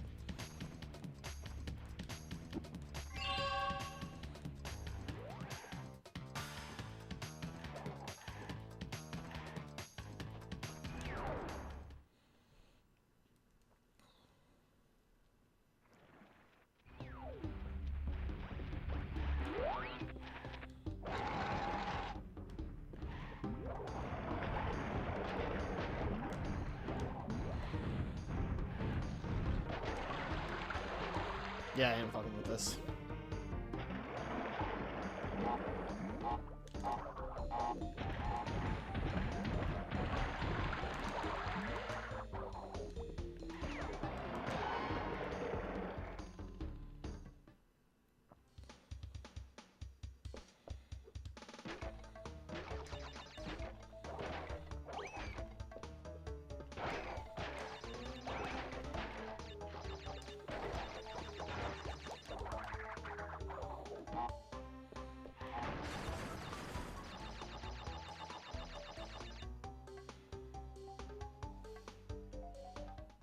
It crashed in Area 51? That sucks, dude.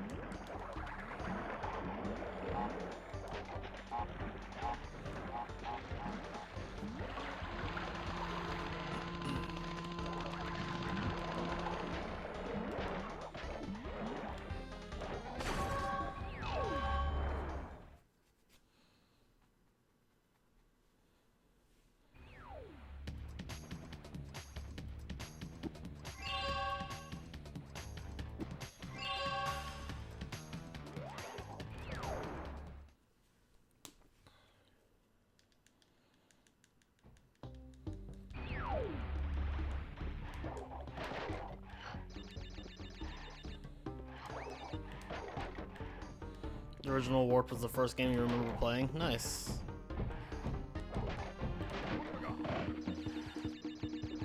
The first game I remember playing was like Super Mario 64, but like I was like really, really little. The first game I remember owning and playing was Crash 2.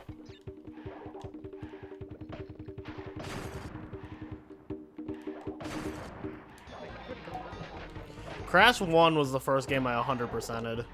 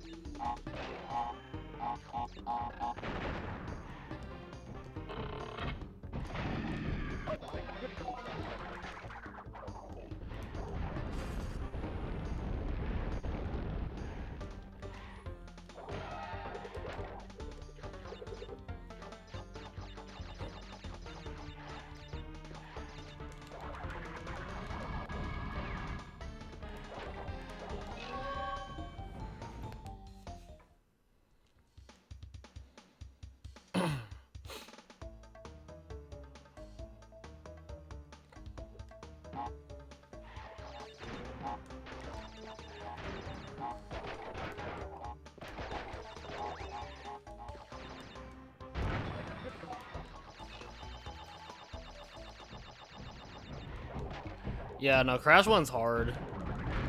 Whenever I tell people that the first game I 100% is Crash 1, the response is usually Crash 1.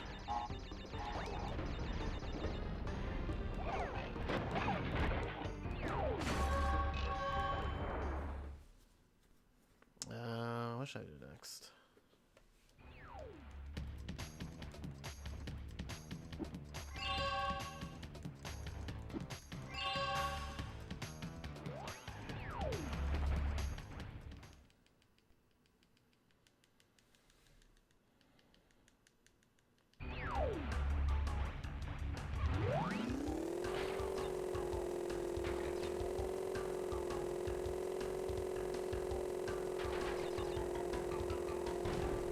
Spire with no memory card. Good lord.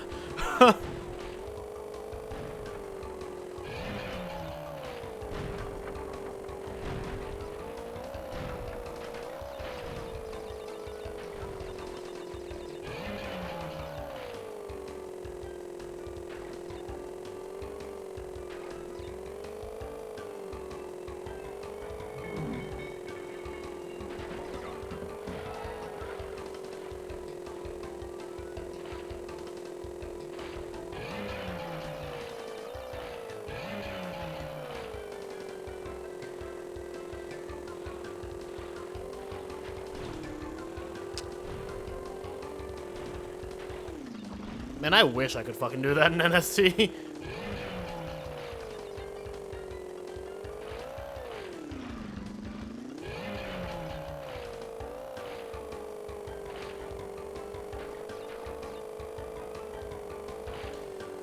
You don't know why PS1 and PS2 games couldn't save to the discs? Because discs are read-only.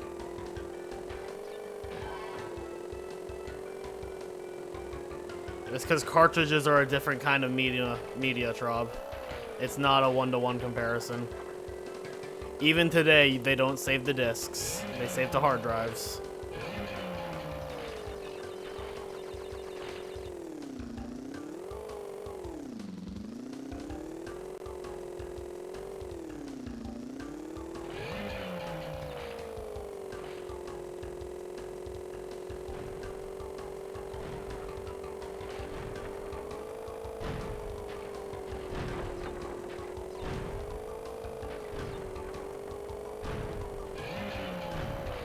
Yo, Cookie, thanks for the good luck.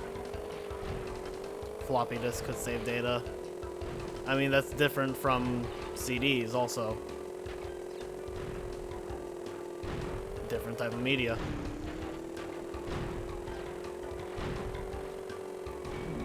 I mean, if the fact that even today they don't do that is any indicator, it's probably not possible or not worth it. I don't know.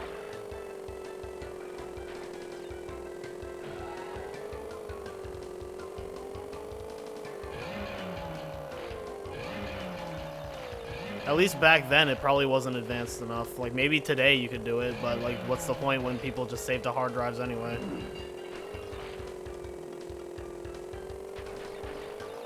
Oh, hello.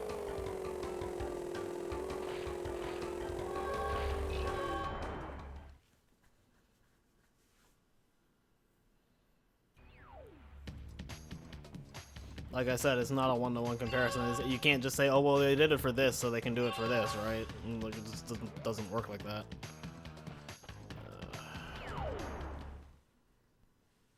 You have to print the code onto the disk, and once it's written, it can never be overwritten. Yeah, that's what I was thinking. Like someone with better knowledge of it than me could explain it, but...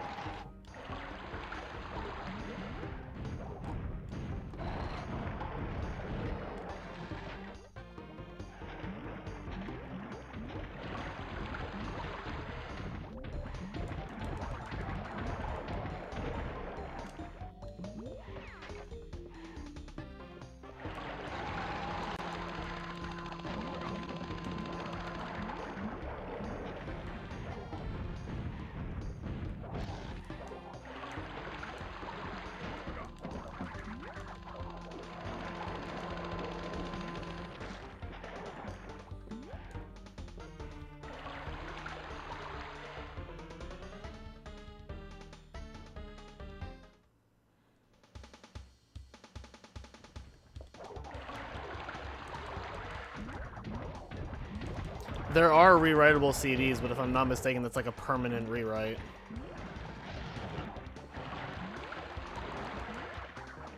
And I don't know how it works.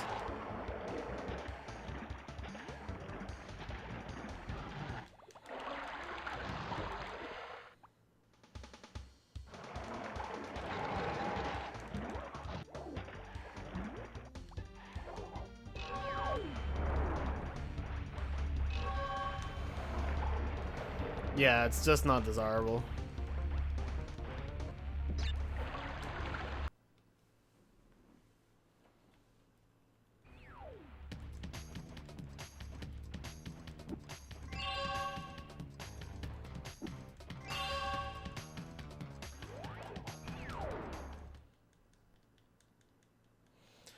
No, the neutral slide spin is not in Crash 3. There's something similar called the neutral slide jump, which is what I'm doing. It's the same idea, except when you go neutral, you jump instead. But you get the same, like, preserving slide momentum.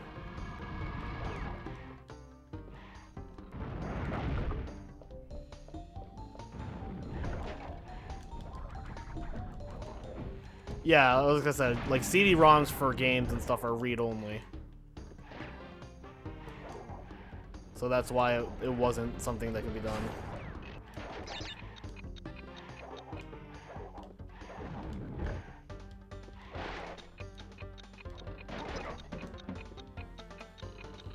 Yeah, I remember Wii, you could save, like, names onto the Wii Remote for Brawl.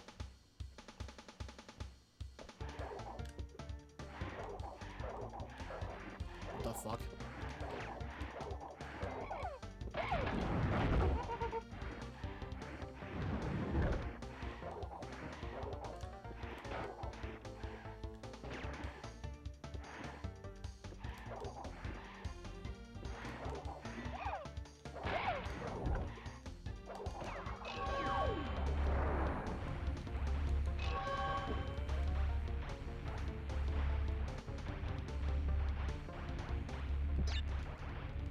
So I have to do Telltale Tales and then I can go down to Warp 6. Because the way I do routing, I have exactly 20 going into Future Frenzy, so I have to do it here.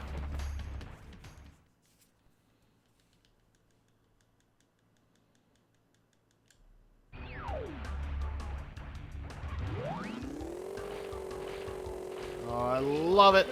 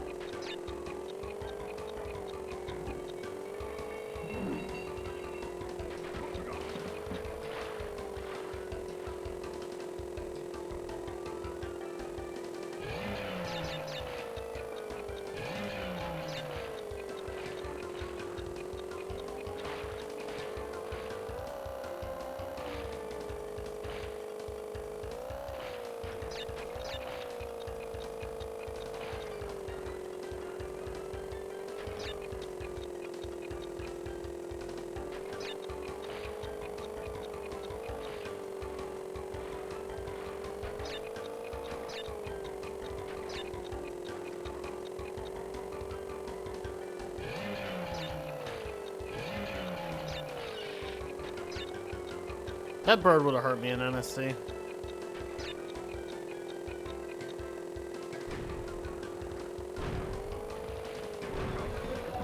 That was the most dangerous thing I've done. Because if I was just like on the exactly correct frame, that would have killed me.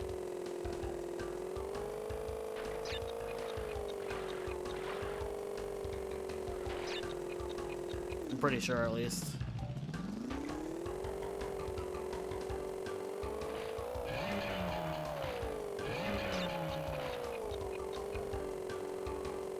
That was a yike. And the sea seagulls are jerks? They are.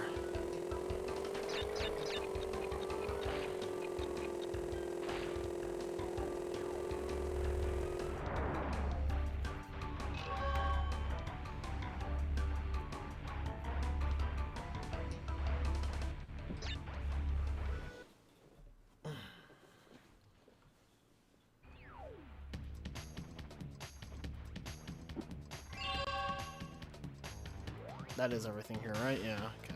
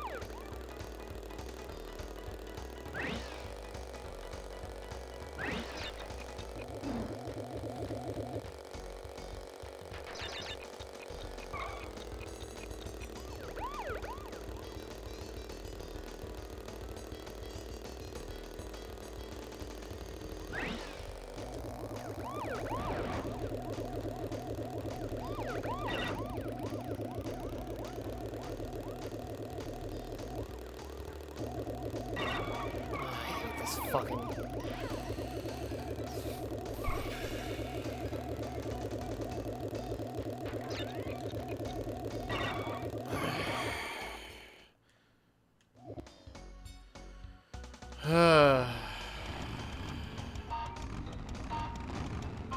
Yes, it is, Trob.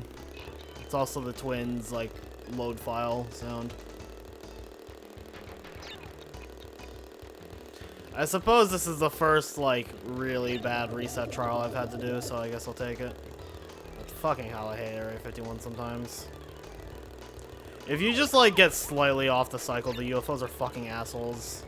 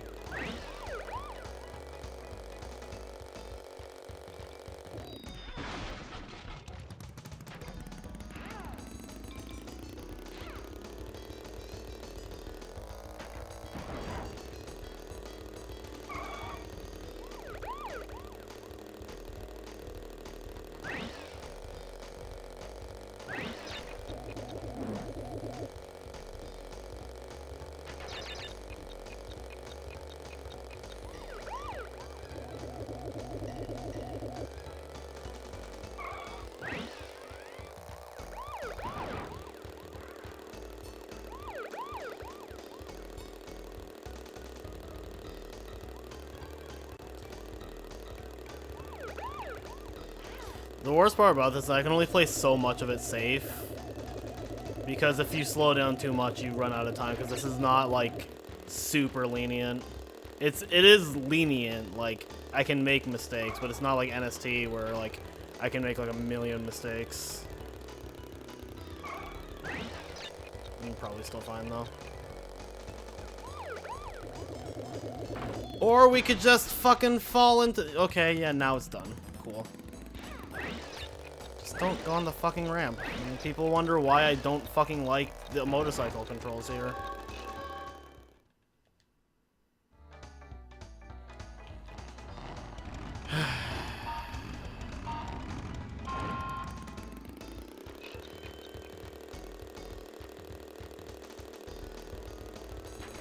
This level is so fucking garbage.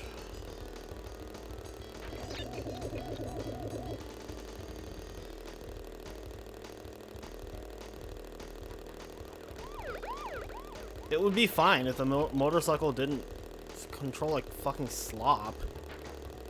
Was Crash Bash in the remake? No, and thank God, because the game's fucking terrible.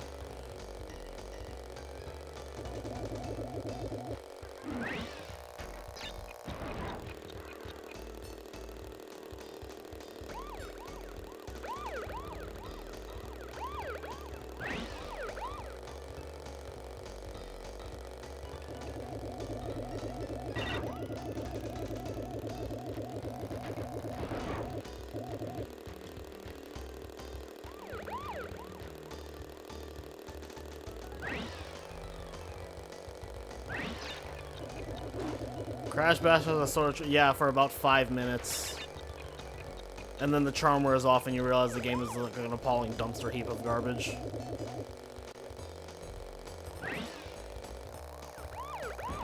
Yeah, there's a remake of the first 3 games, and then there's a remake of CTR, which also has all the content from CNK. And there's not a Bash remake in sight, and thank the Lord.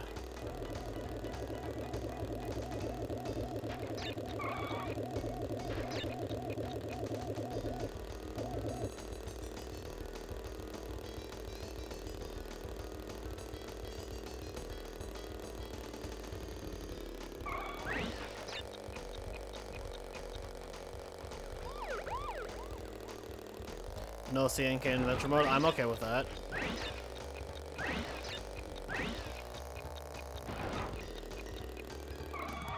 God fucking bless.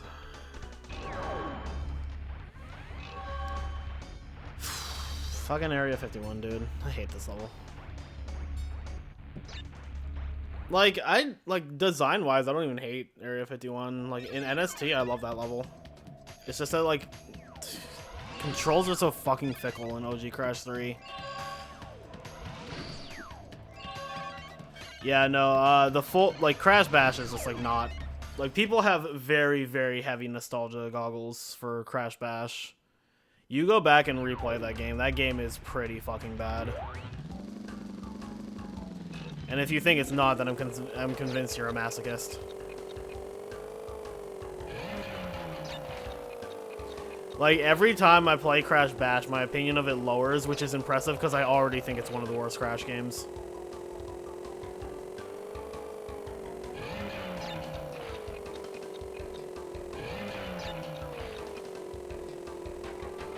I loved when enemies would kick nitro boxes and fall through them. I loved when the AI cheated because the AI cheated.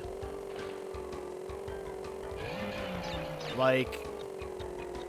There's no way the AI plays as perfectly as it does in so many spots, and you can convince me that it's not cheating. Because it's totally fucking cheating. Worse than Wrath of Cortex is not even a bad game. Wrath of Cortex is actually at like the worst I would give Wrath of Cortex is that it's decent. Wrath of Cortex is miles better than Bash.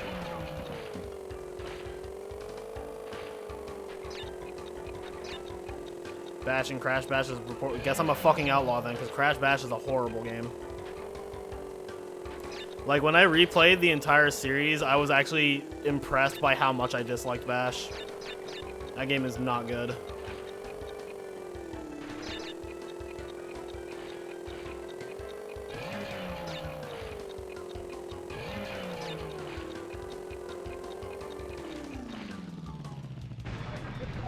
Nice bomb.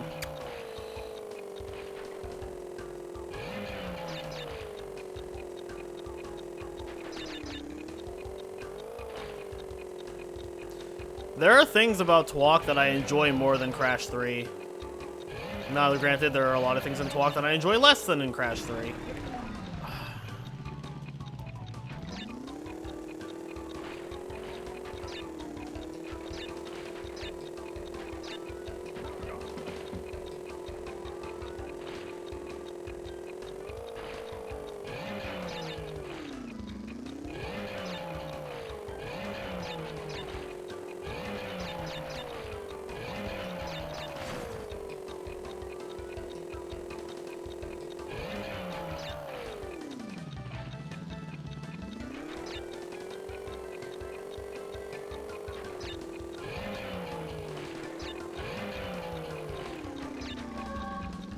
I don't know what parallel universe we ended up in where I'm like actually kind of good at Ski Craze, but I'm okay with it.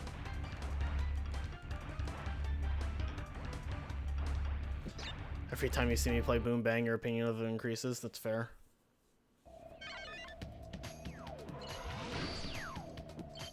Bosses in Twalk are pretty pog. I disagree. The bosses are some of the worst parts of Twalk.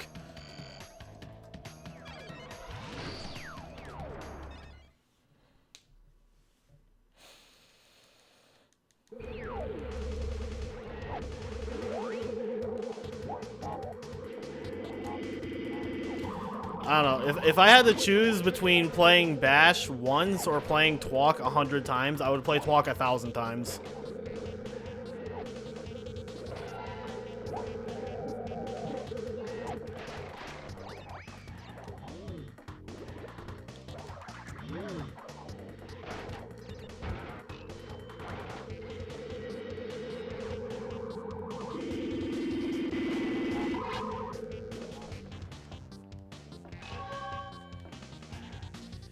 Tag Team Racing is the worst console Crash game ever.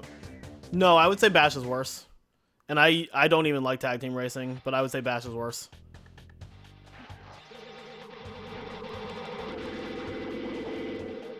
Okay.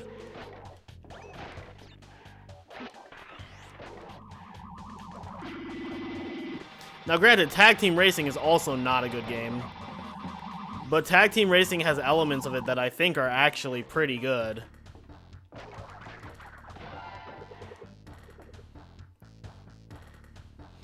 The thing with Tag Team Racing is that like the wide open sandbox elements of it are very cool. I like that aspect of it. And then you get the actual racing part and it's horrible.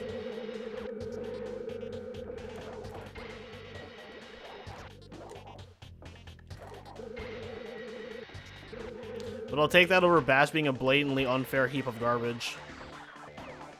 That is overly repetitive. Fun with like 4 friends for about 30 minutes before you realize that you guys can play literally any other 4-player game and it's better.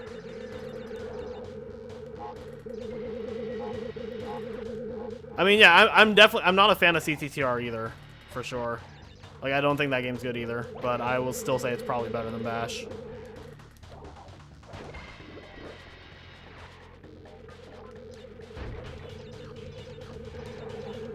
Like, at least CTTR has some elements of it that are redeemable.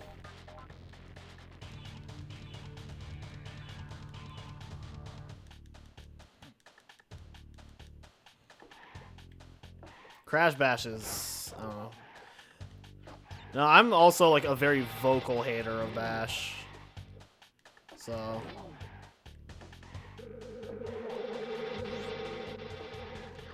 CTTR has no racing. Speedrun has no racing, which is the best part about it. Actually, CTTR has no racing. That makes it a fucking 9 out of 10 for me.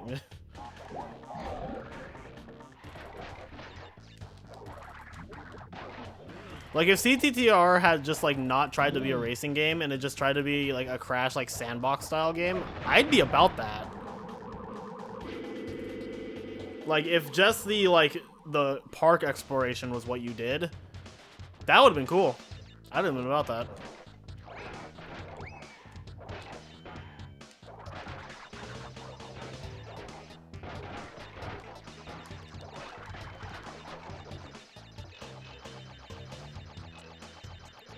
CTR has less vehicle sections than Crash 3. What a fucking world.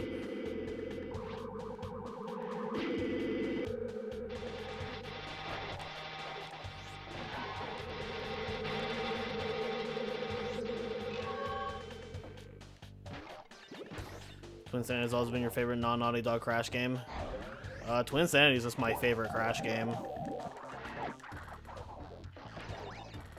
With or without the Naughty Dog games.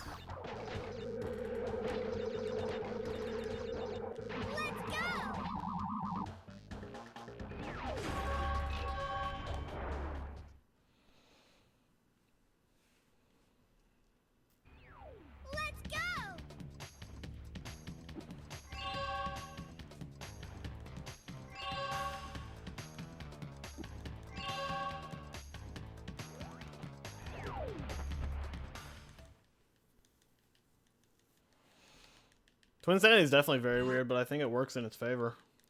Twin Sanity changes up enough to feel different, but it also doesn't change so much that it stops feeling like Crash. Which is, I think, where the problem hit with Titans and Mind Over Mutant, is that they changed so much that they stopped feeling like Crash. Like, Mind Over Mutant at least is more of a platformer than Titans, which is why like I actually like kind of enjoyed it when I played it.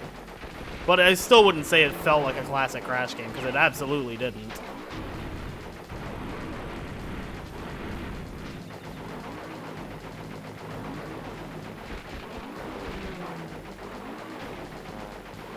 Twin Sanity wasn't challenging enough for you? I think Twin Sanity is one of the harder games casually, so that shocks me.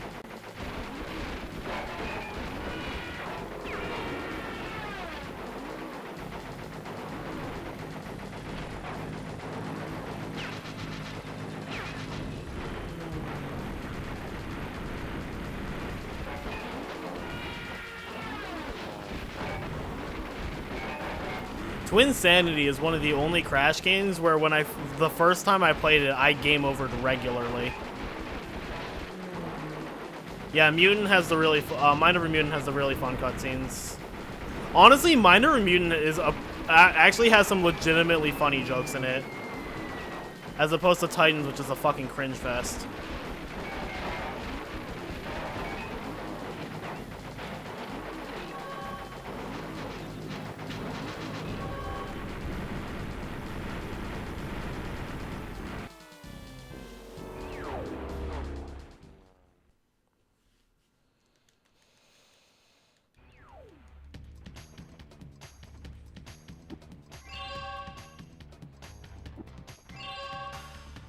Yeah. I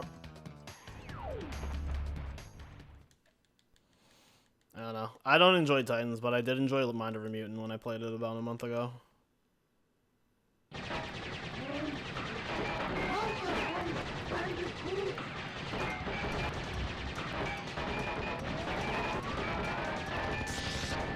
Cool.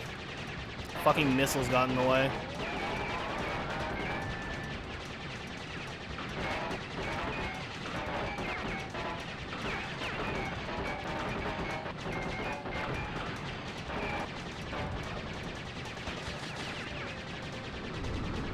Crash 1 is definitely, at least of the platformers, it's the hardest, I would say. The hardest overall is probably Bash, but Bash's difficulty is, like, blatantly unfair. I'm not even going to say it's borderline unfair, it is literally unfair. It's like, Crash Bash is not difficult in a satisfying way. It is difficult in a manner that where you just feel lucky when you actually, like, beat something in it.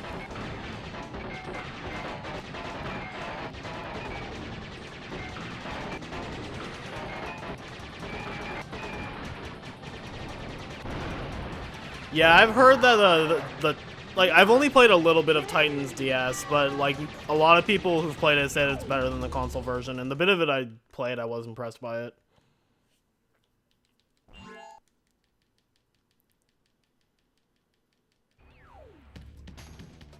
No, I would definitely say Crash 1 is harder than Crash 2.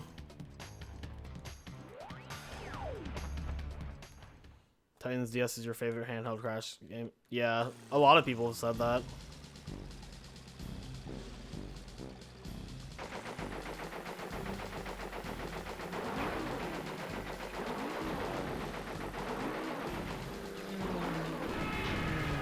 Maybe I'll play a ROM of it. I've played every Crash game.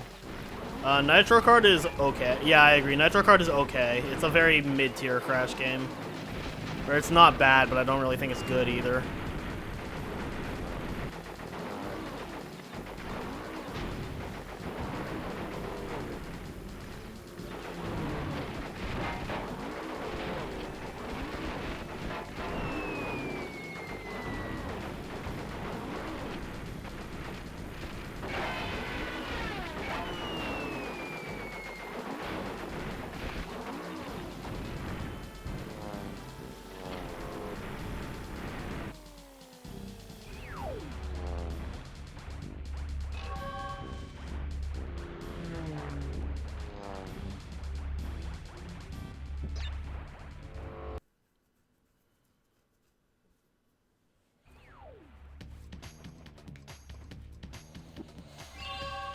Alright, let's not forget Future Frenzy Relic this time.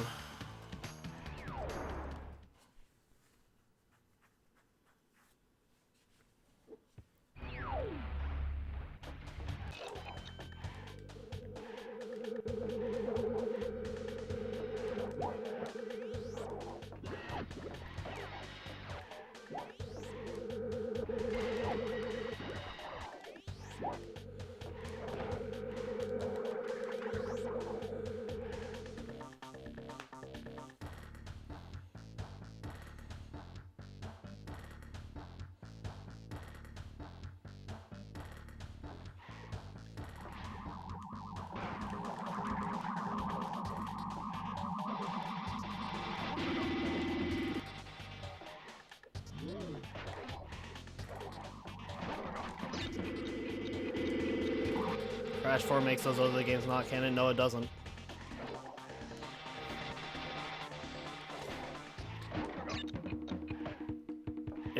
For one, it's established that Crash 4 is setting up a multiverse, which does not mean not canon, it means alternate reality.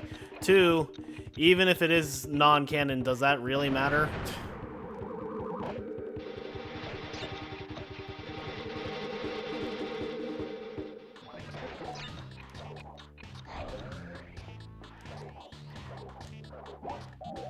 I didn't get hit by that somehow.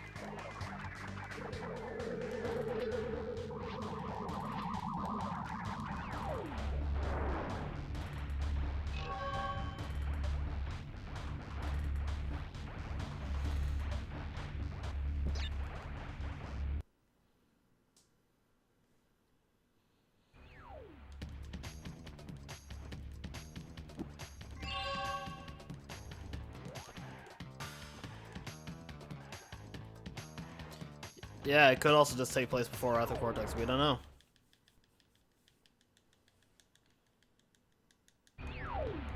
Yeah, like, Crash lore has never been, like, a heavy focus of the series. So people are decrying Crash 4 for apparently making, like, later games non-canon, even though, A, it doesn't, and B, who the fuck cares? Like... Crash 4's existence doesn't suddenly make it impossible for me to play Wrath of Cortex or Twin Sanity or any game that came out after Crash 3 and CTR. Like, they still exist. They're still sitting on my bed in my Xbox. I can play Twins as much as I want.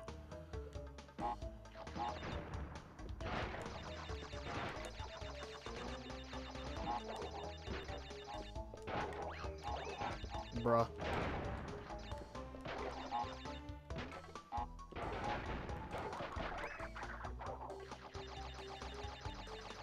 You don't like the new design, but you're going to buy a new... I think the new designs are fantastic. I think the only new design I don't love is Cortex, and even then I don't even dislike it. I just prefer his NST design, but like he still looks really good. Every other design I think looks great.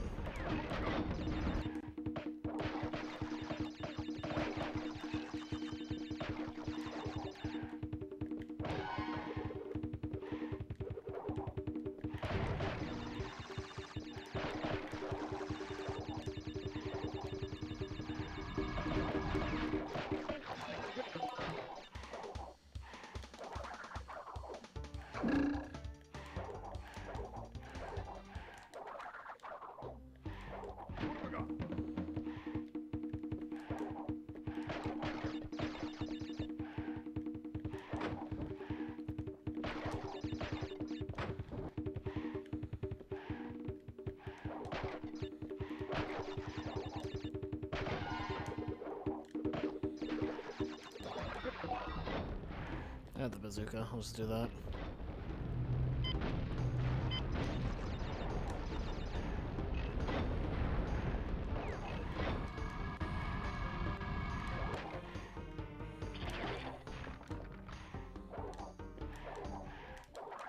They've already confirmed they're not making any more Crash 4 content.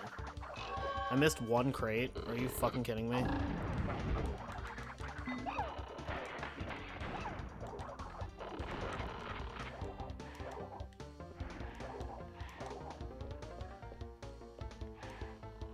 It's before the split. Okay.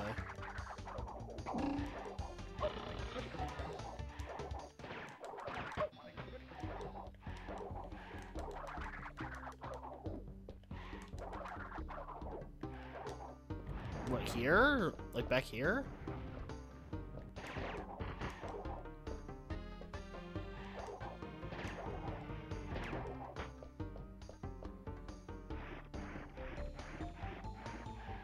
Oh wow, how did I miss that? Alright then. Let's try not to die then. That's gonna be a really fucking annoying backtrack.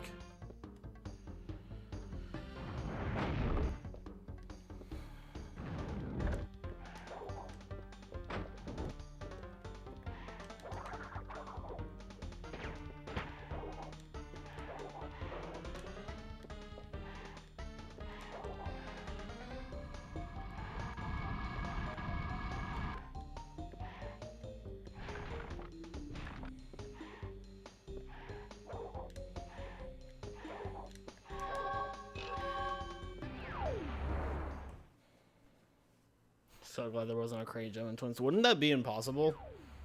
Like, aren't there some crates that you cannot, that are either out of bounds or you cannot get them without dying?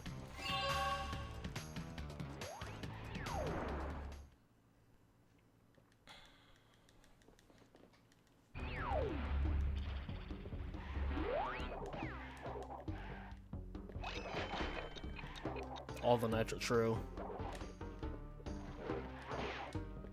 I would assume there would be a nitro detonator in that case, though, if they did want to go the route of a crate gem. There's one out of bounds. Only one?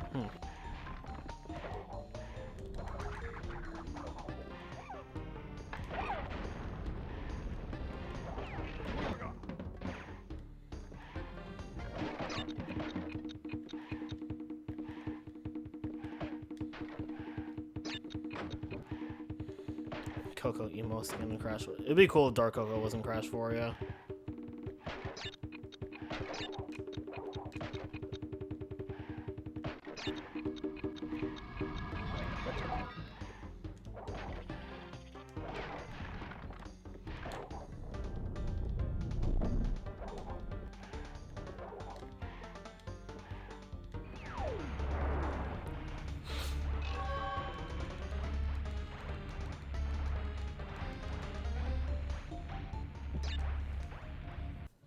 See if I can luck out with Boneyard again like I did yesterday. I'm not gonna be torn up if I miss this one though. I'm not super consistent in Boneyard.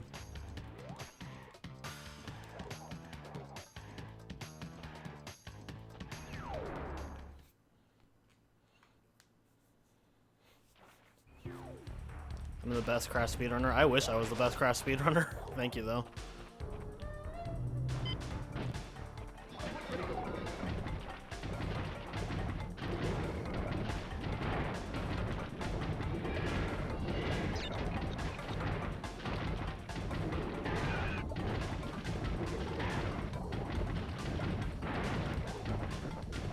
I would say across multiple games, I probably am one of the best, but even then, like,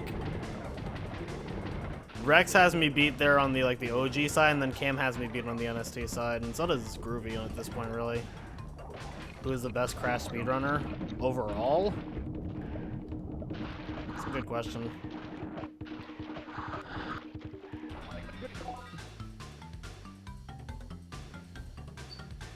It's hard to say because there isn't really anybody who plays all of them. Well, aside from like Pete, but there's nobody who's like top level at like all of them. Or even like high level at all of them, I guess.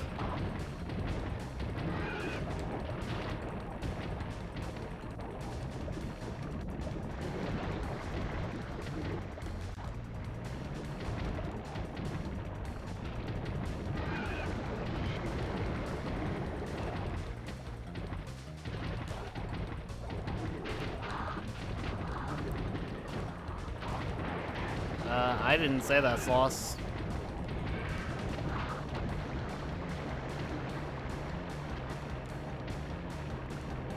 Did I play the Crash 4 donut? Yep, I've done runs of it. It's very fun. I appreciate the fact that I've gotten better at this.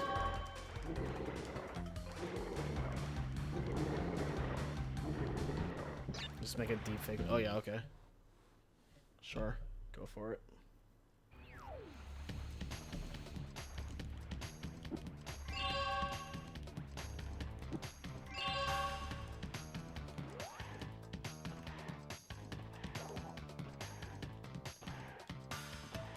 I don't want to do that yet.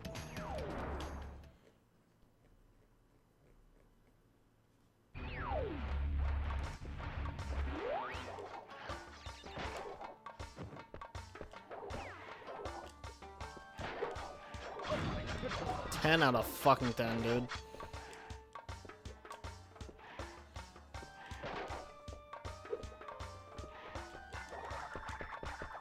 Yeah, the gameplay trailer. I saw it. It's very, very good. Man, just fuck masks, I guess.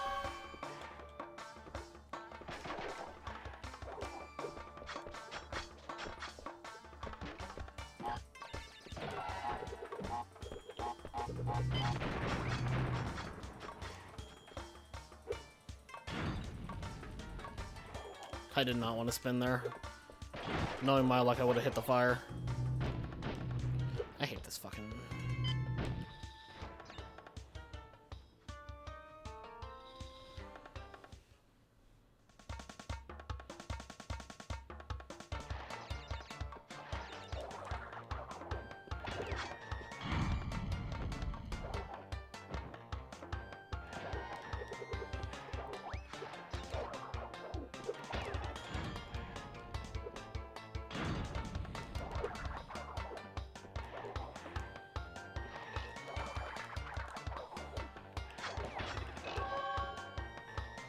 my opinion on our favorite polar bear making a return. I mean, that's a good thing. Polar's cool.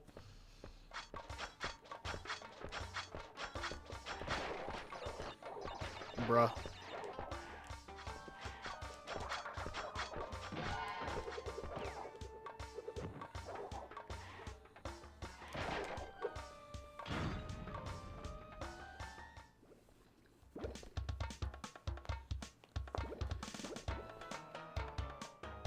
Tana having a punk look doesn't make it a feminist. Not also feminism isn't bad, so I don't know why you think that's ew.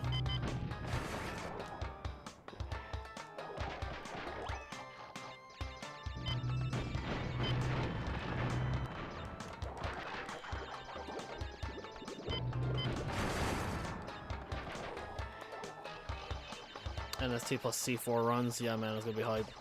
NST, NF, C4 runs. Tana's just knock off Nina.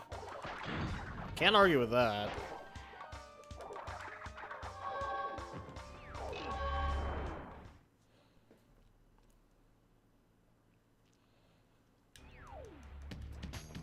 Tarna. I just let you say that. You want to see classic Tana? I mean... The existence of alternate reality Tana doesn't automatically negate the possibility of classic Tana being in any future games.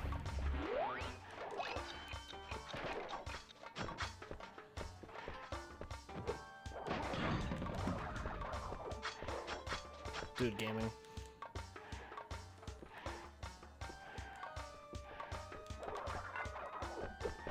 I don't know. The alt reality Tana seems interesting. Sloss got me saying Tarna.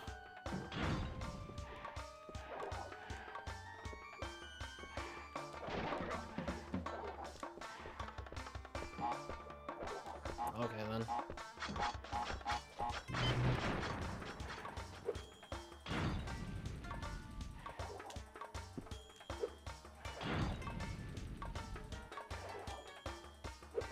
Is Nina not a thing anymore? She's in an F. We don't know whether or not Nina is a thing. We don't know, Sloss. Going back to the whole Crash 4 does not make the other games non-canon, it just establishes a multiverse.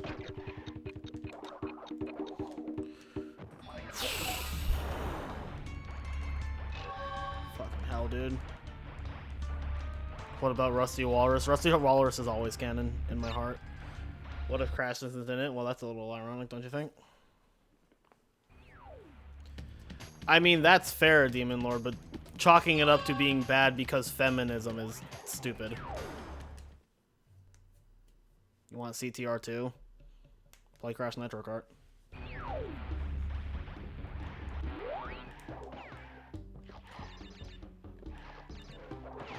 Exactly, Oris. Like...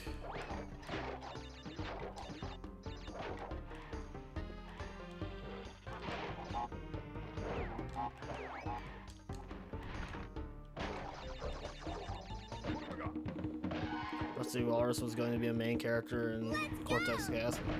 Fucking travesty. Can't believe they did our boy dirty like that. Like canceling Cortex Chaos. I want a Rusty Walrus spinoff. Rusty Walrus and the fresh meat for his pot. Side series for Coco Bandicoot. Were you telling me that Coco Bandicoot is not the main character?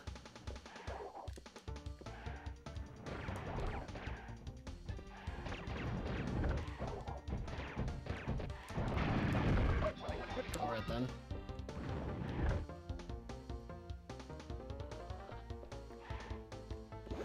I mean, at least this Tana seems to have personality as opposed to the OG Tana whose personality was I'm sexy. Granted, like, NF did stuff to give her a bit more personality. And I guess NST in the opening cutscene where she like punches the shit out of a lab assistant was kind of cool, I guess.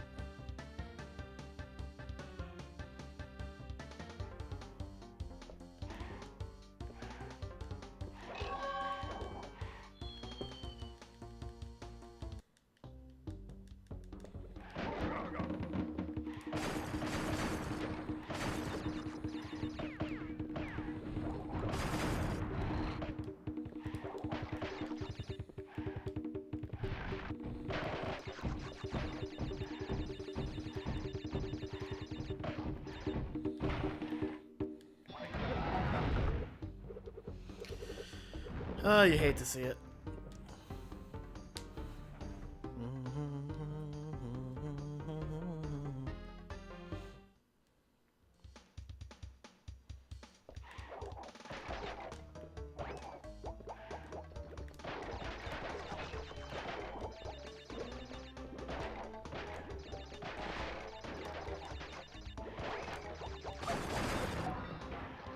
I mean,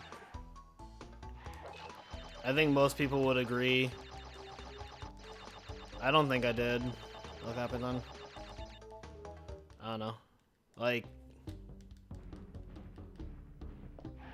imagine not having feelings for Tana. I don't really care about Tana.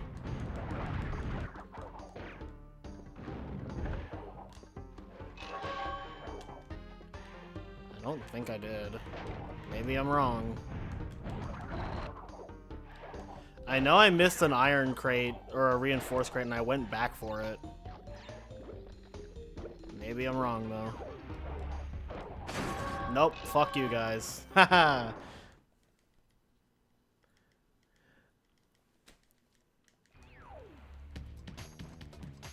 Oh, it was for the plot, just a different kind of plot.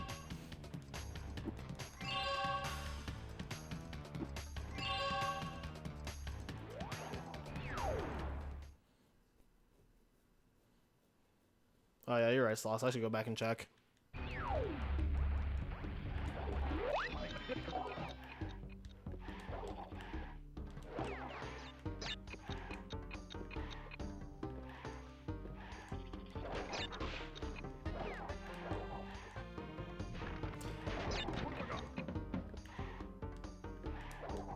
I mean, Tana straight up in Crash 1 is not an interesting character. Like, there's no dimension there. She's literally just the damsel in distress. Like, so of course she's not interesting.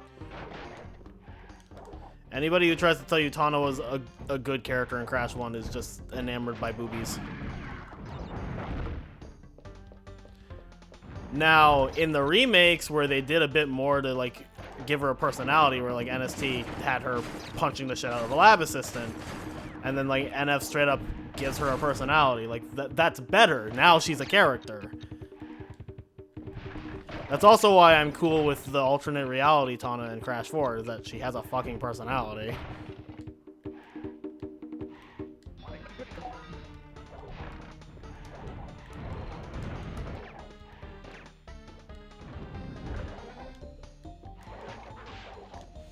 I feel like there probably will be. I don't know. I don't think Tana's design in 4 is bad. I'm still willing to bet she's from the Rustland. What's up, Jess?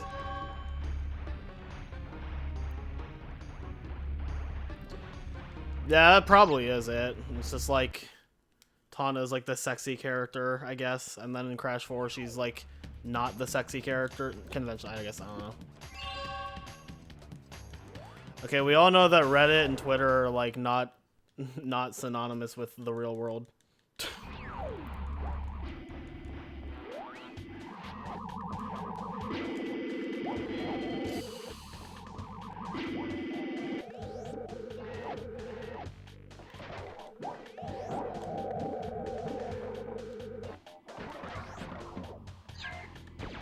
Yeah, like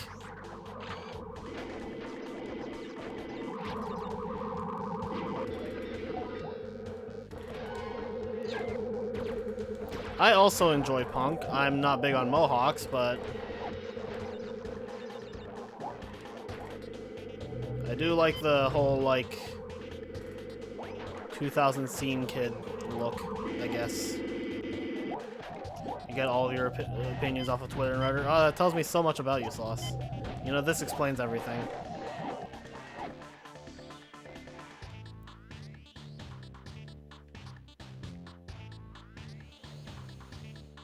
But yeah, like, the people who are complaining are like the people who have an issue with progressive women, I guess. I don't fucking know. Not everybody, but like some people are like, give me my sexy like Jessica Rabbit knockoff or whatever.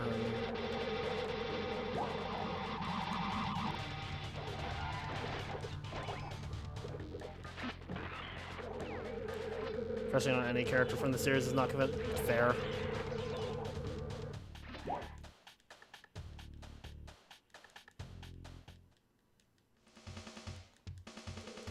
Yeah, it's definitely not something everybody thinks. Yeah. They take issue with the fact that Tana's not... It's not what they envision as sexy. And then for a lot of people, it's like, you know, those people who think, like... Oh, pushing the, like... feminist agenda, quote-unquote. Which is apparently a bad thing. Yeah, no, that's a little... this was brought up yesterday. That's pretty sus. Like, fucking Coco. Okay, yeah, sure.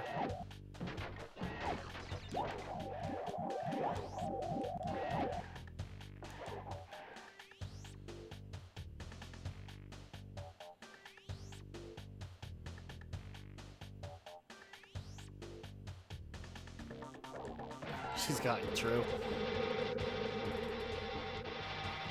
Yeah, Coco's different, but they can't define how she's different. Though the thing about Coco that stands out as like a difference in design that I actually really like is that she has visible fangs, which I'm assuming Crash probably does too, but I haven't seen his mouth open. I like that touch. Oh, wait, I need to fucking... Yeah.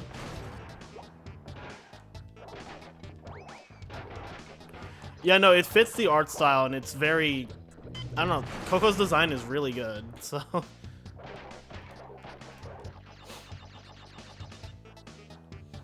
Yeah, like, her NST design is good too, and it fits the art style of NST, and then... Her Crash 4 design fits the design of Crash 4.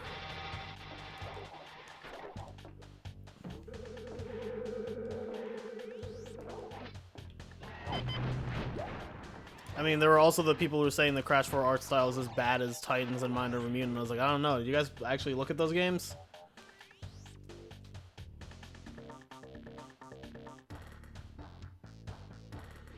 Yeah, Coco looks great. Mind Over Mutant Coco is not bad. It's not one of my favorites, but it's like better than her fucking Titans design, which is easily her worst one. Aside from Crash 4 Coco and like NST Coco, I would say my favorite Coco is probably like the Twins and Nitro Kart one.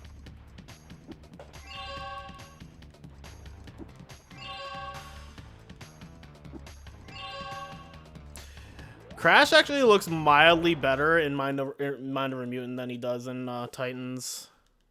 Elastigirl Crash.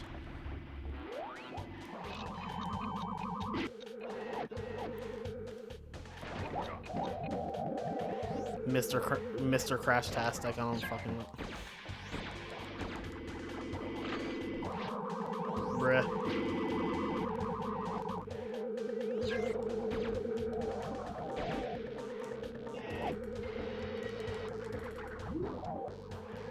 No, I was going with Mr. Crash-tastic because it's Mr. Fantastic.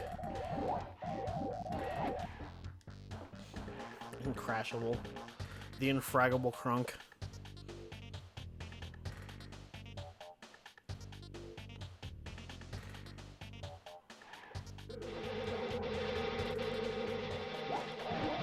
Pretty sure I did not get this invincibility yesterday, so this is nice. Bruh.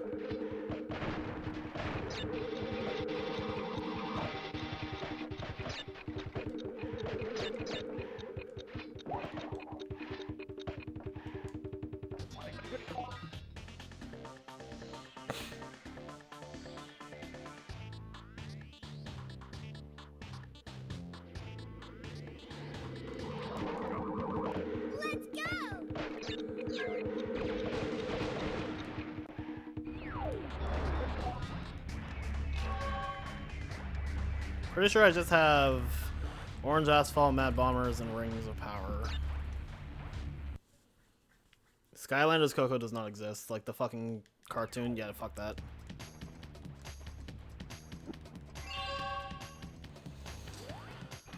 I don't know. I take most complaints I hear online with a grain of salt because it's mostly just people complaining.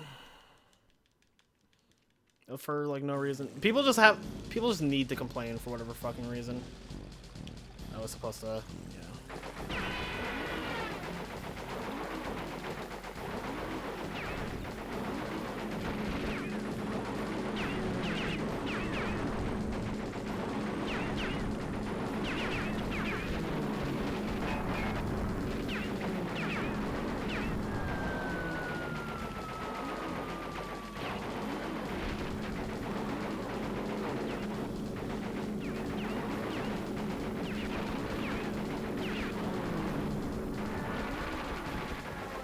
Skylanders Coco looks like a fucking crack addict.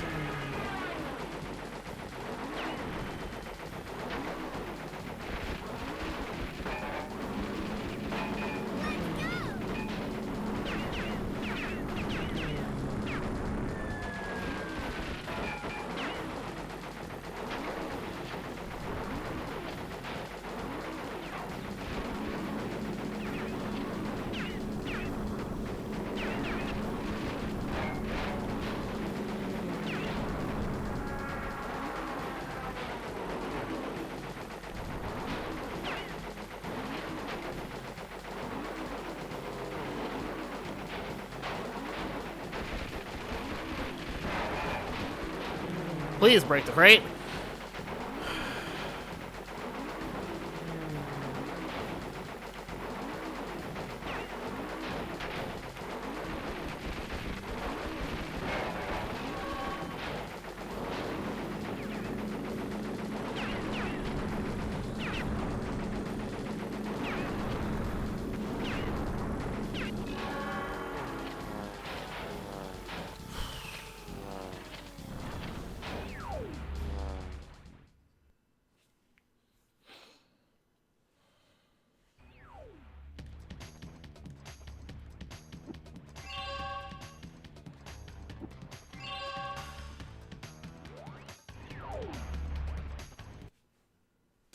level where it's completely useless.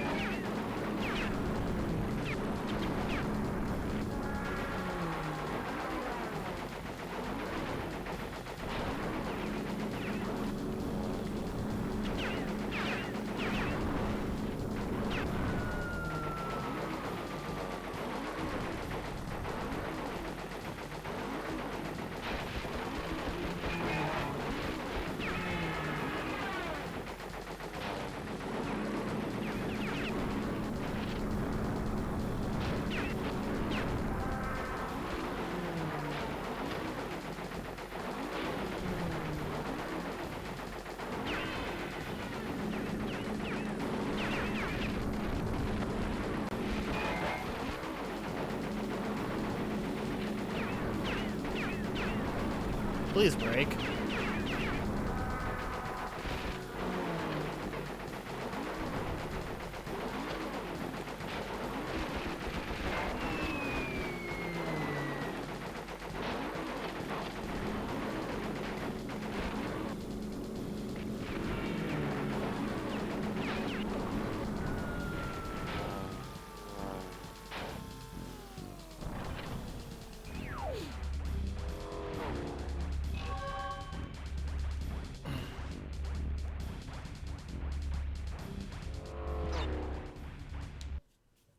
The real travesty of playing with SFX songs, you can't hear that song. Nice life count, though.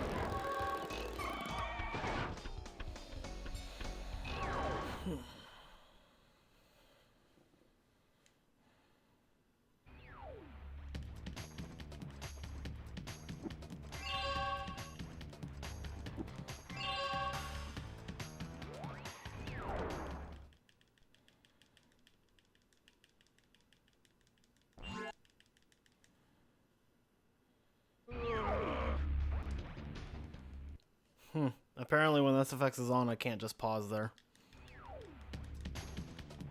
That's the only explanation I could possibly think, because you can totally pause there with SFX off.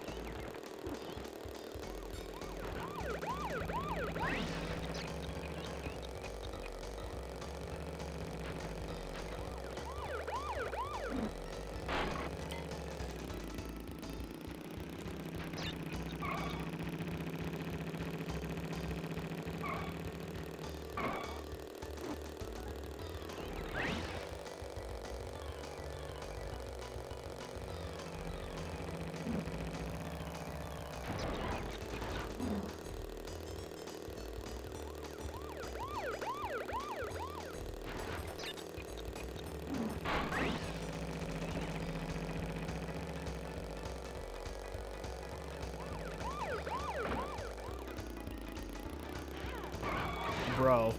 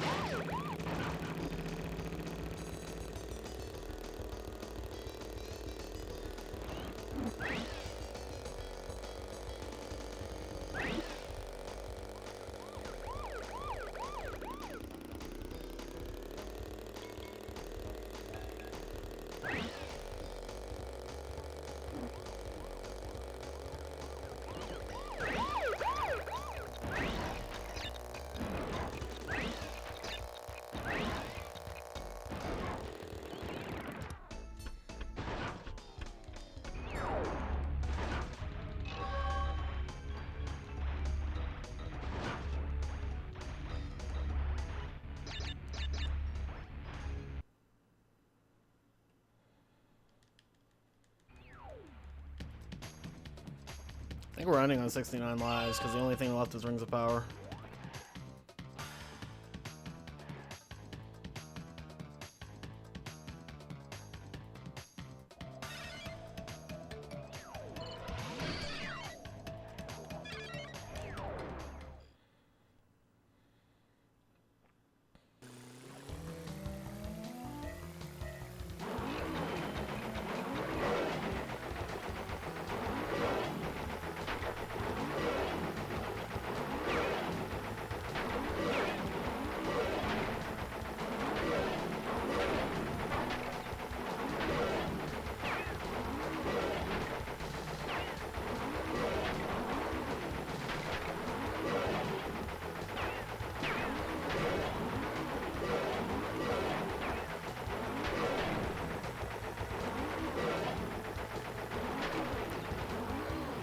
Oh my god, okay.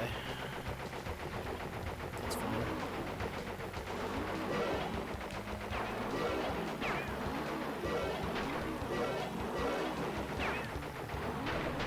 Okay, now it's bad. Oh my, what is going on? Oh, Lord.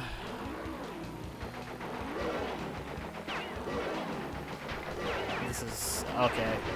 I can't believe I fucking threw this here.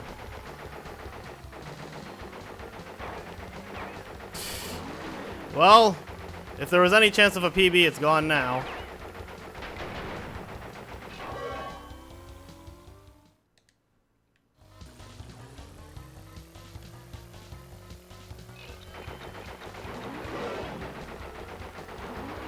I was getting confused because what the fuck? I hate this game.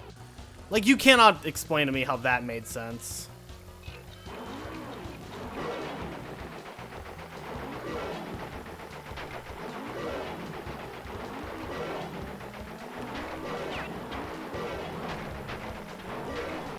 No, I was getting confused because in NST, the playing controls are different. You break with square on NST, or no, you break with circle, and then you spin with X. So I was trying to break with square and spin with X, so. I think this would have been tight. I don't think this would have PB'd even without that. Might have been like an SFX off PB, but that doesn't matter because SFX are on.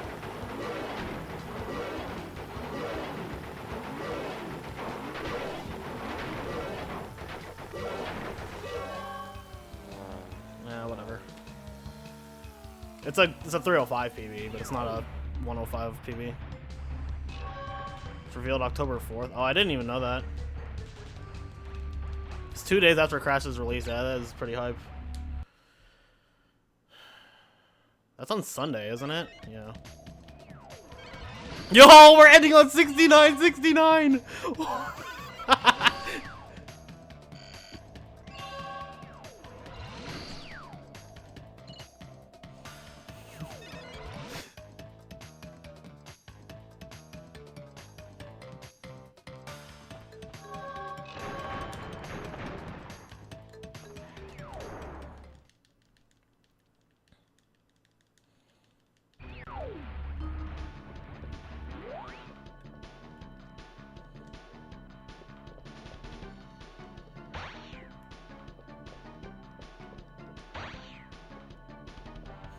I think Area 51 is really what made this impossible to PB, because that was like where it was worst.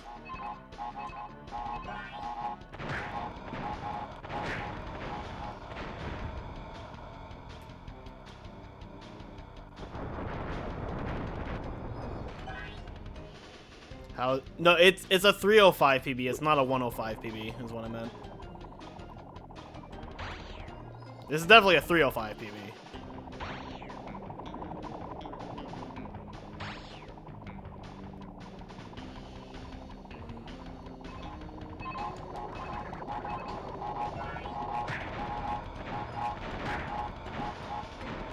I will not die. I'm not dying here.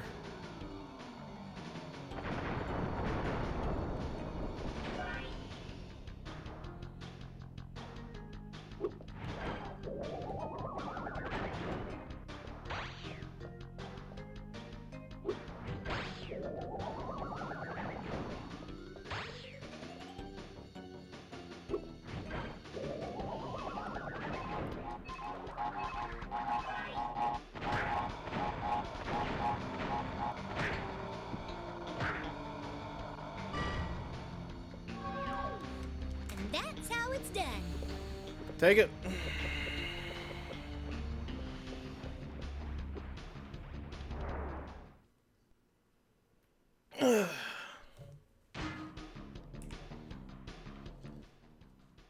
So the only really bad thing in there was Crash 1. No, it cannot be. Not a prisoner of time again.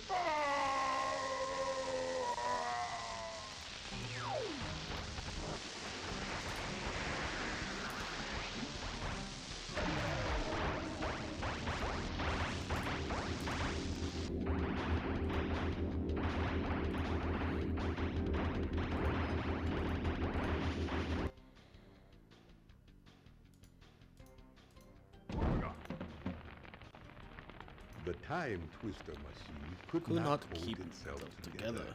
We We were were lucky to escape.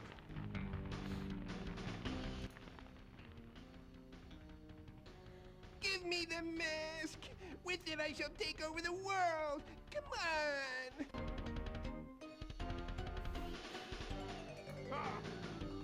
It is difficult to say what has happened to our enemies, but I doubt we will see them for a